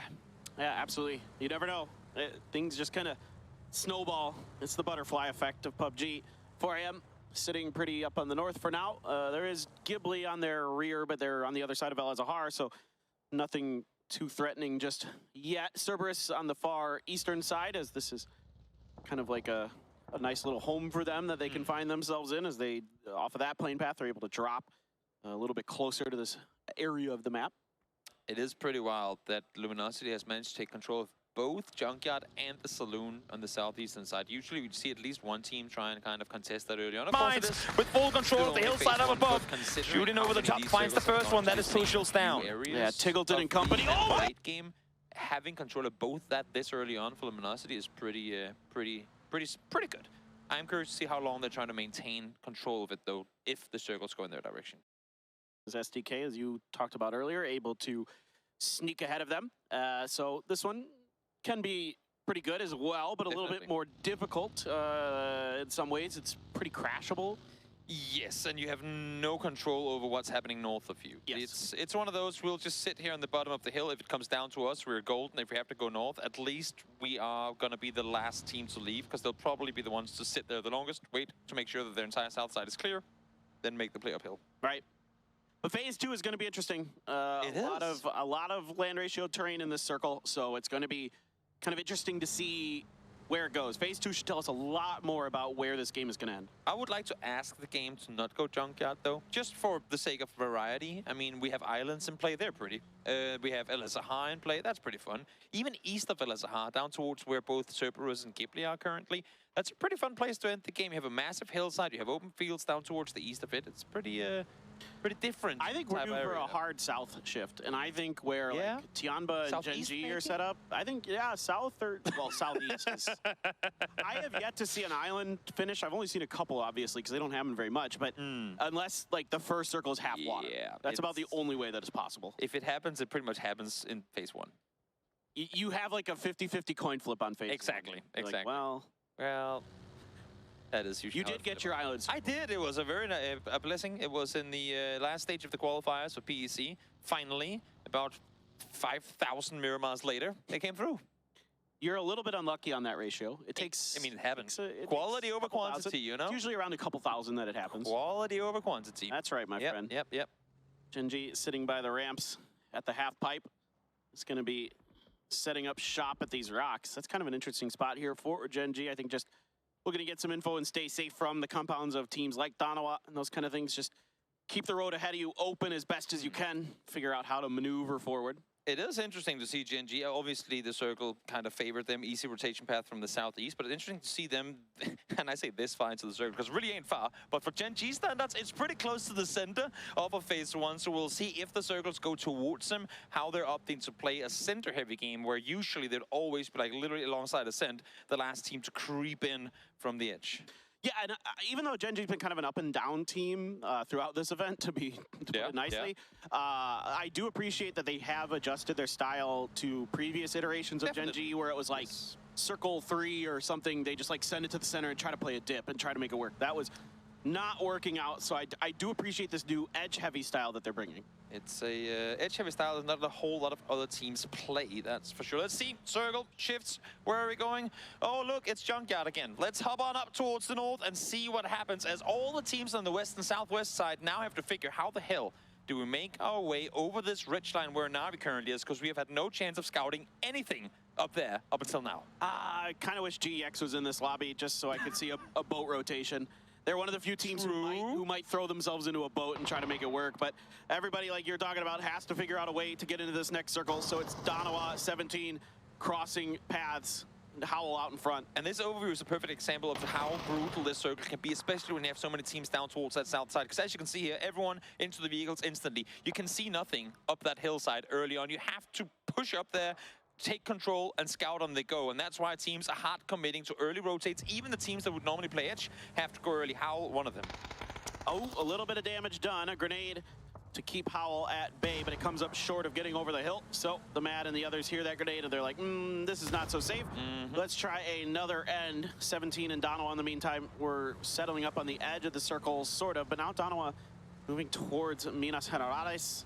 And Howl still just trying to see if there's anything that's somewhat playable left. I mean, if they... Oh no, down as well. Not optimal. When you go 2-1-1 and that's the vehicle with 2 in it, you know you're in for a bad time. First one falls, that's Schofield out. Oh no, he's donezo. Well, Howl there, now trying to recover from a disastrous early start after winning the previous game. It seems to be the MO of PUBG, that you win a game and the next one doesn't go so good. I mean, in all fairness, yes, they get there in the end, and we now know they could have gotten there without casualties had they not flipped the vehicle. But given where they were and what compound they got, taking 1 casualty, that's like, you know what? We'll take those odds, because there could have been a whole team elimination off of it. No, I agree. That could have been a lot worse. I'm right there with you. That of all things considered for Howl, it's not the worst. Yeah, and since these circles seem to be gravitating in that direction anyway, well, why not? Exactly. So even though we know off of what we saw that it could have been avoided, still only losing 1 there, I think, is pretty all right. Ascent trying to find their entry point coming in from the hard north side, and Danawa up there alongside him. Now, coming into game 1, I briefly mentioned how Ascent and Danawa plays very similar edge styles. Danawa tends to push towards the center earlier than Ascent does. But this is part of the reason why we now see them again. Mika jumped out of the vehicle to scout forward. You can see the car down there driving away from him. He is in the open, and I think Salute has just seen him. I mean, Danawa should have Mika potentially dead to rights. I mean, with this angle they have on top of him, you can see Ascend has to come back. They have to start returning towards Mika if they're going to save him. Exactly. Over on the other side of things, PO doing PO things. That's right. Flip a coin and see if he's victorious or making things look like, why are you there? This is my favorite brand of PUBG. PO things. PO things. When are we getting an official T-shirt? I should make one. Yeah, I should make one. I don't know how PO would feel about it, but he probably wants some percentages of well, the that's sales. fine. We can work with it. We can work out a deal. I'm a flexible kind of guy. There you go. Third Eye going to be traversing the road up into this edge compound. It looks like they're going to stop. No, they aren't. I thought they might stop there. I think they considered it, but maybe they see enough open space they could try something. But with 17 there, it's going to be tricky. They're going to have to continue. Mika now, in the meantime, Killikai tried to come for the safe pickup, but all of Dano has now set up shop on the other side. And for Third Eye, they have to continue forward. Circle does go up towards the junkyard area, further east of it as well. So Third Eye smart and not stopping because they need to scout. They need to find something to call their own on the other side of this hill. SDK fanned out in Vegas with a great spray. Finds Oldless and takes him down. Really nice to see Vegas continuing where he left off in the losers bracket. Hitting some phenomenal shots. Now out of the frying pan into the fire, and it is Na'Vi, not a team I'd want to be dusting up with. Nope, same thing here. Uber does find one that's actually Vegas over on the other side, and now, obviously, Third Eye well aware they have opponents up close. Throwing some smokes, throwing some nades to make some more space for themselves. But we have all of Luminosity now in the saloon on the other side. They might just want to peek on over here as well. In the meantime, you can see in the picture-in-picture at the bottom of your screen that Danawa and Twisted Minds are dusting it up. Loki, though, I don't think there's any way Danawa's getting back to him. They're trying to put some pressure on to Twisted Minds. Soul trying to watch the hillside, trying to keep them off the Loki. Oh, God, that grenade just came up short, though. Batulin's under pressure from Anonix. Driving in here and sends Batulin's backing. Yeah, Spirit already down as well. This style of play plays very much into the playstyle of Twisted Minds. Allow teams to come through. When there's commotion on the edge, we stick around, and then we get to backstab teams. Issue is their position on the map right now is not very good. You can see Soul and the remaining down players are the ones with the high ground. So just vehicles and a single rock for cover for Twisted Minds. And if Soul can place one good nade there, that is 2 Twisted Minds players down instantly. Yeah, Soul is trying to push this angle. He gets a headshot even, but he has no frags to speak of. So can't capitalize in the way that he would like, I'm sure. Still trying to keep Loki alive, still considering the res. Now there is a Sen still with a role to play in this fight potentially. Yeah, I mean, they're starting to slowly make their way up in this direction now with vehicles as well, so I think Dano will have heard cars coming through, but then again, shots fired, vehicles coming through the middle of it as well. But Zulitz trying to see what he can find. I don't think they have any clue now that Ascend is slowly creeping up from the other side. Soul's gonna have to go absolutely nuts. He's got 2! What a great spray, but then he gets plowed over by Batulins, who's immediately knocked by Salute with the Groza, and all of a sudden, this fight has gotten very, very scrappy. Ascend looking to maybe vulture a few points. You'd have to imagine that that's what they're going to go for. Twisted Minds will fall as Shanghai claims one from afar. And for Ascend, just not close enough. Again, I mean, I get that they're playing passive. I get that they're more of a late game percentage team. But this was, I mean, I feel like this was a chance for them to rack up, as you were just saying, a ton of points. And they just never pounced on it. I would have at least tried to go for a couple grenades. Yeah. But on that smoke, especially. Once that smoke is out, I'm like, okay, there's somebody in there. Exactly, and no one was in a position from where they could really contain. They were all fully committed to the fight because you had multiple knocks on both sides. In a tournament where 18 games, I mean, again, any free point you can get early, any player you can shoot in the back who is not even, like, has any idea you're there, those are points you have to try and go for because you don't get a lot of chances like those. Yeah, no, I fully agree with you. Pretty Gurdy has the M249 doing his It's Chris impersonation here out in the front. Oh. No, he's not in the back, so he's on the front. Ooh, a hard shift down to the south. Variety. Hey, this is going to look different for sure. Sure is Genji eating the circle, but I'm not sure how much of a blessing it's going to be considering how open of a terrain they're in. So once all the teams come down from that north side, they should be out in the open. We'll see how they opt to play this one, and obviously with SDK seeing the shift as well, now starting to think better of it. Do we take the fight out here? Nah, let's try and see if we can get somewhere close up towards the circle 2. For a team in Genji's position, you gotta hope that the teams on the edges cannibalize each other. Yes. That's your best hope for getting through this with decent forces remaining. Crazy gonna be spinning a little bit. Foxy with that M24 gonna look for the shot just, I think, in between the 2 seats in that car. Got a haircut. No doubt about it. Flew straight past his ear. Pio finds Millman as Na'Vi tries to flex out again. I mean, Genji, they cannot play passive anymore. They have to play aggressive in their position now. 17, Sonics, while it's not inside Picado, they will still find one another. Yeah, it's going to be a dust-up here between these 2 squads. Tickleton on point for the Sonics. The rest trying to make their way in to see if they can assist him. Lil Ghost has gotten underneath. So 1v1 in this building as far as we can tell. And now the other 3 members of the Sonics still can't really find any space. This is happening in the distance, but you see Alo up on the hillside actually flanking down towards this position. Now, I would love to see STK come down and try and fortify a third-party position. Now, Alo finds one as well, knows that they're fighting inside the compound. STK should come down here, because if you get control of the south here, you're going to be in such a good position. Yeah, Alo there now has great oversight into this really small house.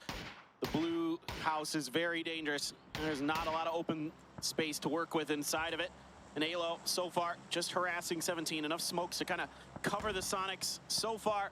But right now, it is still... Oh, wait, this is going to be stalemated much longer. Whoever sees each other first is going to get this done. Tickleton here lets loose another smoke. Lil Ghost has to hear that, but I don't think he has any idea where Tickleton is. Can't see each other. Not for those. It's simply too thick of a smoke lying around, and Tickleton actually able to jump out again, able to regroup with his teammates. And now all of 17, or the 3 of the 4, set inside that one story on the other side. Not an easy position to play from. SDK did not fortify south. Instead, they take the fight to Howl. Day Trade's caught up in this mix as well. So 3 teams involved on this western edge fight. SDK not really able to commit to much, so now they're going to have to play defense here. Ruin trying to get the best of Purdy, but no, Purdy gets one. Immediately, Apocalypse follows up, going to go for the flush. Vegas and Penta down below, trying to hold the line here, but still Day Trade is fanning out around this fight. Yep, they're trying to see how much they can get of it for themselves, and this fight continues on the south side too, as Tickleton wraps around one, finds 2, almost gets the third around the corner. Tick fully blinded, has to back off, and now Shao Wu over the side, finds one in return. Lil Ghost is there for the quick flush. Shrimzy, the last one alive for the Sonics, trying to salvage this fight. He's got 2 more members of 17, maybe 3 if they can get this res onto Xiao Bei. But for now, we take a brief pause here as 17 goes for the res. Timeout, timeout. Let the reses come through, and then we continue on to the second half of the fight. Na'Vi, in the meantime, obviously hearing all the commotion down south, well aware that there's going to be no one from there peeking this way. Actually, as a matter of fact, Melman is down there playing contain as well. So Na'Vi, full control out towards the west. Shrimzy going to get one here. Xiao Bei now trying to push in. Shrimzy very beat up. 1 bullet's going to get it. Yeah, he found it. The help from Mime not coming just yet. 2 members left here for 17, and Mime is just really trying to hold the angles, trying to protect the outside of the building, but it doesn't matter. Mel there is going to find the angle and find the kill. Exactly, trying to wrap down, try to see what he can get, and he found exactly what he wanted. And now all of Na'Vi, all of a sudden, as they realized they couldn't really make a play onto Luminosity in the saloon, onto Day Trade on the other side, starting to eye down 17. They know they have to make a play out of the compound, and right now, Na'Vi have the perfect position to contain them. Yeah, I think Na'Vi, unless there's still some really good vehicles there for 17, should be able to do a pretty good job of making life miserable. Flash, though, probably waiting for an opportunity to strike. Ooh, great shots from Alia. Get the knock on to Xiao Bei, as there is 1 Murado left. So the final 2 members of 17 are going to load up, and yet still they're getting headshotted from this range. Alia, absolutely nuts with the Mark 12. Can he find the final? Just not quite. No, just on the other side, you have 7-7 from Tiamba there, ready and waiting, able to take out Little Ghost Xiao Bei out to blue. It's just Xiao Wu left alive, and now good thing for Na'Vi, able to get the kills before anything came through, because now Day Trade has wrapped on over towards him. Yeah, Day Trade not afraid of trying to pick on Na'Vi there on the edge. Tianba going to be scrambling around on their side, but they have enough of the circle that they are A-okay, at least for now. Grenades here, splashing in front of Ghibli, some damage done, but no critical damage to Tosi and Gyumin just yet. Nope, Na'Vi trying to regroup out towards the west, as we see. I mean, the edges have been burning for a while, and they're going to continue to do so for at least a little while longer. Na'Vi still 4 up. They trade down to just 2. They have the high ground, though, and you can see Na'Vi not too eager to make the play on up. And they also cannot forget about Xiao Wu down towards the south, who's currently running in their direction. Yeah, exactly. Well, they're going to try to make a push off that damage, but can't really find what they want. So for now, Na'Vi sort of poking and prodding. Xiao DD may still have a role to play in this fight. Ghibli has been eliminated on the backside of things. Example with that barrel, trying to work with his teammates to get up front. They're going to make the push. The call is on. The push is here. Na'Vi up and over the hill, trying to get through, but Day Trade Flash trying to play some defense. The grenades are singing and ringing. The stuns are so good. Flash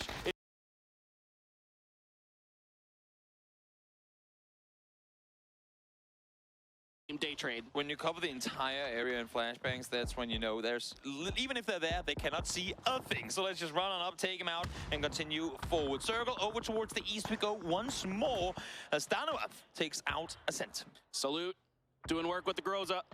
That's what you want to see out of that early crate gun they were able to pick up in rotation. DG quickly taken down by Lin Shu. Tiamba and Gen G dusting it up, taming out in the open, but some damage able to be done here as 7-7 and Pow Pow trying to retreat back towards the other side. Gen G trying to get the flank angle onto them, and they are so good at it. 7-7 trying to hold it down with this barrel. Pio gonna let loose with the grenade, but it's too far. Pio around the corner, and he's gonna win that fight with 7-7. Tiamba just long Skr alive. Yeah, multiple fights happening here at the same time as we saw Danawa eliminated up towards the north against 4AM. Somehow Gen G has been able to stay alive through all of this. Look at this, Xiaowu. Just in the midst of this Na'Vi rotation. Yeah, Mel should have Pio done and dusted. Yeah, indeed. Easy spray for him, and Gen G gets cannibalized on the edge. Na'Vi and Cerberus 4 strong, but right now not engaging. Yeah, that was the issue for Gen G in that position, right? We said they have to maintain control. They have to spread out. They have to really force people away. But when you have teams coming in from literally all directions and you're in an open area yourself, there's just only so much you can do. Yeah, they made a decent amount of that position, I'd say. Oh, definitely, definitely. That's not too bad at all. I mean, it's, like we talked about earlier, you have to hope that every other team around you just beats each other up. Which they did, but not enough. Not enough, yeah, exactly. Yeah. Luminosity has managed to leave the salon, and I think Alia caught eye on that. So curious to see if, you can see Na'Vi already now trying to position themselves for it. But again, Xiaowu still prone behind Alia. He is going to get backstabbed to the full extension unless if they somehow catch eye on him. He has done a great job here to salvage some points for 17. Alia is just a marksman today. That Mark 12 is absolutely disgusting in his hands. Flood has been knocked. Now Relo is actually just trying to run away from this. LG doesn't like this fight at all. Oh, a shot from Stakers though.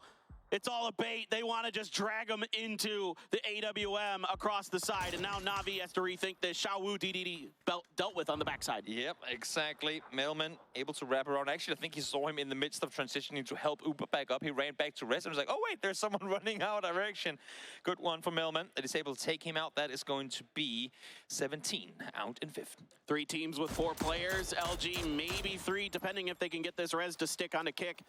Looks like it should be good though. But 4AM, you know, they are keen for points. They want to try to get through. I mean, we advocated looking at the map, and I know that it's late game, so technically you shouldn't have too much, but look at the map and how much space is in the middle. No one is able to claim that center circle. That was where we saw Gen G earlier, and it's simply unplayable because you still have the Ridge on the west end, you still have the compounds out east. You cannot utilize that at all. So this next shift, regardless of who it favors, could very much dictate the winner of game number 5. The good news is there's still some hills and things. This just favors center circles up. Yeah, Couldn't be more fair. Yeah, exactly. This is what you want from this circle, from this game, and there's still again some dips and dives to play with in the center of this, and 4AM trying to lock LG out of these next couple circles. Yeah, I mean, even the win percentages agree. 30, 27, 28. It's pretty hard to call this one. It's about who makes landfall first and who gets to stand their ground. I think it's only Cerberus at this point who probably has vehicles that they can utilize for the circle because they're that close to the compound. 4AM might have a couple as well. Example, able to find Relo, but again, for now, you should be able to just prone on down and get the res as issues. If Na'Vi gets within nade range of Luminosity, they are in trouble. That one bounces far, and that is going to be the elimination of Luminosity. Full send on that nade as Na'Vi reaches kill number 10. Huge stuff there for Na'Vi, and now it is a straight up 4v4v4. High Saki up and over. Going to take some damage, though, from 4AM in return. Had a brief moment where maybe if he could get a head or two, he might have been able to find a knock, but not going to happen. Na'Vi now going to be wrapping into the back lines of Cerberus. Yeah, Na'Vi hearing those shots coming in now, realizing they're fighting, they are joyed with this opportunity. Wrapping in now, taking full center control. Probably not going to push the fight too hard at all. Actually just set up, take their part of the circle, probably half, and just wait for this one to unfold. Yeah, so there still is one Bronco at least kicking for 4AM. On the other side of the road, so they're going to set up and try to keep these vehicles healthy, probably for phase 8, see if they can make a move off the backs of this. Cerberus trying to claim some territory, trying to claim some space. They're going to leave High Saki out on his own on the other side of the street to kind of try to corral 4AM. I love Alia's flank position down towards the southern side. This is going to be a big OG thing, but Alia has been doing this, like been the flank player for any team he ever was on. Ever since the good old Swarm days in PL Contenders 19. He has been such a good flank player, and that is why the Na'Vi team picked him up initially, because they saw his potential in being a sick flank player, and here he is once more, finding Himas. Yeah, A little bit of bait there from Uba to get a Cerberus player out in the open, trying to see if they can finish the job, but the grenade bounces a little too high to get any more distance. Shao takes some damage, gonna have to prone to get some heals. 4AM just has enough of the dip on the other side of the road that they can chill for now. So even though Na'Vi took some space, so far, you know, nobody's really claimed a full control over this. One thing that is safe to say, I don't see how Na'Vi doesn't end up getting the third-party opportunity in this one. For 4AM, there's no way they grab West on this. Like, there's no way they cross all the way over. They have to take the fight straight to Cerberus. Cerberus is going to get pinned in. And unless if 4AM finds knocks on Na'Vi to force them to stay back and rest, there's no way Cerberus don't get the worst end of this. Yeah, this looks like it's going to be Na'Vi's game potentially, but let's see how clean this fight is between 4AM and Cerberus. Crazy looking like he might go watch the backside. Now some shots ringing out across both. No knocks found on either end. I'm a little worried 4AM just lobbed, I think I counted 11 smokes there. Didn't make a play off of any of it. They still sat back now, the vehicles are coming in, but the smokes are starting to fade. Yeah, well, they need that grenade, and they find it. Summer right underneath the vehicle gets Duckmai. Some return fire from Cerberus. They're trying to do something, but that gives the beachhead that 4AM needs. Hayazaki taking a bunch of damage in the back from Uba. Na'Vi's going to get involved. Such an easy flank around for Na'Vi, essentially just pinning them in, allowing them over is all they wanted, just so they could shoot them in the backs. Huge stuff here from 4AM and Na'Vi. Really well handled. Poor Cerberus just getting torn apart. Here come the flashes. This is deja vu from earlier in the match, and that's quick from Shanghai. Has the kill as well. Cerberus down to their last player. It is a 4v4 on the other end. Na'Vi cleaned up the southwest. 4AM cleaned up the northeast, and now I should say 4v4 Millman, though, able to find one Shanghai instantly, finding one in return. Huge stuff from him. Example now trying to swing around to the flanks of 4AM, seeing if he can get any damage. Alia out there as well. And Xiaolu making a wide wrap. Crazy gets the knock onto Uba. Now it's down to Alia and Example for Na'Vi. Huge knock coming through. Uba, such a big threat up close, but can't forget about Example. Xiaolu falls, and now just two left alive. Xiaohai Crazy out towards the east, damage done towards Xiaohai, so they have caught the rotation. Alia able to find just enough in an angle to do some damage with that 3x spray. Xiaolu looking to be flushed, but it's some fire into Xiaohai as well. Crazy trying to back him up. Example gets Crazy. Example's got the flush. Now you've got a 2v1. Xiaohai very weak, very damaged. If that's a frag, he's done. It's not. It's something else. Example even thinking about the pan maybe there for a second, just wishing they had one frag to finish the job. Xiaohai going to reposition behind the rock. Still some time to work with. Yep, I think I saw him on the rock there. Now the molly coming through is definitely going to give the info across. 15 kills for Na'Vi, and they've all gotten on the board. Solid game for Na'Vi, regardless how this one pans out. Same could be said for 4AM, though, but Xiaohai, one rock to work with. I don't think Example had a vest, and we know how much the barrels just melt through the flesh of the opponent, so we'll see if he somehow can make this happen. I'm not seeing any utility thrown yet, which to me should be indicated that they don't have a lot. As I say that, flashes lopped on up, they should be Na'Vi pushing. Yeah, here they come. If they can play for the trade, they should be good to go. The heads are going to show themselves. Shanghai tries to re-peek, but Na'Vi found a great angle to get on top of him. The spray for one, but they're good for the other. It is going to be Na'Vi. They are inevitable. 16 kills and a chicken dinner. What a huge game for the boys in yellow. Again, fought their way all the way in from the west side. It was the initial play-in from Millman to take control of the fight down south that allowed for them to just sweep through team after team after team until they claimed the win in the end. This is scary for everybody else in this lobby, no doubt about it, but we've got some highlights, then the desk, and then the final game of the day. Don't go anywhere.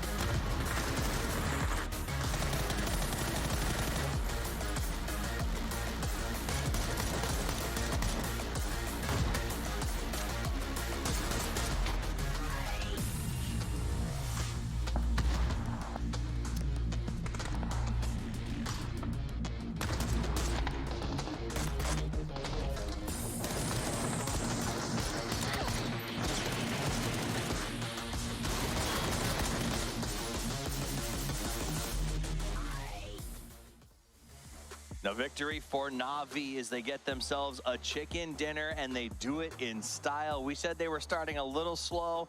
They were showing up later and later and later, but they are officially activated. Na'Vi comes out and just destroys the lobby. Yeah, that was a fantastic game for them. Honestly, the way they moved through it. It's a little bit of an interesting one with 4AM in the end. Xiaohai made a huge impact there in the end, but they were able to close it down 2v1. It's super, super hard to clutch that. Even though he had a rock, they had the utility to counter it. Yeah, and while the shout-out will go to Na'Vi for that incredible performance, we do want to give some credit to 4AM. They also were a team that I think needed to step up and put in some points as the day comes to a close, and they're going to do that. And I think that's the key here on day one of the grand finals. You want to set yourself up. There's 2 more days of play. If you started slow, just get one good game or put some points on the board so that you can go home and have a plan moving into tomorrow and don't feel like you're playing some crazy catch-up. Yeah, especially because Gen.G, they slowed down themselves and Sonics in that previous game. So it's still very open there. We're not having a 75-point day one kind of Na'Vi day for them. So it's actually it's looking good. But Na'Vi here in this case, having some good games here back-to-back, and they're really going to be putting themselves into the top 3 at this moment. I'll say, you said it's not a 75-point Na'Vi game, but we got one more to go, and I've learned not to write these guys off once they get hot. So we will see as we head into our last game in just a few minutes if Na'Vi can go all the way at the end of the day, and I mean, that's not far-fetched. Now, regarding the end of that game, we also saw Cerberus put in some good points. They came in and they kind of tried to hold that ground against 4AM, but I like that 4AM push, the fact that they were able to use those flashes and really cross a road that I didn't think they'd be able to cross. Yeah, especially the southern circle there when 4AM, they had to move. We were like, okay, it's their play. Like, the teams are sitting in a fantastic spot. They're going to wait for it. But yeah, they took down Cerberus quite easily. Even though Cerberus only got 3 kills, they still managed to get top 3. That's some decent amount of points. But 13 kills for 4AM and 16 for Na'Vi. That is huge. The rest of the gaming, they've been sneaking inside the top 4 again and again here, but not too many kills, only 1 for them this time around. 64 players dropped, 29 of them dropped to Na'Vi and 4AM at the start at that match. So that is a ton of points just going to the top of those 2 on the board. LG does make it to 4th, which is some signs of life, but again, it's just 1 kill. They did a lot of damage. I think that speaks to how their game is going right now. They're putting in some fights, but they're not really closing the deal as we jump into the highlights with the final 5 teams in that match. Yeah, 4AM only 12 points so far before this 5th game here. They're able to get this many, got more than that just in kills. You have to see the northern circle here, and then they had to push over. Been impressed with Cerberus, how they've been playing. They announced that they have been sick, all of them. They had to replace a sick player with a less sick player, so it's pretty impressive they're able to come in here and play this well. A bit sad that Dogma got taken down there, but there, as you said, the stun grenades coming in, and you just see Xiaohai just coming in, taking Tycon down with a fantastic spray with the barrel straight to the head, straight to the dome. I was rooting, of course, for Na'Vi and Huba, my fantasy player, to stay alive there, and you were too, but yeah, in this case, none of ours stayed alive all the way through the end there. But 16, 26. That was incredible. Let's take a look at the numbers as they've broken down by the player. Mel comes in on top with 6 kills. Looking very good, but the damage goes to Alia. He seemed to be everywhere at once. He didn't close any of those kills, but every time someone tried to peek, Alia's got the number. Yeah, I love it. I'm seeing almost 1,000 club there. Honestly, and on top of that also, when you only have 109 damage taken, that's efficient damage. You're taking durability, you're taking helmets, taking everything off everybody else there. So good to see here for the boys. And Melman, of course, the 6, expecting him with the 6 kills there. No, it's going to be Alia. Okay, impressive. Yeah, efficiency comes in high. Absolutely, and that's exactly what it was. Great efficiency by him. The team worked together very well in that endgame, and I liked how they took an aggressive stance. The second that 4AM started to fight Cerberus, Na'Vi didn't wait. We saw a little bit in the earlier game when Howl was in a similar position. They kind of waited to see how the fight was going to go. How the fight was going? Na'Vi, exactly. Na'Vi did not wait. They got in there immediately and started mixing it up. Wow. And just like that, they will jump to the team summary tops on every single category off the back of that game. That's crazy, and 11 kills ahead of 4AM. That's super, super impressive.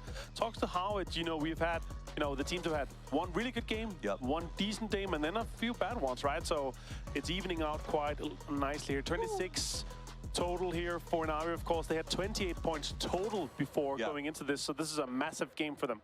It is a massive game. 4AM takes 19, and both of those 2 take almost all of the points really available in the lobby. Shout out to Day Trade getting aggressive, and Donawa putting up points based on just kills. Again, when you know you can't get the circle, you got to go out and you got to get those frags, and that's what they did. 5 points for Danawa, 6 for Day Trade. Everyone else felt kind of like they were just watching the match unfold because they could not close some of those deals down. We have had so many Northeastern circles, though, for 3 Miramar. Yes. So it has to be kind of the same teams and again here. But 12 points ahead of Gen G and Sonics now, Navi, with this game here. Not so many placement points as Gen G, but still super consistent and high amount of kills here. 36 for them. That's kind of crazy. And we're saying it, 75 points day one for winners bracket here. You don't need that much to actually get on par with that. You don't. It feels a little bit like that Gen G bridge camp kind of cracked the door open for Na'Vi because those 2 games since that moment has gone downhill for everyone else. Na'Vi on the uphill climb. Ascend in 4th, though, also pretty impressive. Yeah, exactly. I was just going to point that out. Great minds think alike. I got to say, that's super impressive. Yeah. Chris have been carrying a lot of that. We've had some sneaky plays from him. He's been squeezing out the points where they're needed. Absolutely. Now take a look, guys. It's time for you, fittingly so, to get your hands on a Na'Vi skin. They just took the victory, and now you can take that code and get yourself a skin in-game to celebrate their success. So go, go, go. Supplies are limited, so the faster you type it, the luckier you are going to get. Now, Ascend, I think that they are really impressing me with their play. We kind of talked about them throughout the group stages, like a team that can hang around, right? Get some points, collect when they can. They're not playing that way. They're actually getting out there and taking some pretty amazing fights. They're getting in some good spots for sure, and also they're surviving longer and longer than you're in cases where you have 1 or 2 players left alive, but the players are not hiding. They're trying to get kills. They're trying to squeeze out, and that's what really impresses me here. Yeah, they were the last spot to get in from the losers bracket, but now they're showing that they belong in the top 8. Checking in with our players as we get ready for our last game of the day. Howl Esports getting the headsets on and getting set. They'd like to get a recap of the last match. Who are you excited? Last game going in. Who are you watching as we go into the last game of the day? I gotta say, I'm looking for Gen G and Sonics if they can kind of turn it up and catch up to Na'Vi again here. Gen G and Sonics, would nice to see them turn back up and make something happen. Well, it's time for us to see what they can make happen as we head to the lush lands of Erangel with the cacophonous call of our casters. It's Toby and Paperthin. Well, we're ready to turn it up. Thank you very much, Desk, as we get over into Erangel for our last game of the day. I am super excited. It's been a really great day. Na'Vi comes out, reasserts their dominance, and now we go into the final game with everyone looking up at them. Everyone just looked at them in the group stage and was like, where are the PGC champions? Then we came into it and was like, oh, there they are. And they brought that into Grand Finals too. A little worrying for other teams that want to claim first place. For Na'Vi and for Na'Vi fans right now, and for everyone who just got their Na'Vi skin, it's a pretty good day. No doubt, no doubt. Congratulations if you've been picking up those skins. They are a treat for sure. And now this plane path, Toby, we were just commenting, we don't see this one very much. I don't think it can be more north, honestly. I've looked at like the lines in the past where they show you exactly how far a plane path can be, like south to north. I think it can be just south of Yasnaya at like the most northern straight across point. So yeah, it's as north as it gets. Well, no military base is what we know off of this for sure. True. Basically impossible. Sakiente. That's what I'm hoping for. I see the plane drifting in that direction. The only one left on my bucket list. I've had one really close. Same. I've been in the forest around. I've been around, but the proper peninsula Sakiente. I've never got up into the peninsula during a match. Same. Simply unlikely / impossible to have happened with the way the settings are set up. I do want to go back while we have a bit of a looting phase with just double checking, no hot drops. I want to briefly touch on both the current success of Ascent and also the current not so success of both Third Eye and Danawa. Now there is something brewing south to This is what we like to refer to as the fever drop, where you're not it's not meant to be hot, but it is anyway. It becomes accidentally hot. And Mika now, well, he got straight into the car. Is he going to try and run people over? Nope, because they're going to the yellows. They'll just continue going down south. They go down Primorsk. Everything is going to be good. Okay, depending on what Belmoth gets there, he could maybe take Kilyakai out. No, hope now. Nope. He's looking for, are there anyone else, any other bats swap? But no, not going to happen. Kilyakai did land in the shack, though. That is, he needs to get picked up. You think Kilyakai can win with the Tommy gun from that range? I would like to see him not attempt to do anything other than running away, which is what he does, and that allows me to go back to my point. No, we talked about coming into the first game of the day, especially on Miramar, but also on Erangel. Ascent, Danawa, alongside Third Eye, very similar playstyles. Some better at executing them than others. But when you have a lobby of 16 where 3 teams wraps the same directions, tends to come in from the same side of the circle, and at the same time, you rarely ever, if ever at all, see all those 3 teams have success in those lobbies. So that's why when Danawa were playing their A game, where they were fragging out, Ascent bottom scrape, barely even made winners bracket, right? Oh, made into the finals. And now that it's turned around, now that Ascent who has kind of got things going their way, are the ones that stumble to make their way forward. And then Third Eye has kind of been on the receiving end of the hurt in both those scenarios, but still managed to claw their way through. But it's just to say, when you have so many teams that in each their respective region, because they all come from 3 different ones, can play their styles alone, they're great. You put them on a global stage where they try to do the exact same thing against the exact same teams every game, all 3 of them, like, it's simply not going to happen. All those 3 teams will not succeed doing the same thing at the same time. And that's why you don't see both of them at the top at the same time. Yeah, it is really, really tough when everybody has very similar ideas about how to approach every circle, and sometimes even your drop spots can be close to each other to kind of make matters worse. I mean, we've had it in tournaments before where teams have literally gone out and said, the reason we do this is because we saw them do it in their region. Now we have to rethink it because we can't utilize it when they're in the lobby too. We've seen teams try and play off of what Twisted Minds did to have success in the previous years. We've seen teams do it for what Gen G did way back in their successful years of like 2019, 2020. Everyone were going, okay, how can we do this Gen G rotation? Wait, now Gen G is here, so now we can't do it. Exactly. Yeah, so you're pretty much your what got you the success has been taken away from you, and that's why I see some teams sometimes look a little not clueless, but seem like they're really out in like the last play of the playbook because the ones they would usually go with are taken by the team they learned it from. Yeah, and you know, it's as they say, great minds think alike, but in this case at PUBG, it kind of makes things fall apart. Great minds get each other killed. That's right. Yep. All right. Well, Pow Pow is trying to sneak underneath Duck My. I have a suspicion Pow Pow knows he's up here. I have a suspicion Duck Mike's going to hear those footsteps real soon, even if Pow Pow tries to go sneaky. The issue is every time Pow takes his steps, like Pow, Pow, Pow. Yeah, he's going to be hurt. That's why his name is. Actually, I found out what his name means. Oh. It's okay. So this is cool. We'll see if he gets a kill here. He's going to see other members of Cerberus. Here comes the reinforcements. I think the rest of Tiamba trying to bait here for Pow Pow. But anyway, Pow Pow, it means bubbles. Like, it's like what? Bubble? It's like a kind of like a slang way to say bubbles. Like especially like the little ones that little kids make with like those toys you blow in the... So 1 pow is 1 bubble, and this is Pow Pow. I think Pow Pow is just bubbles. Okay. Yep. Okay. There we go. There you go. Today you learned. You're welcome. The more you know. Yeah. The more you know. All right. It doesn't sound as kind of aggressive. I always thought of it as like punches. Pow, pow. You know? Yeah. Now it's just bubbles. Yeah, it just means bubbles. Yeah. Today I learned. Yeah. Imparting my immense wisdom. Yeah, he doesn't sound as intimidating anymore. But then again, if someone really good at the game just came at you and was called Bubbles, they'd be like, why does his name sound so kind? And why is he so evil? Now I'm even worried. I'm even more worried. Isn't that the character from Trailer Park Boys? Like, I don't know. Or the girl from Powerpuff Girls. Oh, yeah, that's true. That's a good one, too. Yeah. All right, well, there's that northern rotation we come to expect from Danawa. Now, the real curious one about this particular circle is that because of Gen G's Stalber drop, will they butt heads? SDK hasn't really moved from their position outside of North Georgia as well to kind of block the bridges. So kind of curious to see what Donawa's going to do. But now Pow Pow out in the open, and Tycon and Cerberus are going to find him knocked. I don't know what Tiamba's plan here is, Toby, because Longskirt still sat in that one building with the M24, and the other 2 went into the South George crates. They had vehicles up close to pick him up, but maybe Bubbles felt like he was due for a knock on the hillside eventually. Issue is the entire team saw him when the team left. I think they see the cars leave, and then they scope in, but then the peripheral vision also kicks in and go, wait, we see the cars, but there's also a guy running in the middle of the open, and that kind of gives up the idea of him flanking around the south side of the mountain altogether. Feels like maybe a bit of miscommunication with Tiamba, but you know what? They've had a pretty solid day. They're in 5th place right now. So you can't complain too much. You know, everybody can't have perfect games all the time. Now here is Danawa slamming into STK.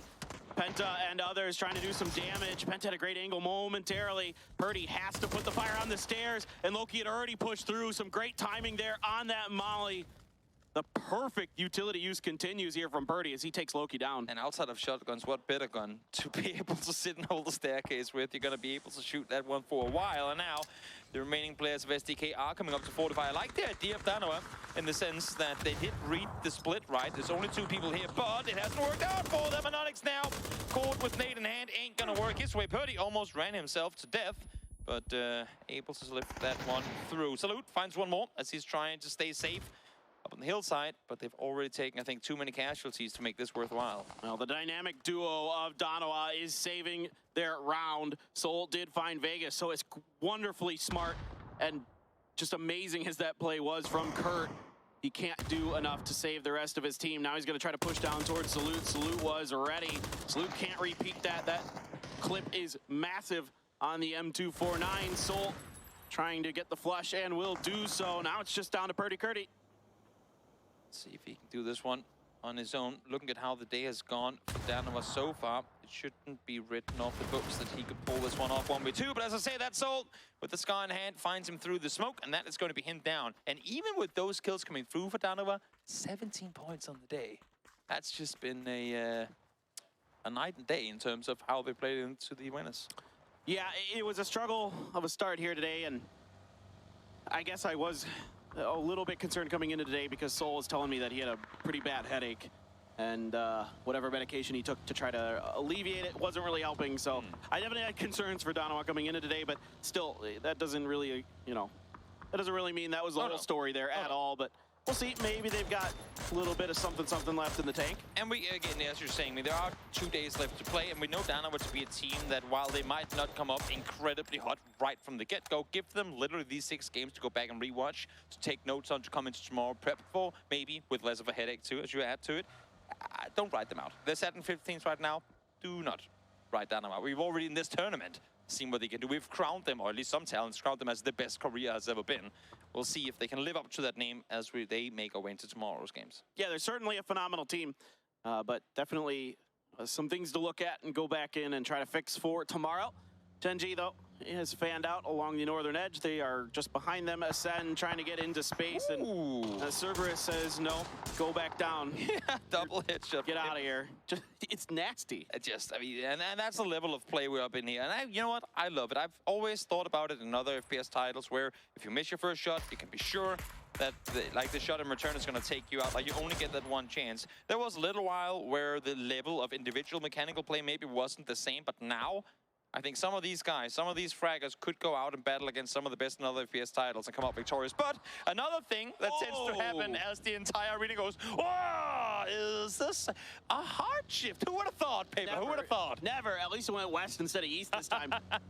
This is wild. Now, Danoa here, I think, if Danoa just holds the gas pedal down, they actually could maybe get to like that coastal peninsula before anybody else. Everybody else is probably thinking like Hospital, South George, and that's where a lot of the teams are going. There were very few teams inside of this circle, so there is going to be a lot of chaotic action here as Shao Bei even trying to find some onto Twisted Minds. Twisted Minds spins out momentarily. Ooh, not going to take any damage though. Dangerous place to sit on a buggy, no speed at all either. Always nice for Shao Bei that he at least has a driver so he doesn't have to concern himself with stopping the vehicle. Xiao Wu able to get him back to safety as they claim the warehouses. And as you were saying, there were pretty much no one here by the time this circle popped. And already now, just 40 seconds later, completely occupied. Here comes Na'Vi right into the Sonics. The Sonics here have set up for this position. Can they get any kills? Can they get any knocks? There's one. Trimsy, H-Win with another. The Sonics are doing a ton of damage, and yeah, Mel got mine, but H-Win trying to finish the job, and he will. The Sonics put Na'Vi right back out of the lobby. That is exactly how they want to start this one off. Started in second place in this one, now take out first place. Looking good if they want to try and see if they can claim first place by the end of day one. It's just like how in the last game, it's like you win one, oh, you're out early. Na'Vi wins one, a huge game, oop, you're out early. It's all Martin's fault. He said that he wanted to see Sonics and Gen.G do well, not Na'Vi. Oh, so, yeah, it is Avengers' fault. Well, that's like most things, it's Avengers' fault. Don't know who to blame. Martin is right over there. All right, well, 4AM has the eastern edge of the Georgia Pole Mountain. Western edge still controlled by Cerberus. LG trying to maneuver their way up the western road. in a pretty wide split. Yeah, and that's the issue for those teams that didn't up to aggress up towards the city early on. Those kind of patrols, butts, or gatekeep, we can call them toll booths, have already been set up, and you're paying with your life in these tolls. So not really the areas you want to run through. Exactly. The good teams are so smart about setting up those kind of traps, and you see it so many times without Gen G against the Sonics. Now the Sonics do it in Navi. All these kind of maneuvers that these teams are making, and what a great one for the Sonics. What a gift. They're the team that's above them in first place. Exactly. Now, as wild as you thought this circle was, everyone out there in the chat, keep in mind that the next one can include 1 or 2, and there's plenty of order in this one, so we might not be all done with the wonky shifts for the day.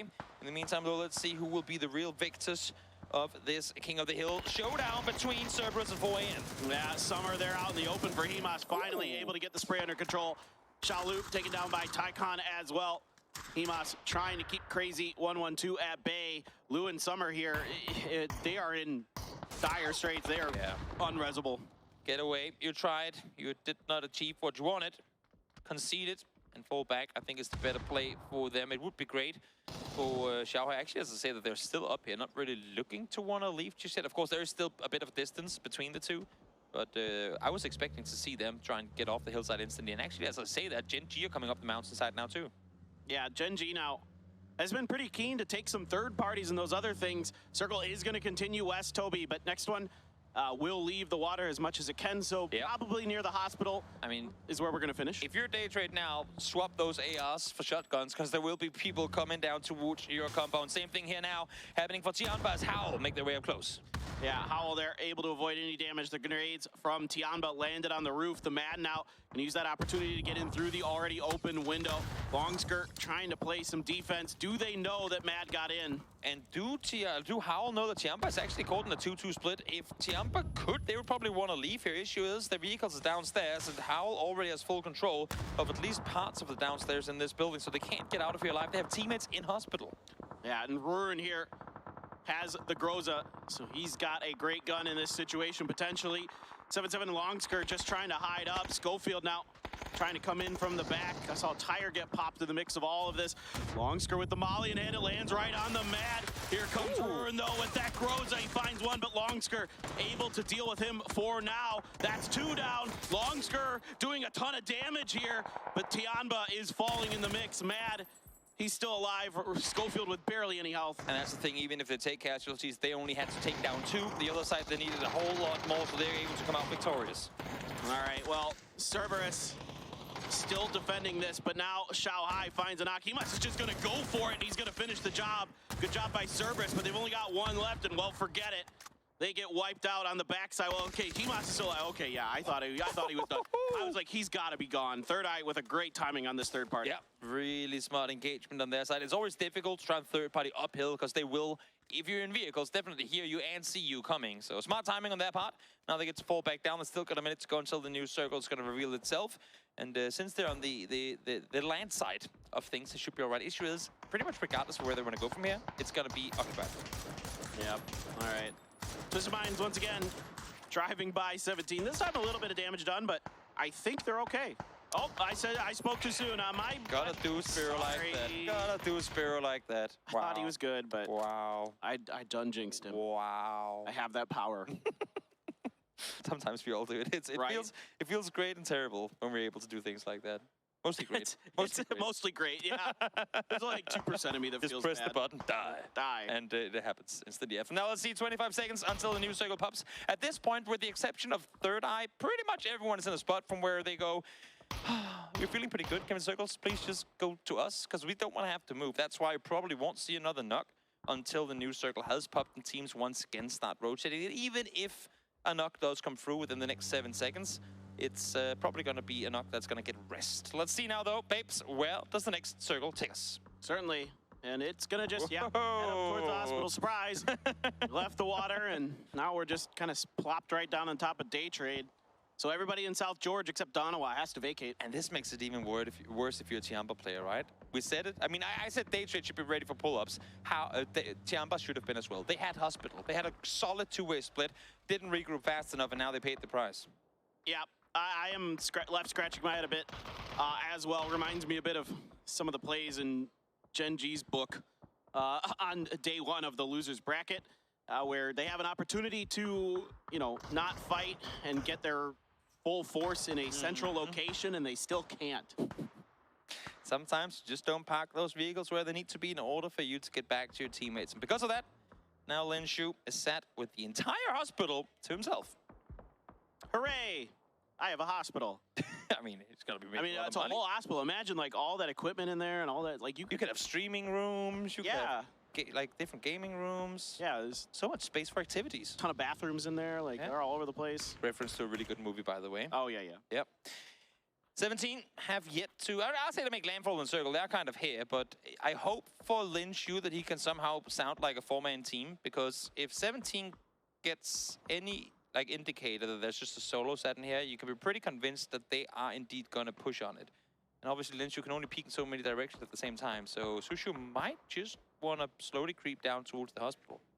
Yeah, I think eventually 17 is going to be wanting to get in there. It's just a matter of like, will it be at the same time as Twisted Minds? Is there going to be kind of some weirdness with that? Gen G is fanned all the heck out. 1-3. There's a crate dropping right by them. Oh, LG slamming into Ghibli. Ghibli there, Tosi taking a bunch of damage. Glaz trying to put a grenade out the window. Kickstart got the knock. Actually, it's Flood who got the knock, but Glaz and Tosi have 2 down. It's a 2 for 1 so far. It's a couple of times today we've seen Kickstart be the first one to fall on these engagements. He's been such a high-impact player in previous rounds, yesterday and the day before. And I think that's part of the reason why we're seeing LG in a bit of a different area of the leaderboard than we've been used to seeing them over the course of this tournament so far. Glaz throwing some smokes to buy time for this res. Gumin as well coming in. Grenades are out, but LG is already pushing through. Gumin just watching this player in front of him. That info is going to be relayed over. Finally, he's going to deal with Kickstart. Flood now trying to watch for Gumin angle. This is huge, because if Danawa catches wind of this, they might just want to peek down and see what they can get. Again, remember, they're only 2 players left alive, but this fight has been taken to the roof. There's a gas can up there as well that could potentially light on fire and take someone down with it. Glaz has to prone down. Danawa has situated themselves where they can kind of watch this fight a little bit. Maybe have something to say about it.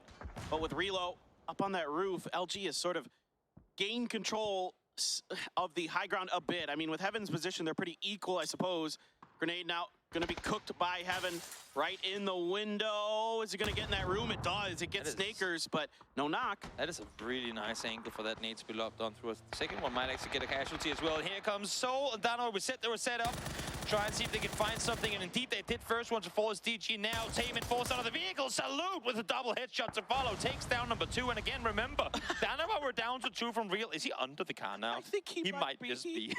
That is the, I mean, if getting knocked out of a car wasn't worse enough, now the car's parked on your face. That's just humiliation. Taemin falls. All right, it reminds me of a classic Pansy quote. Anyway, Ghibli now still trying to hold the line, still doing an okay job of it. Snakers taken down super low. Flood flashed. I don't see anybody pushing down just yet. Oh wait, hold on. Here comes Tosi. They've got more flashes that they want to commit, but there's the knock from Relo on the roof. Able to be traded here, and only one standing for LG. Yep, just one more player left alive. It's Snakers on the roof, trying to stay put. Spotted Heaven now on the other side. Heaven can bait as much attention as he wants, because he has his entire team sat down below. Good thing for them is that Ascent has no kind of interest in peeking on over. There could be an open Snakers on the hillside if they wanted to. Yeah, well, Ghibli knows they got to deal with this sooner rather than later. Yes. So here they come up the stairs, and the good news is there is a shotgun, but Snakers, does he have enough time to switch to it? No, but he gets one before getting taken down. So Ghibli able to find the right timing to finish the job. And Danawa, I mean, while they have been, we can say, a little lesser Korean team today compared to Gen G's performance, have just single-handedly taken out the entirety of Gen G 2v4. It started with Bio flexing into the city. There they lost one, and then off of that, they've just driven one by one into annihilation. And now, finally, other people get the better of Danawa. Salute falls. Yeah, well, you can see Soul will be trying to go for this res. 17 sees Twisted Minds once again. A protracted fight, a long one, mostly in 17 Gaming's favor, as Twisted Minds lost a player to them, but so far Twisted Minds is hanging on. Yeah, 17 still hasn't, I guess, had a real reason of fully committing to a push onto Hospital, but they must have heard that either Linshu hasn't been shooting at all, or there's been at most like one DMR shooting from in there. You'd have to imagine that they, if they wanted to, could push on it. The thing is, they still have they're rich inside this next circle, so might as well sit tight. Don't go overzealous. Wait for the next shift to come through, and we'll see what happens then. Soul and Salute pushing towards that same angle, but Ghibli's just going to drive at Daytrade. This is mega aggressive. I don't know if this is going to go well. They're so beat up. One good grenade, a couple good shots. Pooh Chills and Belmoth and Flash all combined to send Ghibli out. Pooh Chills Tommy gunning. That is not something you see too often. Why not? I mean, in this situation, it's not a bad gun to have, right? It really isn't. It really is not. Oh my God, Donawa is still alive. Okay, Salute's knocked again. This time it's Pooh Chills from afar. Perfectix watching. Soul finds the headshot, finds the elimination. Donawa not able to get into placement points. But a lot of points racked up for a salvage game for this Donawa squad. Finding all of Gen G and multiple others. Just short of placement points, though. Tiggleton trying to get the smokes out, and it's actually Apocalypse and Shao UDD from far that lay in some serious damages. He's trying to set up a smoke wall to prevent Ascend from really getting pushed in. Grenades and other things continue to rain, but Sonic's not able to find the mark in terms of damage. This is not good for Sonics. They need to use all their smokes to hold back Ascent, but they also need the smokes to make their play on further in because they are outside the circle as well. Ascent, those 0 kills so far. They have had a really good position for the majority of this game, but haven't found anything as no real action has taken place in and around their spots. So we'll see what's going to happen now and then. Of course, once they had to leave, no shots been heard from inside here, maybe one. That's why 17 now finally aggressed towards Hospital. Lin Shu had clearly identified a shotgun in this compound a long time ago and went right for it as soon as he heard people coming in. Lil Ghost only takes a little bit of damage, able to duck into the safety of the corner room. Lin Shu trying to push up the stairs, finally able to find a shot. He needs to get out of there. He is on 0 health, but cannot. Hot on his heels with 17. Twisted Minds is pushing in as well. They heard the commotion. Only 2 players left alive. Maybe hoped that Lin Shu was going to be able to do more damage with a shotgun, but had to make an aggressive play. Could not play outside any longer. And now this one might just become a stalemate for a little while. We'll see. This is PNC 2019 vibes here with a fight inside of the hospital. Now it's very different regions battling, but looks in a similar scope. And how in the world does Shao win that? How in the world does Shao DD win that? That was impressive. Shao out victorious as Twisted Minds fall in 6th. And now this battle was bound to happen as well, but it's actually Ascent kind of fallen to Sonics. I thought they would get the better hand of it, but just have not been in the position to really get anything going. It's tough sometimes to push this dip, and Mika actually tried to wrap around. Kilyakai gonna go down to the blue. Mika's actually wrapped towards Schofield from Howl. So this is giving the Sonics breathing room, but again, anywhere north of that dip that they're in is wide open. Yeah. Everyone waiting now for the next circle to pop. Of course, Sonics cannot wait that long as they are currently outside the present circle. Have to make a play on forward. I think they saw Mika was alone now. Smokes, early smokes been deployed, but they're under 5 and pretty much half the server left remaining. Yeah, these shots are good from Apocalypse. Shrimzy did get Mika. Tiggleton has been flushed on the backside. It's only a couple players left. The vehicle explosion is going to land on top of it. Oh my God. What is it with cars just wrecking people today, even after they explode? Dude, it's been one of those days. It's one of those days, dude.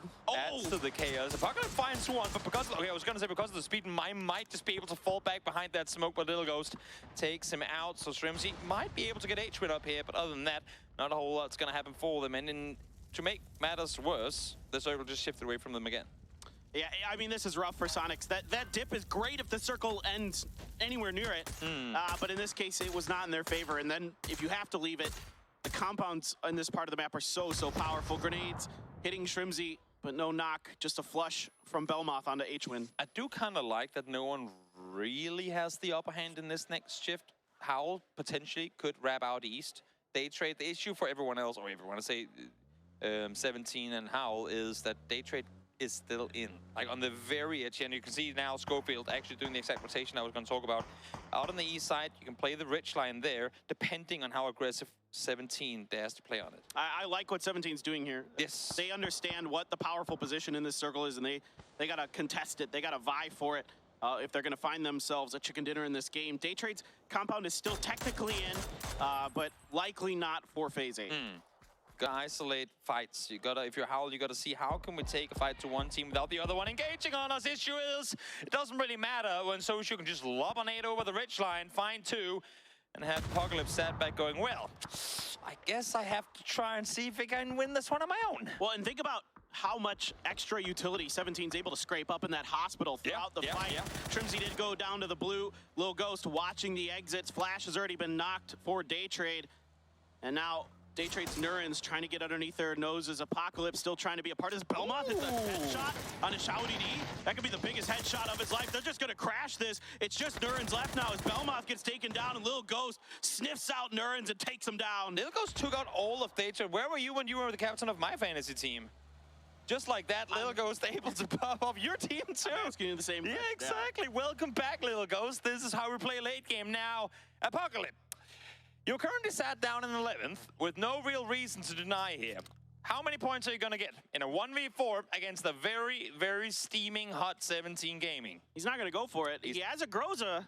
He has a Groza. This is like one of the few moments where I'm like, just please go for it. Okay. There was nothing to go. That being said, it was a phenomenal game from 17 Gaming. 11 kills, really navigated that late game well. Whenever the next circle, second circle shifted west, they came in, they forced Twisted Minds to turn around, took the warehouse, read the idea that Tiampa only had one player, stole the position away, end game, all theirs. Precisely. All right, guys, we have some highlights, and that is the desk to wrap up the day. Don't go anywhere. We have just a little bit more here from day number 1 of PGS 1.